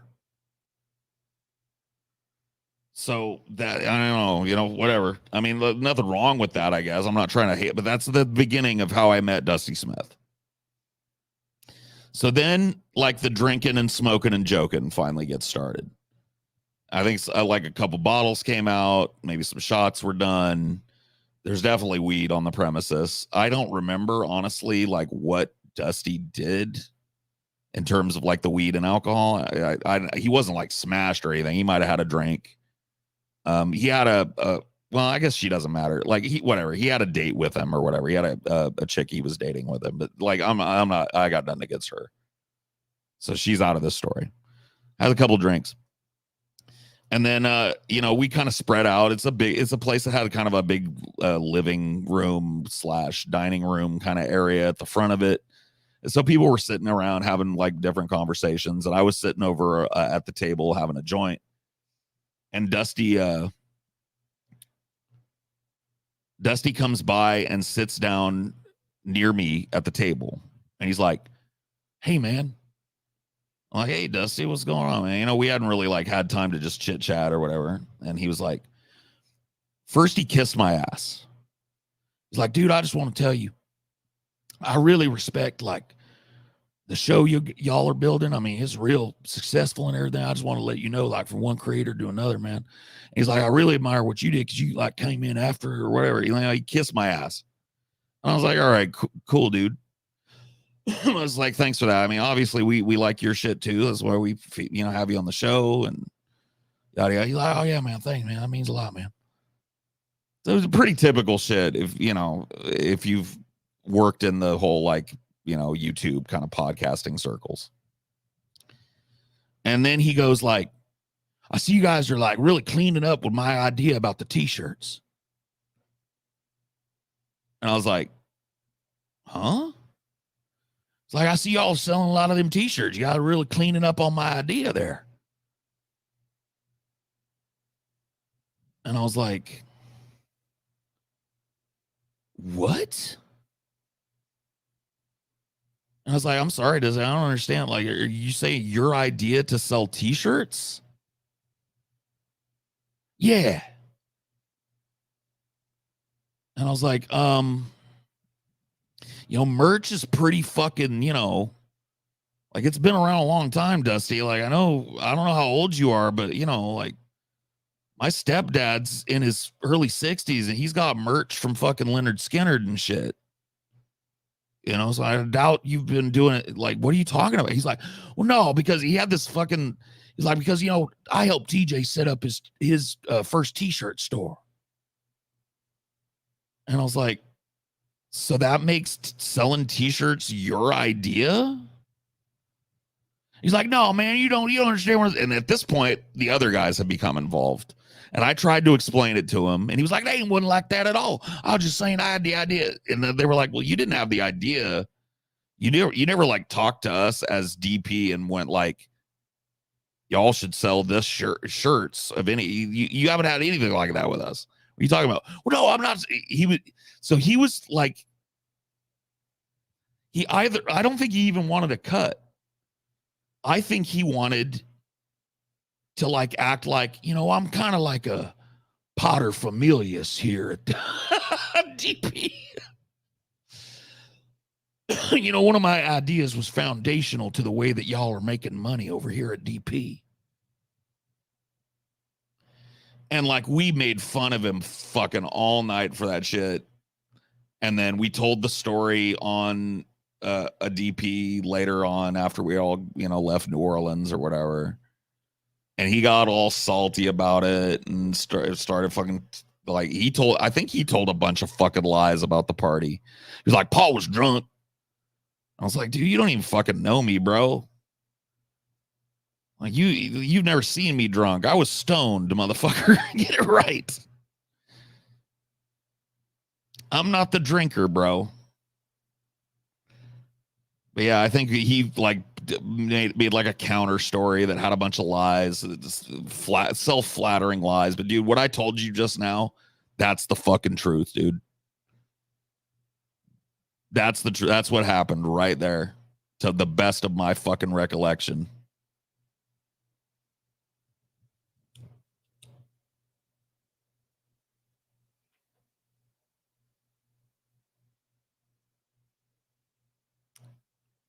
He invented t-shirts by cutting the sleeves off a shirt. Yeah.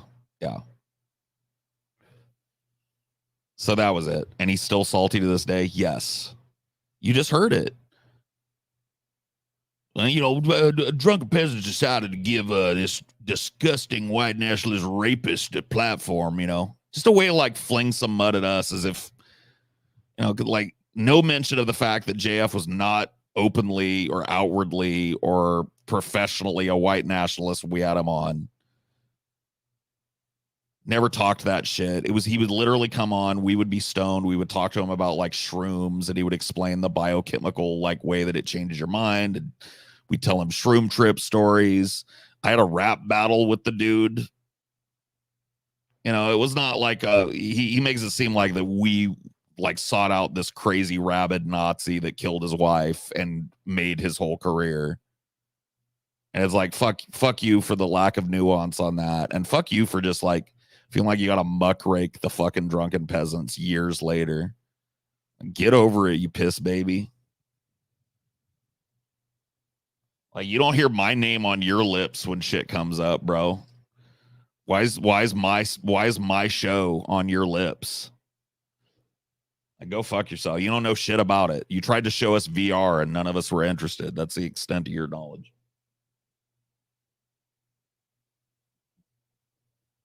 Oh, and let's not forget the auspicious occasion when you were fucked on all night for trying to braggadociously insinuate that it was your idea that we sell t-shirts. Somehow that's our fault, though, for highlighting it. Send that shit to his ass. Somebody clip that and send it to him. I'm too lazy. Too stoned.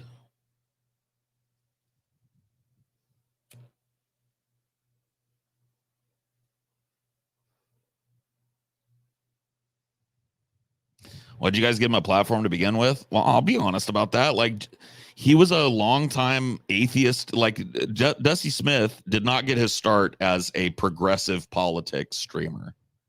Dusty Smith was an edgelord atheist back in the edgelord atheist days, and he was one of the bigger ones.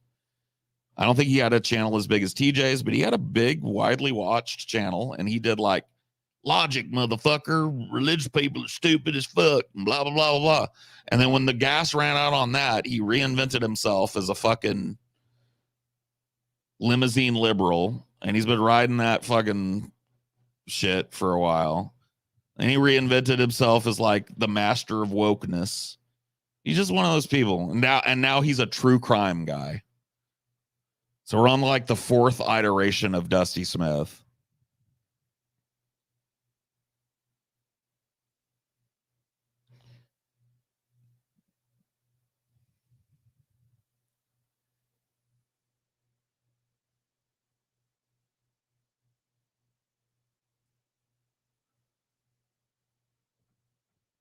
He used to make like scathing ass anti-Islam videos and shit, and now he's one of the people that'll wag their finger at you, call you Islamophobic if you point out how brutal Islam is.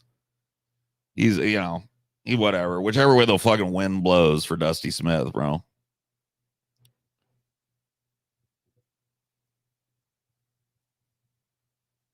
Oh, they meant JF. Yeah, I don't really care. Just like I said, dude. I was more peeved by fucking Dusty Smith piggybacking my ass fucking 8 years in the future than I was about JF killing his wife. Why did we bring JF on the show? I think honestly, like we had mentioned on a show that we wish we had a scientist that could like, because we're stupid stoners and we're like making all these assumptions, and we wish we had a scientist that we could ask questions to that could like answer for us. And I think he like reached out with like, I am a scientist, and gave his credentials or whatever, and we had him on. And that's exactly what he was at the beginning of his public career. He was just like an eccentric, goofy scientist that would come on a stoner podcast and answer, science questions for us and give us advice and shit.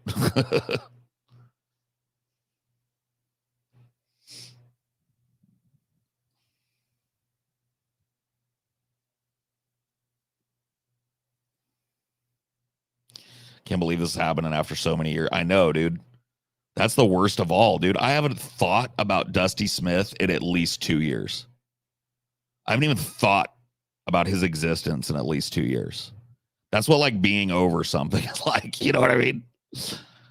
And this dude fucking 8 years later is still fucking nursing his little hate boner, nursing the little ego bruise that never healed. Like, get out of here, bro. Like, I'm a real accepting guy. I really am, dude. I feel like I'm the type of guy that could chill with anybody. If Dusty had come over to me and just been like, hey, dude, want to smoke a J or want to talk about video games or whatever, dude, I wouldn't have anything bad to say about Dusty, but he revealed what he was with that shit, dude. Wouldn't back down from it, got all salty in response and just threw us all under the bus like we were just a bunch of losers. You know, when he was sucking our dicks and begging us to be part of our fucking meetup and shit. Just like, man, dude, I've sucked up to people and shit in this fucking industry. You know, sometimes you gotta. I mean, you know, I don't know if I've ever like I never stepped in the fucking cow pie like you, but I've talked to people that are, you know, bigger than us and been like, oh, yeah, I like your channel or whatever. But I didn't feel the need to defend my ego to this fucking level, dude. I just admit that that's part of the fucking game, dude.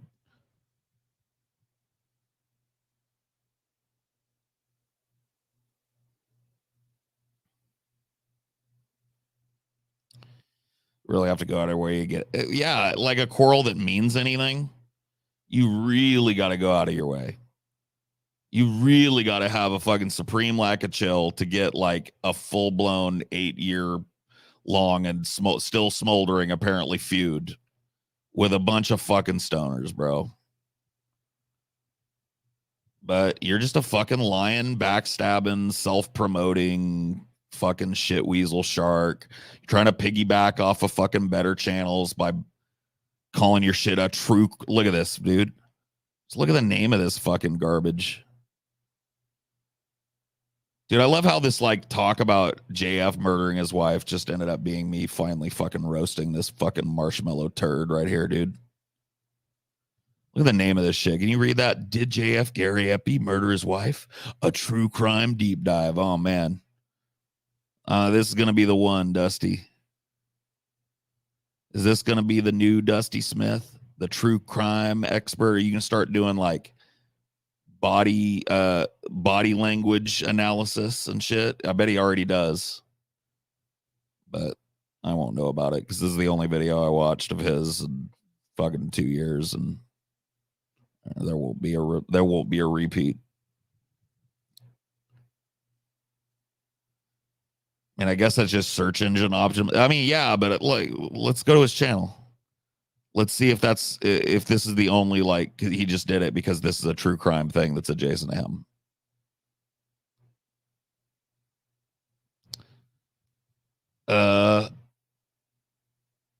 Kevin McCarthy removed his speaker. Let's see videos.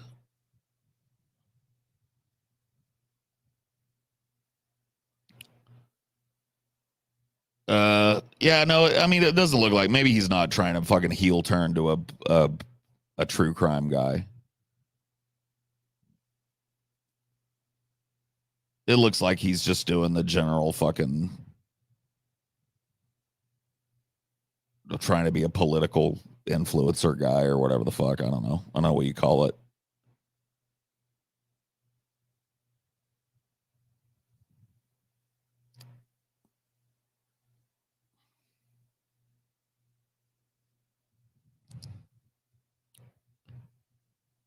Yeah, it definitely looks like he's got an eyeball on the trends here. He's trying to break into that.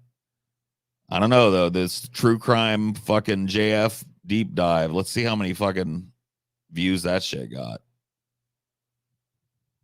2.6. Oh, this was 3 hours ago. He's doing a multi-part series.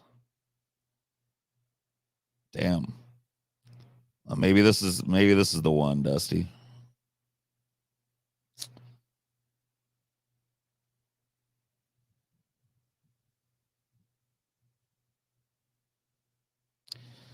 Channel banner is way too nice for Dusty. I don't know. Whatever. I just don't like people that are fucking two-faced and shit. Like that's a real trigger for me. I'm like I was saying earlier, and then I just kind of I think I got cut off by a comment, but I'm a pretty easygoing guy. I'll chill with pretty much anybody. You know, I could set a lot of fucking disagreement aside and find a human connection with people. But as soon as somebody shows me that they're that, or any number of other fucking hostile entities in my life, it's snip, snip, baby. I have a fucking hard policy of believing people when they tell me who they are.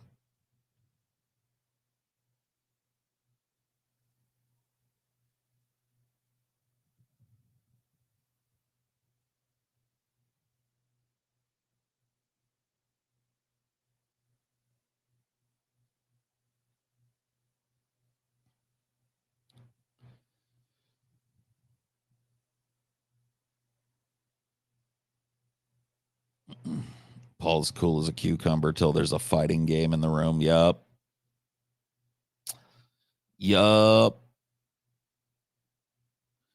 What would it take for you to forgive a two-faced person? Something that most two-faced people would never do, apologizing about it and going like, hey, yeah, you know, I really was trying to like social climb a little bit, and I kind of threw you under the bus for no reason to save my bruised ego, and I'm trying to be a better person.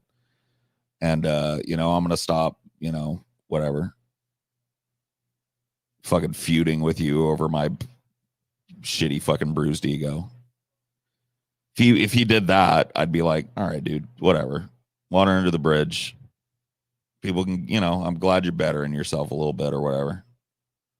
But that'll never happen because that would require him admitting he was wrong about something, admitting that he was kind of a fool in a situation or whatever the fuck. And it's just like, man,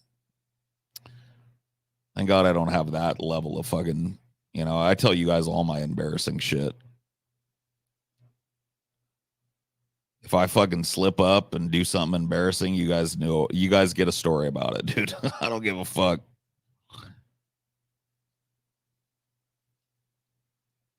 Yeah, he doesn't even have to frame it like I did. He would just be like, hey, dude, you know, that whole fucking t-shirt thing, I've thought about that, and I was wrong for that. That just wasn't cool, and I just want to squash the beef. I'd be like, all right, cool. And as long as he like held to that, I'd, you know, give him a requisite amount of trust going forward, but he'll never do that.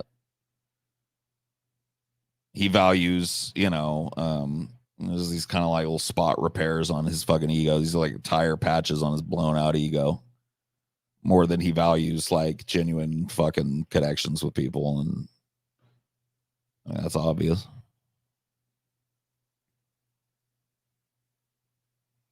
I'm unsubbing on Patreon. Oh, don't do that, dude. I mean, if you like watching this video, I ain't trying to fucking fuck with the guy's money or whatever. I ain't dirty like that. Like, keep your fucking Patreon sub if you like his videos and shit. That, I'm just saying.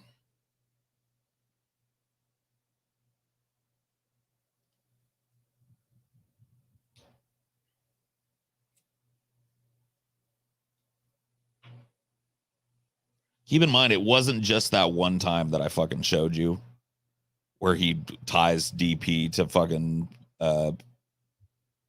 JF in his current fucking state in a shady and shitty way.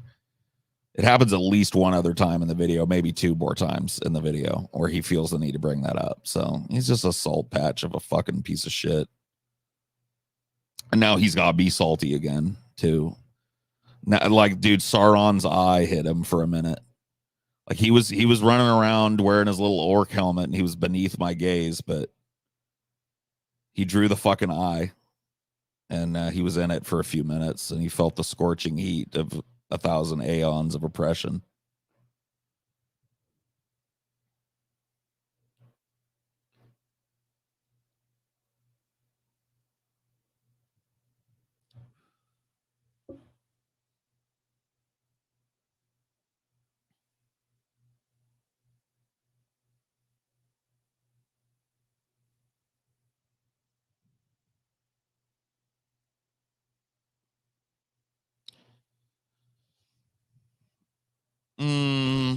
I mean, it depends.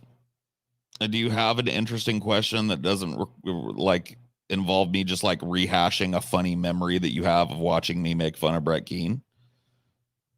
Because like I don't want to like if your like fucking topic starts with like remember when Brett, you're doing it wrong. You've got a question that I haven't been asked about Brett or an angle on Brett that I haven't fucking explored. I'm fine with hearing it. The problem is, and it's one of the reasons we don't really cover him anymore, is that we feel like we've pretty much done that. Like we feel like we've pretty much explored every angle of the manatee, including the one that you just put in there. Like, what would it take for you to forgive him? We've talked about that. Dude, that was the subject of whole arcs on Drunken Peasants. Like it's been done, dude. That forest has been walked. You got a new angle on him. You got a new thought. You know, like a fucking question that but like that is like, dude, there was a whole fucking arc on DP of us trying to forgive Brett, him forgiving quote unquote us, and then he fucking stab us in the back the next day. You know, it's already been done.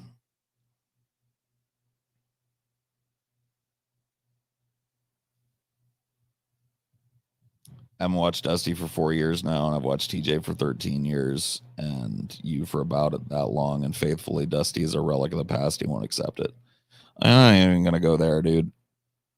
I've said enough about Dusty. I'm not gonna continue to fucking. I probably spent too much time on Dusty, honestly. But I don't know, that got under my skin. He got under my skin a little bit with that fucking little underhanded bullshit all these years later, and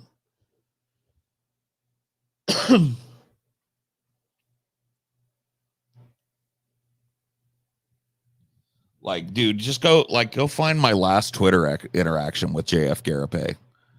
You tell me I have anything to do with that fucking dude in his current iteration. Do you guys remember that? I don't want to go find it, but if one of you guys wants to fucking, I guess you can't link it in the chat, even if you did find it. Dude, my last fucking at to JF was definitive, bro. Oh my God. Is this thing, are you guys, I'm gonna have to go to X, dude. Stupid X. X, it's what's happening. Oh my God, dude. What a fucking like woe-begotten 90s tagline. Are you kidding me? X, it's what's happening. Oh my fucking God, bro. Are you trying to sell like a bebop record to my parents back in 1956, dude?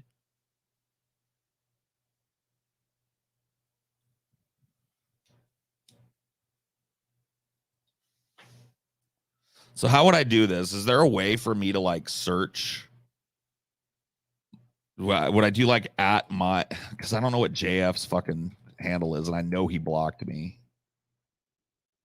I did at All's Ego in the search, and then JF. Let's see.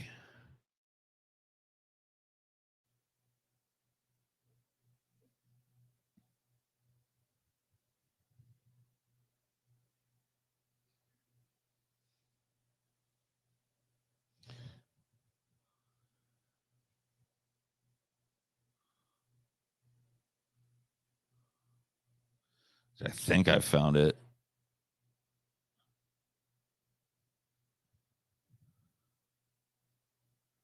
Oh, dude, Dusty is involved in this too.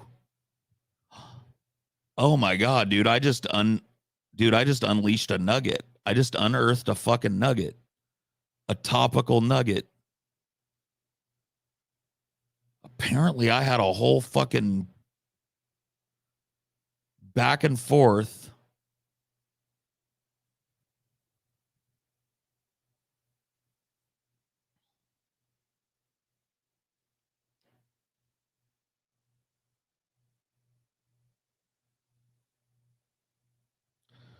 Dude, hold up. I gotta find where this starts.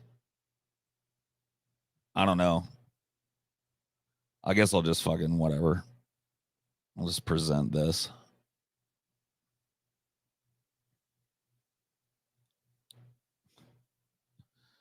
Dude, I can't believe Dusty is in this thread arguing with me about something.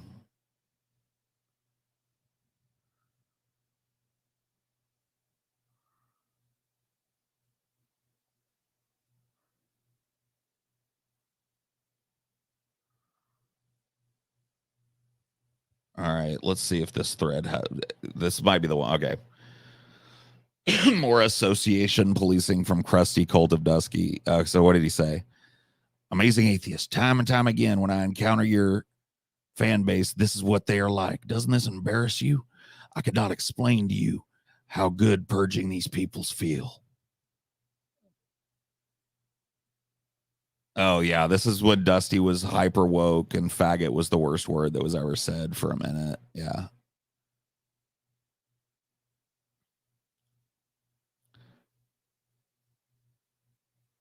I don't even know what that is supposed to show. It's me. It's my Twitter and TJ's Twitter and Cinema for Cynics Twitter. I don't know if that's like, you know, that's like a dig at me. He wants me to reply to him. That's why he puts me in his shit. So I replied to him, more association policing from crusty cult of Dusky. Do your followers and friends measure up to his exacting requirements? And he says, mine do, or else I disassociate myself with them and actively discouraging them from following me, being fans of mine. Then again, I have standards. Like what? Like, what are you talking about? Dusty measures up. Anybody want to let him decide who you listen to and who you engage with and whose ideas you should avoid? Anyone? Somebody's suspended. I'm okay with anyone saying whatever the fuck they want and associating with whoever they please, right? Haven't you made an entire career of making fun of people for saying what they wanted? Huh?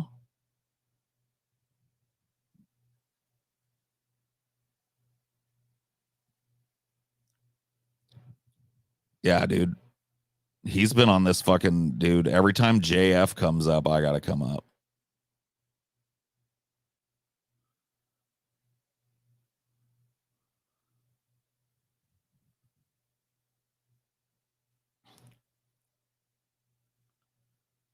Oh yeah, here's the fucking tweet that I was, I guess the DM.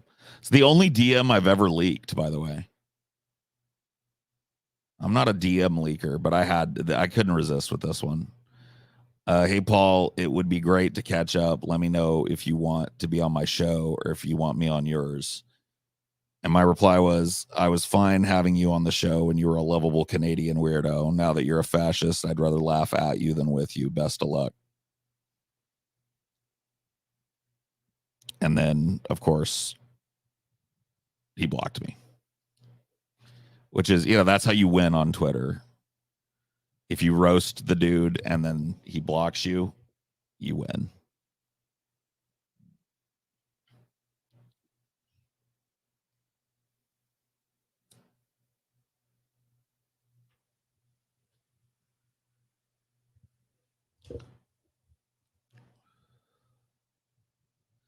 That was cold-blooded.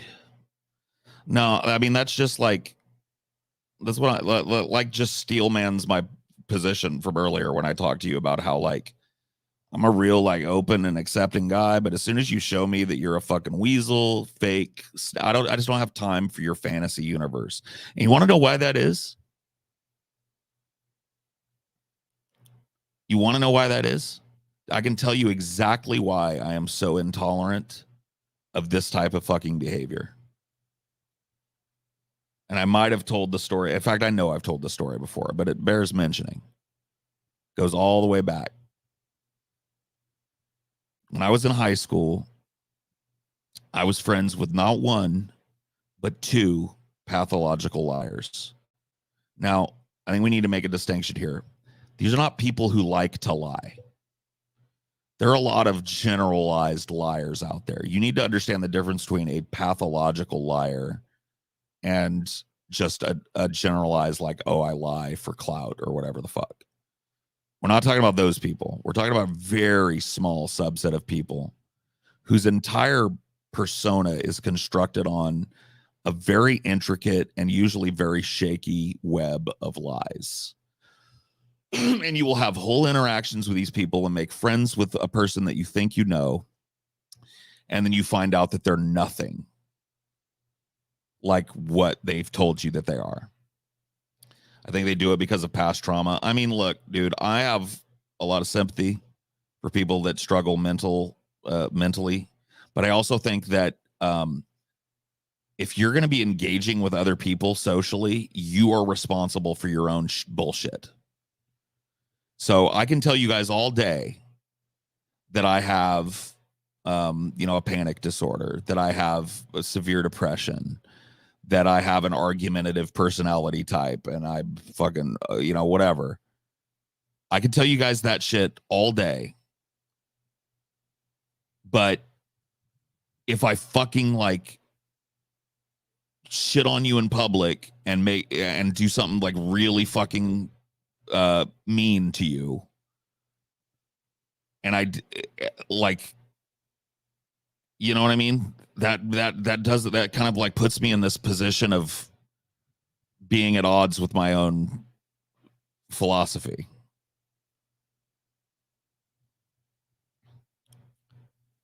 But these are people that they construct this intricate web, like I said, of lies about like them, their family, what they've done in their lives, tragedies that have happened to them in their lives. I mean, it just goes, the rabbit hole goes so fucking deep. And you own your own bullshit in this life. Like, if I wrong you, I'll say sorry to you. Especially if I wrong you as a result of my mental illness. I make it extra special, concession for that type of wronging. If I wrong you, unaided by my mental health problems or whatever the fuck, it's different for me, whatever. If you've wronged me and I've wronged you, I may not, but like, if I fucking lash out at somebody because I'm having a fucking panic attack or I'm just having a really dark day or whatever the fuck, I'd go out of my fucking way to apologize, because that me having an illness and me having mental problems is no excuse for my shit. And I have a huge problem with habitual liars, because they're never as slick as they think they are. I identify them pretty quick, and I marginalize them, to an extent when I find out that's what they are. All the way up to just cutting them completely out of my life, depending on their, standing, family member or whatever. But I became very keen on how easy it is for people to lie about things because of those two people in high school. Because that shit was mind-blowing, man. It was mind-blowing to like sit and have like a genuine connection with a person and share stories back and forth and, do what like really good friends do. Like, you talk about your traumas that you've had and you share personal details with them that you wouldn't just share with any old person, You let them see a little vulnerability in you. You let them into your fucking little bubble. You know how it works. And then fucking, you find out that like all the shit that they reciprocally told you during that whole fucking time was a complete fabrication, or an almost complete fabrication. Just a total fucking made up biography for a life that was never lived, for a person that never existed. And you've told them all your deepest fucking darkest teenage secrets. You know what I mean?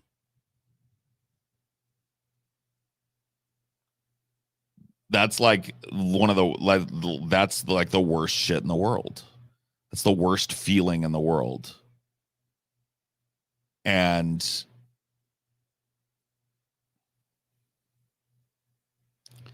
of the two people that I knew,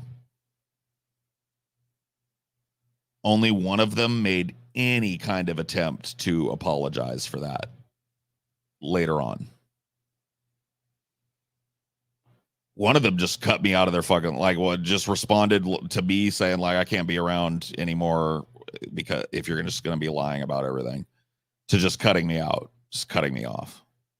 And the last time I spoke to him was I went to a funeral for a mutual friend of ours who unfortunately committed suicide a couple years ago. This was way more than a couple years ago now. It's about 10 years ago now. And the only thing he said to me was, "What are you doing here?" Like the dude wasn't my friend too. Like I didn't belong at his this other guy's funeral because Mike didn't like me. Sorry, I said his name. Oops. That's the only thing he said to me since we were both in fucking high school, and I called him out for like provably lying about his entire life. Me and a bunch of other people, by the way. I wasn't the only person. Had a fucking intervention basically, and told him, and he was able to patch it up with various of the other people because they don't stand on principle like I do. You know what I mean? But when I said it, I meant it. So he was not willing to like go, hey dude, I'm sorry. You know, I'm kind of fucked up mentally and I'm going to try really hard not to do that anymore. And I really, you know, like that's all he had to do.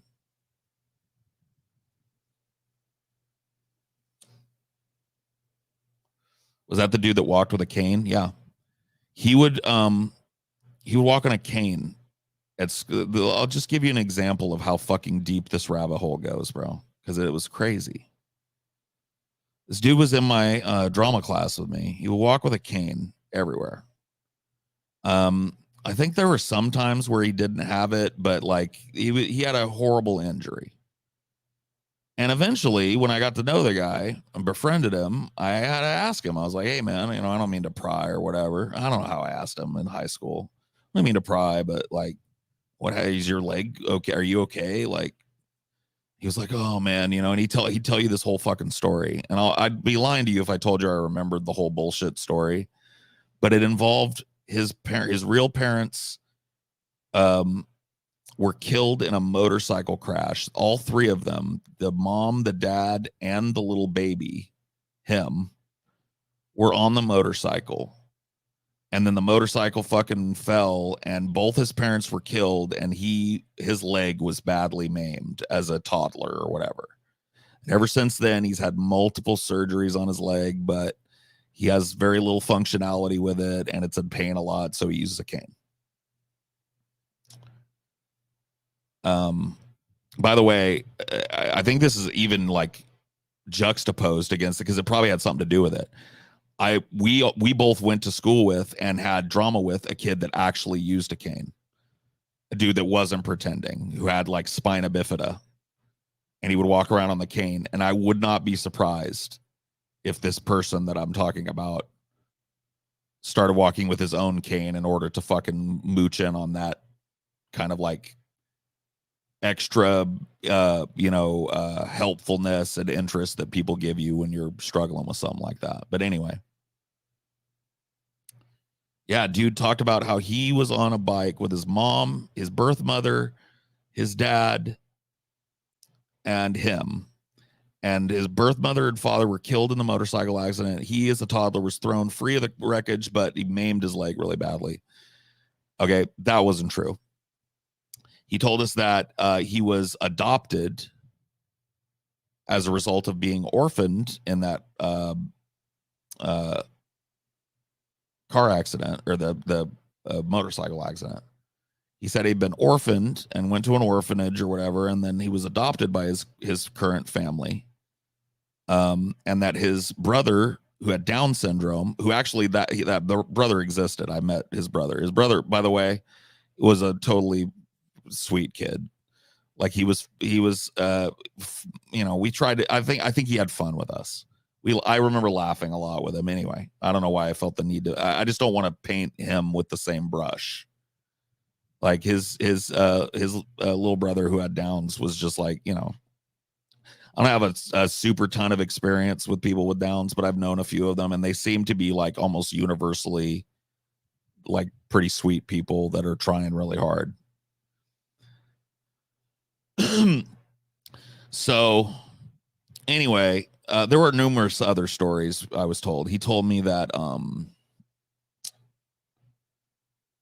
he had this uncle that was a karate, and I don't even know if it was karate. It was like, I don't know, jujitsu or maybe or some kind of martial art, and that he'd trained under him and he was a black belt. And that was one of the ways that he did physical therapy for his fucked up leg, was he learned kung fu or whatever the fuck. I don't remember. Dude, I can't, to be honest with you, I can't even remember all of them, you know. But as it turns out, dude was never in a fucking car accident. There was nothing wrong with his leg. Here's how we found out. He told us, and this happened a couple of times before this. He told us like, hey guys, I'm going to be like out of touch for the next couple of days because got a really big surgery on my leg coming up. And the last time I had one, it was nowhere near this big. This is a really big one. And I'm hoping it'll fix a lot, but it's really going to put me down for a couple of days before I can get up and around. So I just wanted to let you guys know, I'm going to be in the hospital, but don't worry about visiting me and shit. I don't like being in there, blah, blah, blah. And we were like, all right, dude. Man, and we all got together that same night that he told us that. And we were smoking a joint and we were like, you know what, dude? We're all like, because we were just talking about him, like just hoping he was okay. And we were like, dude, we're so worried. I was like, why don't we just like take some flowers down there? Like he'll appreciate the meme or whatever. Let's like go visit him, like we don't all have to pile in there, but we can just like leave some flowers for him or something, just to like let him know that we're thinking about him and that we hope he's okay. And so we were like, well, how are we going to find out what hotel, like what hospital he's in and shit? And so we called his house to ask his mom, because we thought, oh yeah, we'll talk to his mom. We'll find out what hospital he's in, find out how he did. Cause like we thought he'd gone in for the surgery that day. So we're calling to try and find out, like, hey, is surgery done? We want to bring something by, blah, blah, blah.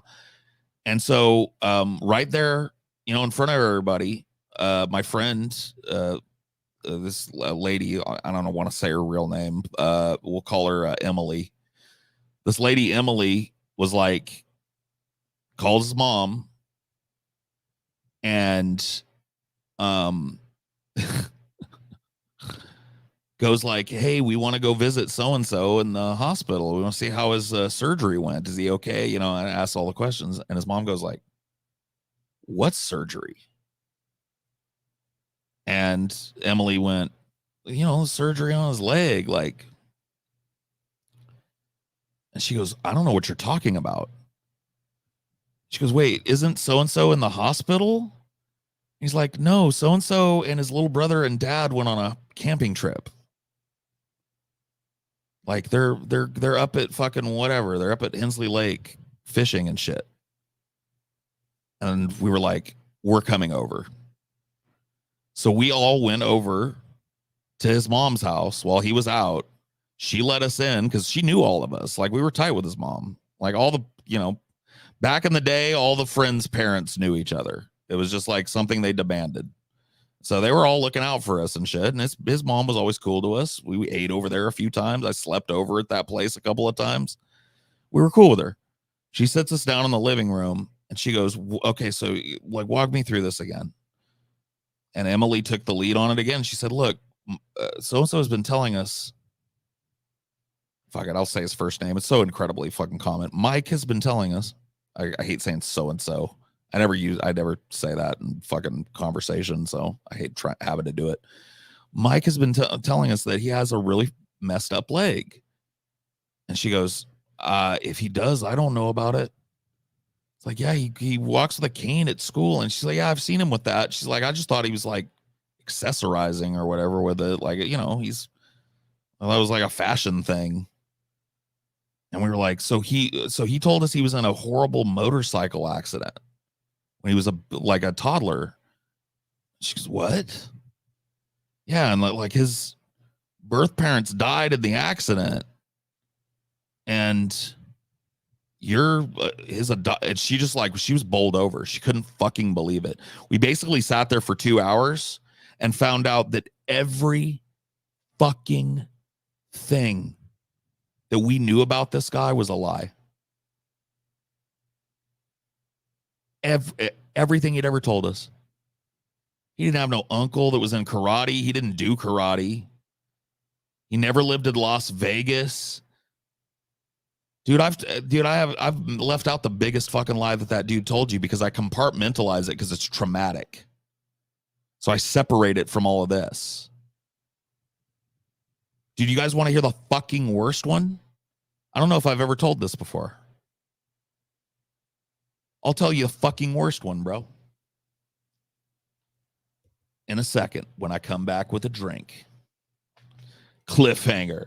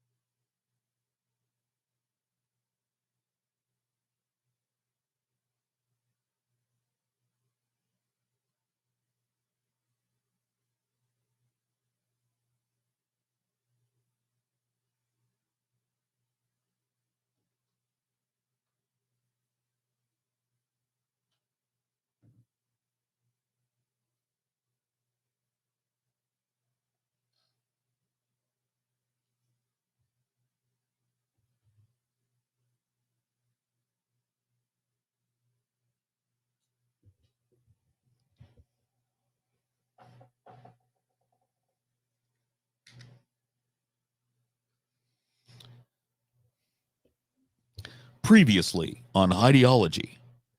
And man, I didn't even tell you the worst shit that he fucking did. I didn't even tell you the worst lie that he told me. One that I compartmentalize because it's trauma.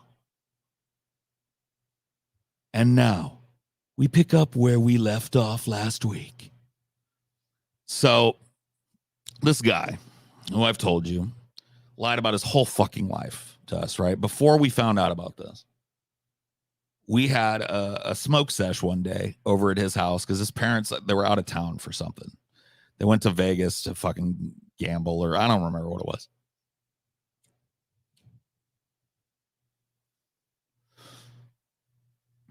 And so we have a smoke sesh, me, him, and our other friend just kind of sat around and smoked a little bit, joked a little bit. Might have had a couple little drinks. Walked down, I think, rented a movie or something and came back and watched it. And then one friend kind of peaced out for the night. He had to go home. But I had called my mom and asked if I could sleep over at this, the liar's house. That's what I'm just going to call him, the liar.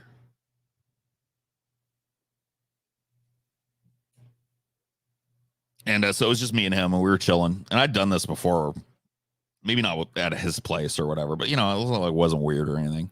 We were just going to play video games and fucking listen to music and shit and pass out. So we did that for a while. And then we got to smoking again. Like, brought out a little doobie and fucking twisted her up and gave her the old puff, And he goes, Paul, something I want to tell you, man. I was like, oh, yeah? That's cool. Now, keep in mind, I was a little like proto-Paul. I was like Paul in his polywog form, Like, I hadn't quite got my frog legs yet. This dude was 2 years older than me. So he was a senior when I was a sophomore. So I kind of looked up to this guy in a way. He was a good actor. Like, honestly, a really good actor. He had to be to pull off what he did. And I kind of looked up to him. And so I'm just like, whoa, he's letting me in on something, bro. Cool.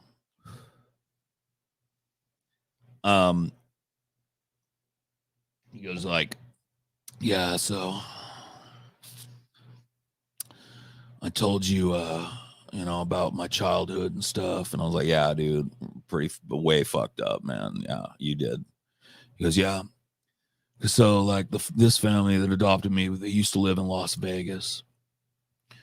And there was a long period of time where my dad was out of work and my mom was like supporting the whole family. We lived in a really poor part of Vegas, dude, like a real shithole. And I was like, oh yeah. He's like, yeah. He was like, and there was this chick. I'm just going to make up the name because I don't remember the name. It's like, there's this chick that lived kind of like on the same block as me named Allison. And, like I was fucking in love with her, dude. And I was like, oh, well, I know how that is. I've got my own problems going on with Tammy right now. Whatever teenage Paul said. Like, yeah, And, we would walk home from school together and we'd see each other as much as we could. But our parents were both real strict and, they didn't want to see each other and shit. And so anyway, there's like one night where I was in trouble. I was grounded and Allison really wanted to see me. And I told her like, fuck it, just come over. Like, they can't control me forever, dude. I'll fucking leave the house. I don't care what they tell me. I just want to see you. And so she started on her way over. And while she was on her way over, she cut through this alley that she would cut through to get to my apartment quicker. And in this alley, there was these dudes hanging out. And, the main one was named, I don't know, I'll make up another name, Vincent. And Vincent was like always harassing people and harassing me and threatening to beat me up and stuff. He was just like a punk, and he would deal drugs and stuff in the alleyway with his friends. And like Allison cut through there to get to my house a little quicker. And those dudes grabbed her, dude. And, at first they just like, we're going to rob her. But then they ended up, they raped her, dude. And I was like, holy shit. Holy fuck, dude. Are you serious? And he's like, yeah. He's like, and man, I wish it didn't get worse, but it does. I was like, it gets worse than they raped her? It's like, yeah. He goes,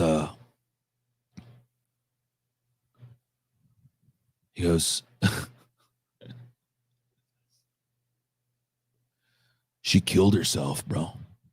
2 days later, she killed herself. I was like, oh my God, bro.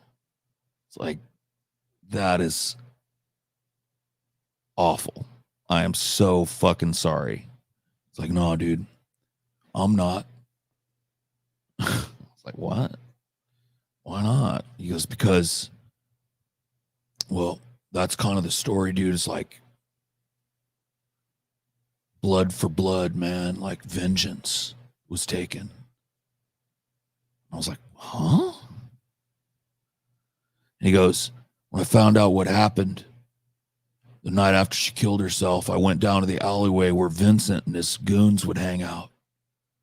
And I took this knife, and he reached, I shit you not, he reached it into his pocket and pulled out a fucking switchblade. Like one of the push button ones that like, I took this knife right here, dude. And I walked up to him and I said, he said to me, he was like, you know, what the fuck are you doing here? And I just fucking cut his throat, dude, from ear to ear. And you remember he like drew the knife around his, you know, he didn't touch his neck with it, but he like showed me like where he cut the guy. And he just like puts the knife away. And I was sitting there, I was fucking stunned, bro. Literally fucking stunned. I was like, did he just tell me he murdered a dude? You believe that story? Dude, I tried to explain to you. I was a dumbass fucking teenager. I was a sophomore in high school. I was with a dude that I looked up to that I thought was cool because he was a good actor and he was, you know, socially adept and he had girlfriends and shit like that, right? So I'm with that dude. So yes, I believed this story. I swallowed this story hook, line, and sinker, bro.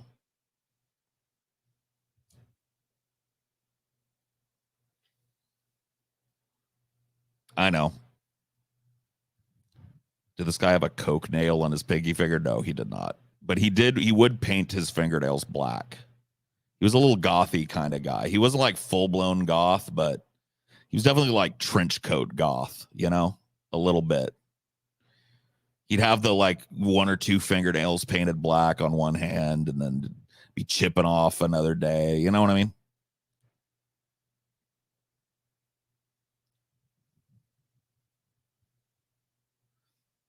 Dude, he dipped his wick a couple of times. That I know is not a meme. Dude, fuck. Dude, high school lore is so deep. When you start thinking about it, it just tumbles sometimes.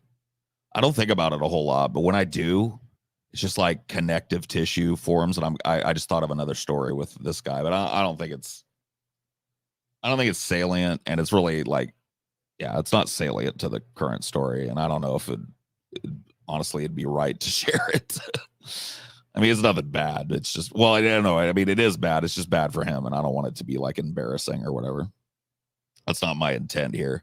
At least not to be embarrassed by that, because it's nothing to be embarrassed about. It was this one involves something that wasn't his fault. Let's put it that way.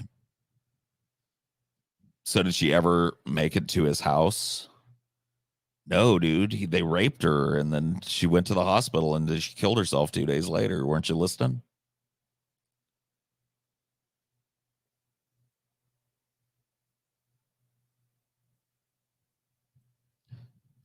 Is it still about him lying? What harm could it cause him? What are you talking about? No, she never existed. So anyway, that's the cap on that story is during that conversation we had with his mom, this shit came up.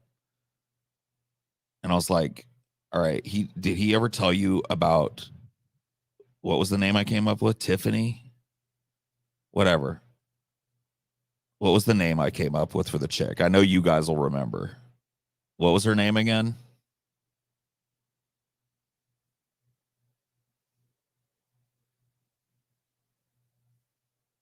Allison. Thank you.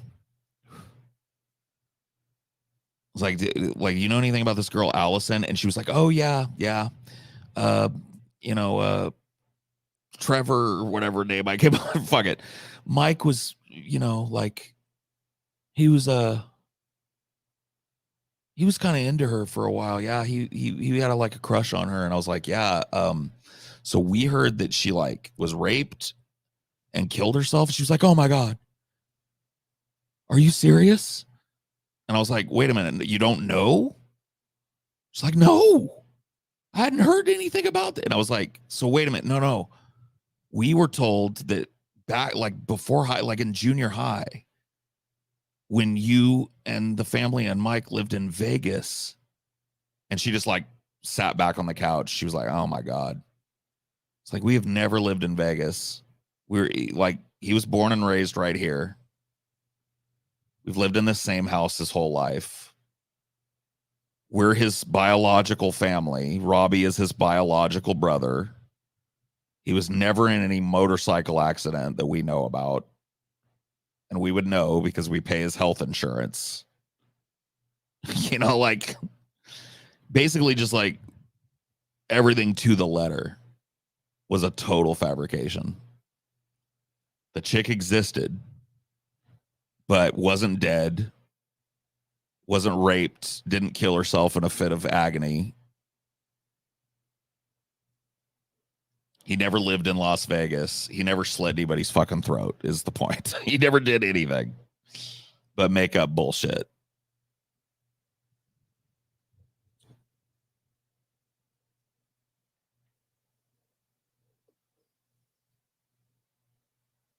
My question is what he said to you guys when he went back to school. He just like, I remember he made goody with a couple of the people that had said they were going to cut him out, but I got cut out of that. Like I wasn't cut off from those friends. I still chilled with them, but he would hang by himself or with them only. And it was really implicit that I wasn't allowed to come over and chill.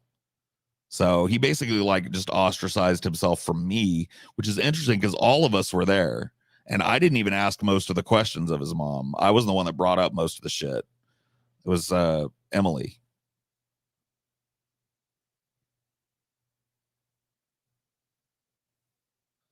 But yeah, I mean, apparently he was extra butthurt by me. Probably because I was the only one he told the murder lie to.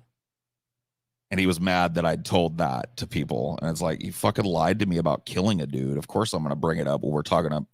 Anyway, whatever. But yeah, dude, I will tell you, I fucking had a guilty conscience over that. I went home and dude, that's how my mind works. I went home and I was like, dude, there's a fucking unsolved murder in Las Vegas. And I know the culprit. Am I like an accessory after the fact now? Did this motherfucker just like pin part of a fucking murder on me? Like I gotta go forward with this? Like I gotta just like harbor this secret for the rest of my life? Luckily, it was that same fucking year that he was confronted. And then he was a senior. I was a sophomore. He graduated the next year, and I just never heard from him again until we went to our mutual friend's funeral wake or whatever it was. It wasn't his funeral. It was like they had a private family funeral and they had a thing at the house. I don't know what you call that. But we went to that and I said hello to him and he said, what the fuck are you doing here? That's the only, you know what I mean? Like, what did I do, dude?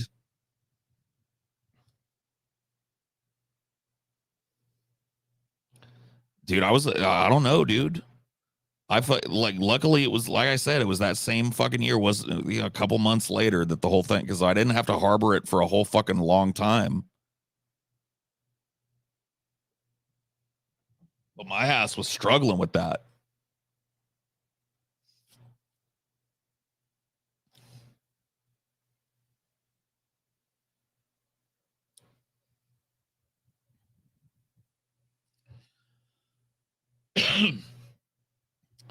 I remember the story you told.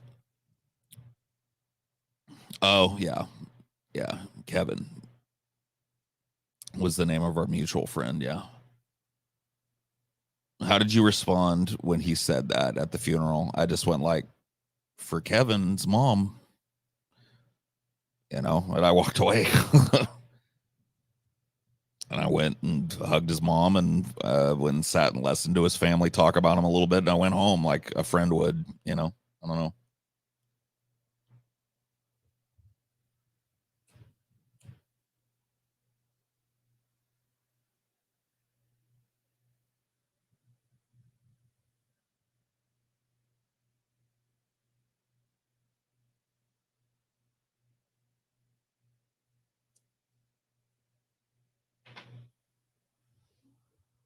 I mean, look, whatever. I mean, this is just an old fucking story. I don't really it's been way too many years for me to still hold shit again. I mean, clearly I still, and I'm trying to explain why I still hold shit against this dude, because that was insane, dude. Like, to be close to somebody like that, to be a really close friend with somebody and to tell them all your fucking shit, even if it is just like teenage bullshit blown out of proportion or whatever, it's such a breach of trust, like a profound breach of trust. And it's like, you're never quite the same after some shit like that happens.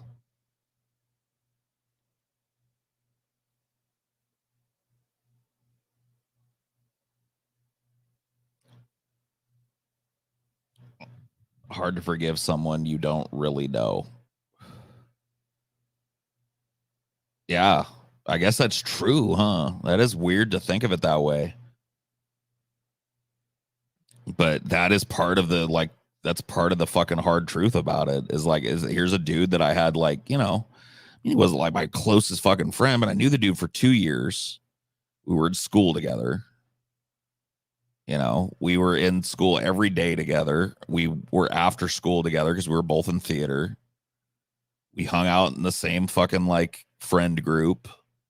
We were buds, we fucking had some smoke sessions and talked some shit to one another that I probably wouldn't have told other people and shit. And like I said, I looked up to the dude too, because he was super fucking talented actor.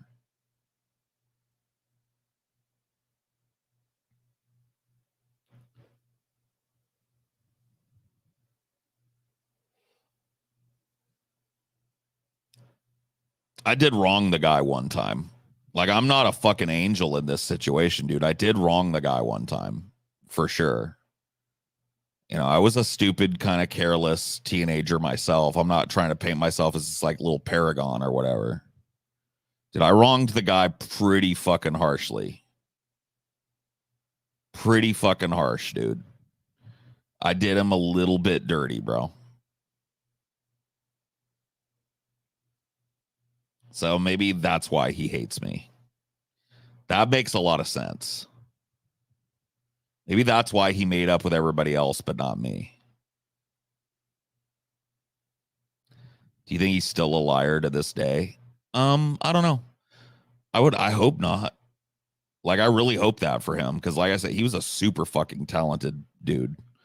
And I hope that he's not suffering anymore. He was able to come to terms with that. That's my hope for him. I like to think that he's not. But I couldn't tell you. I haven't had contact with a guy since the funeral that I mentioned. And that was over 10 years ago.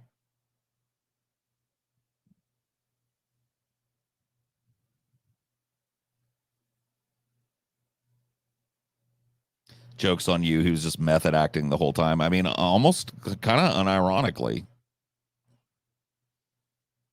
Kind of unironically true,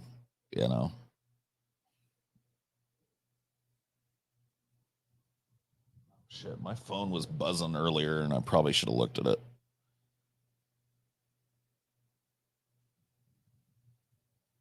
Oh, Amelia says, looks like we got out just in time. They're planning a picket at Luxor on Thursday. Damn. Yeah, one of the concessions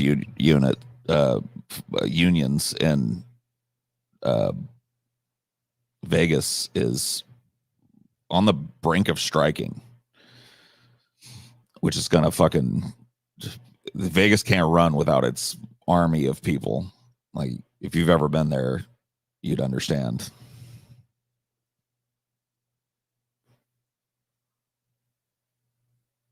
Your phone's like, evacuate immediately. I know.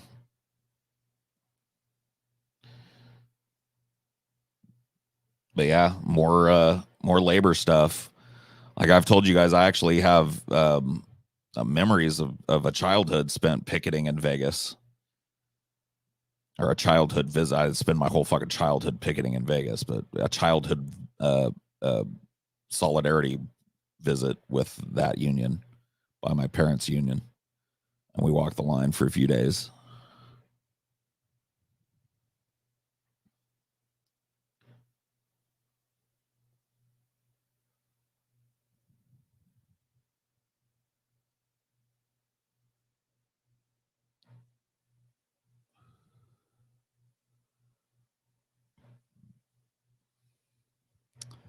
Neato burrito. Anyway. Yeah, pathological liars, though. They're a thing.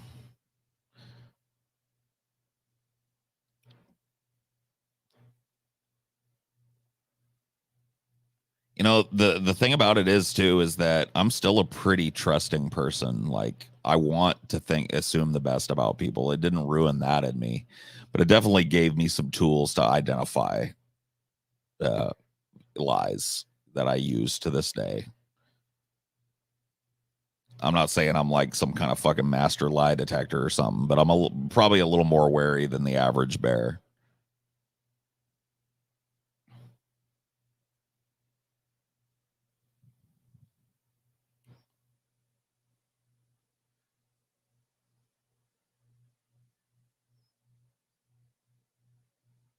Hopefully these strikes will benefit me in my lifetime. Yeah, hopefully so. Hopefully so. Boop. All right. Well, you guys know the drill. Either ask a question or be banished to the nether realms.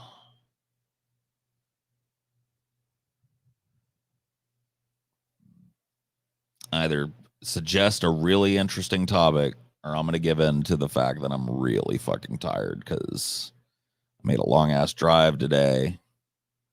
Just got home today.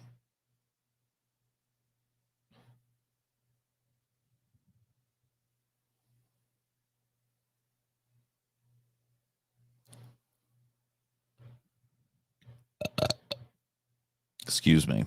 Pardon my rude body noise. All right. Nah.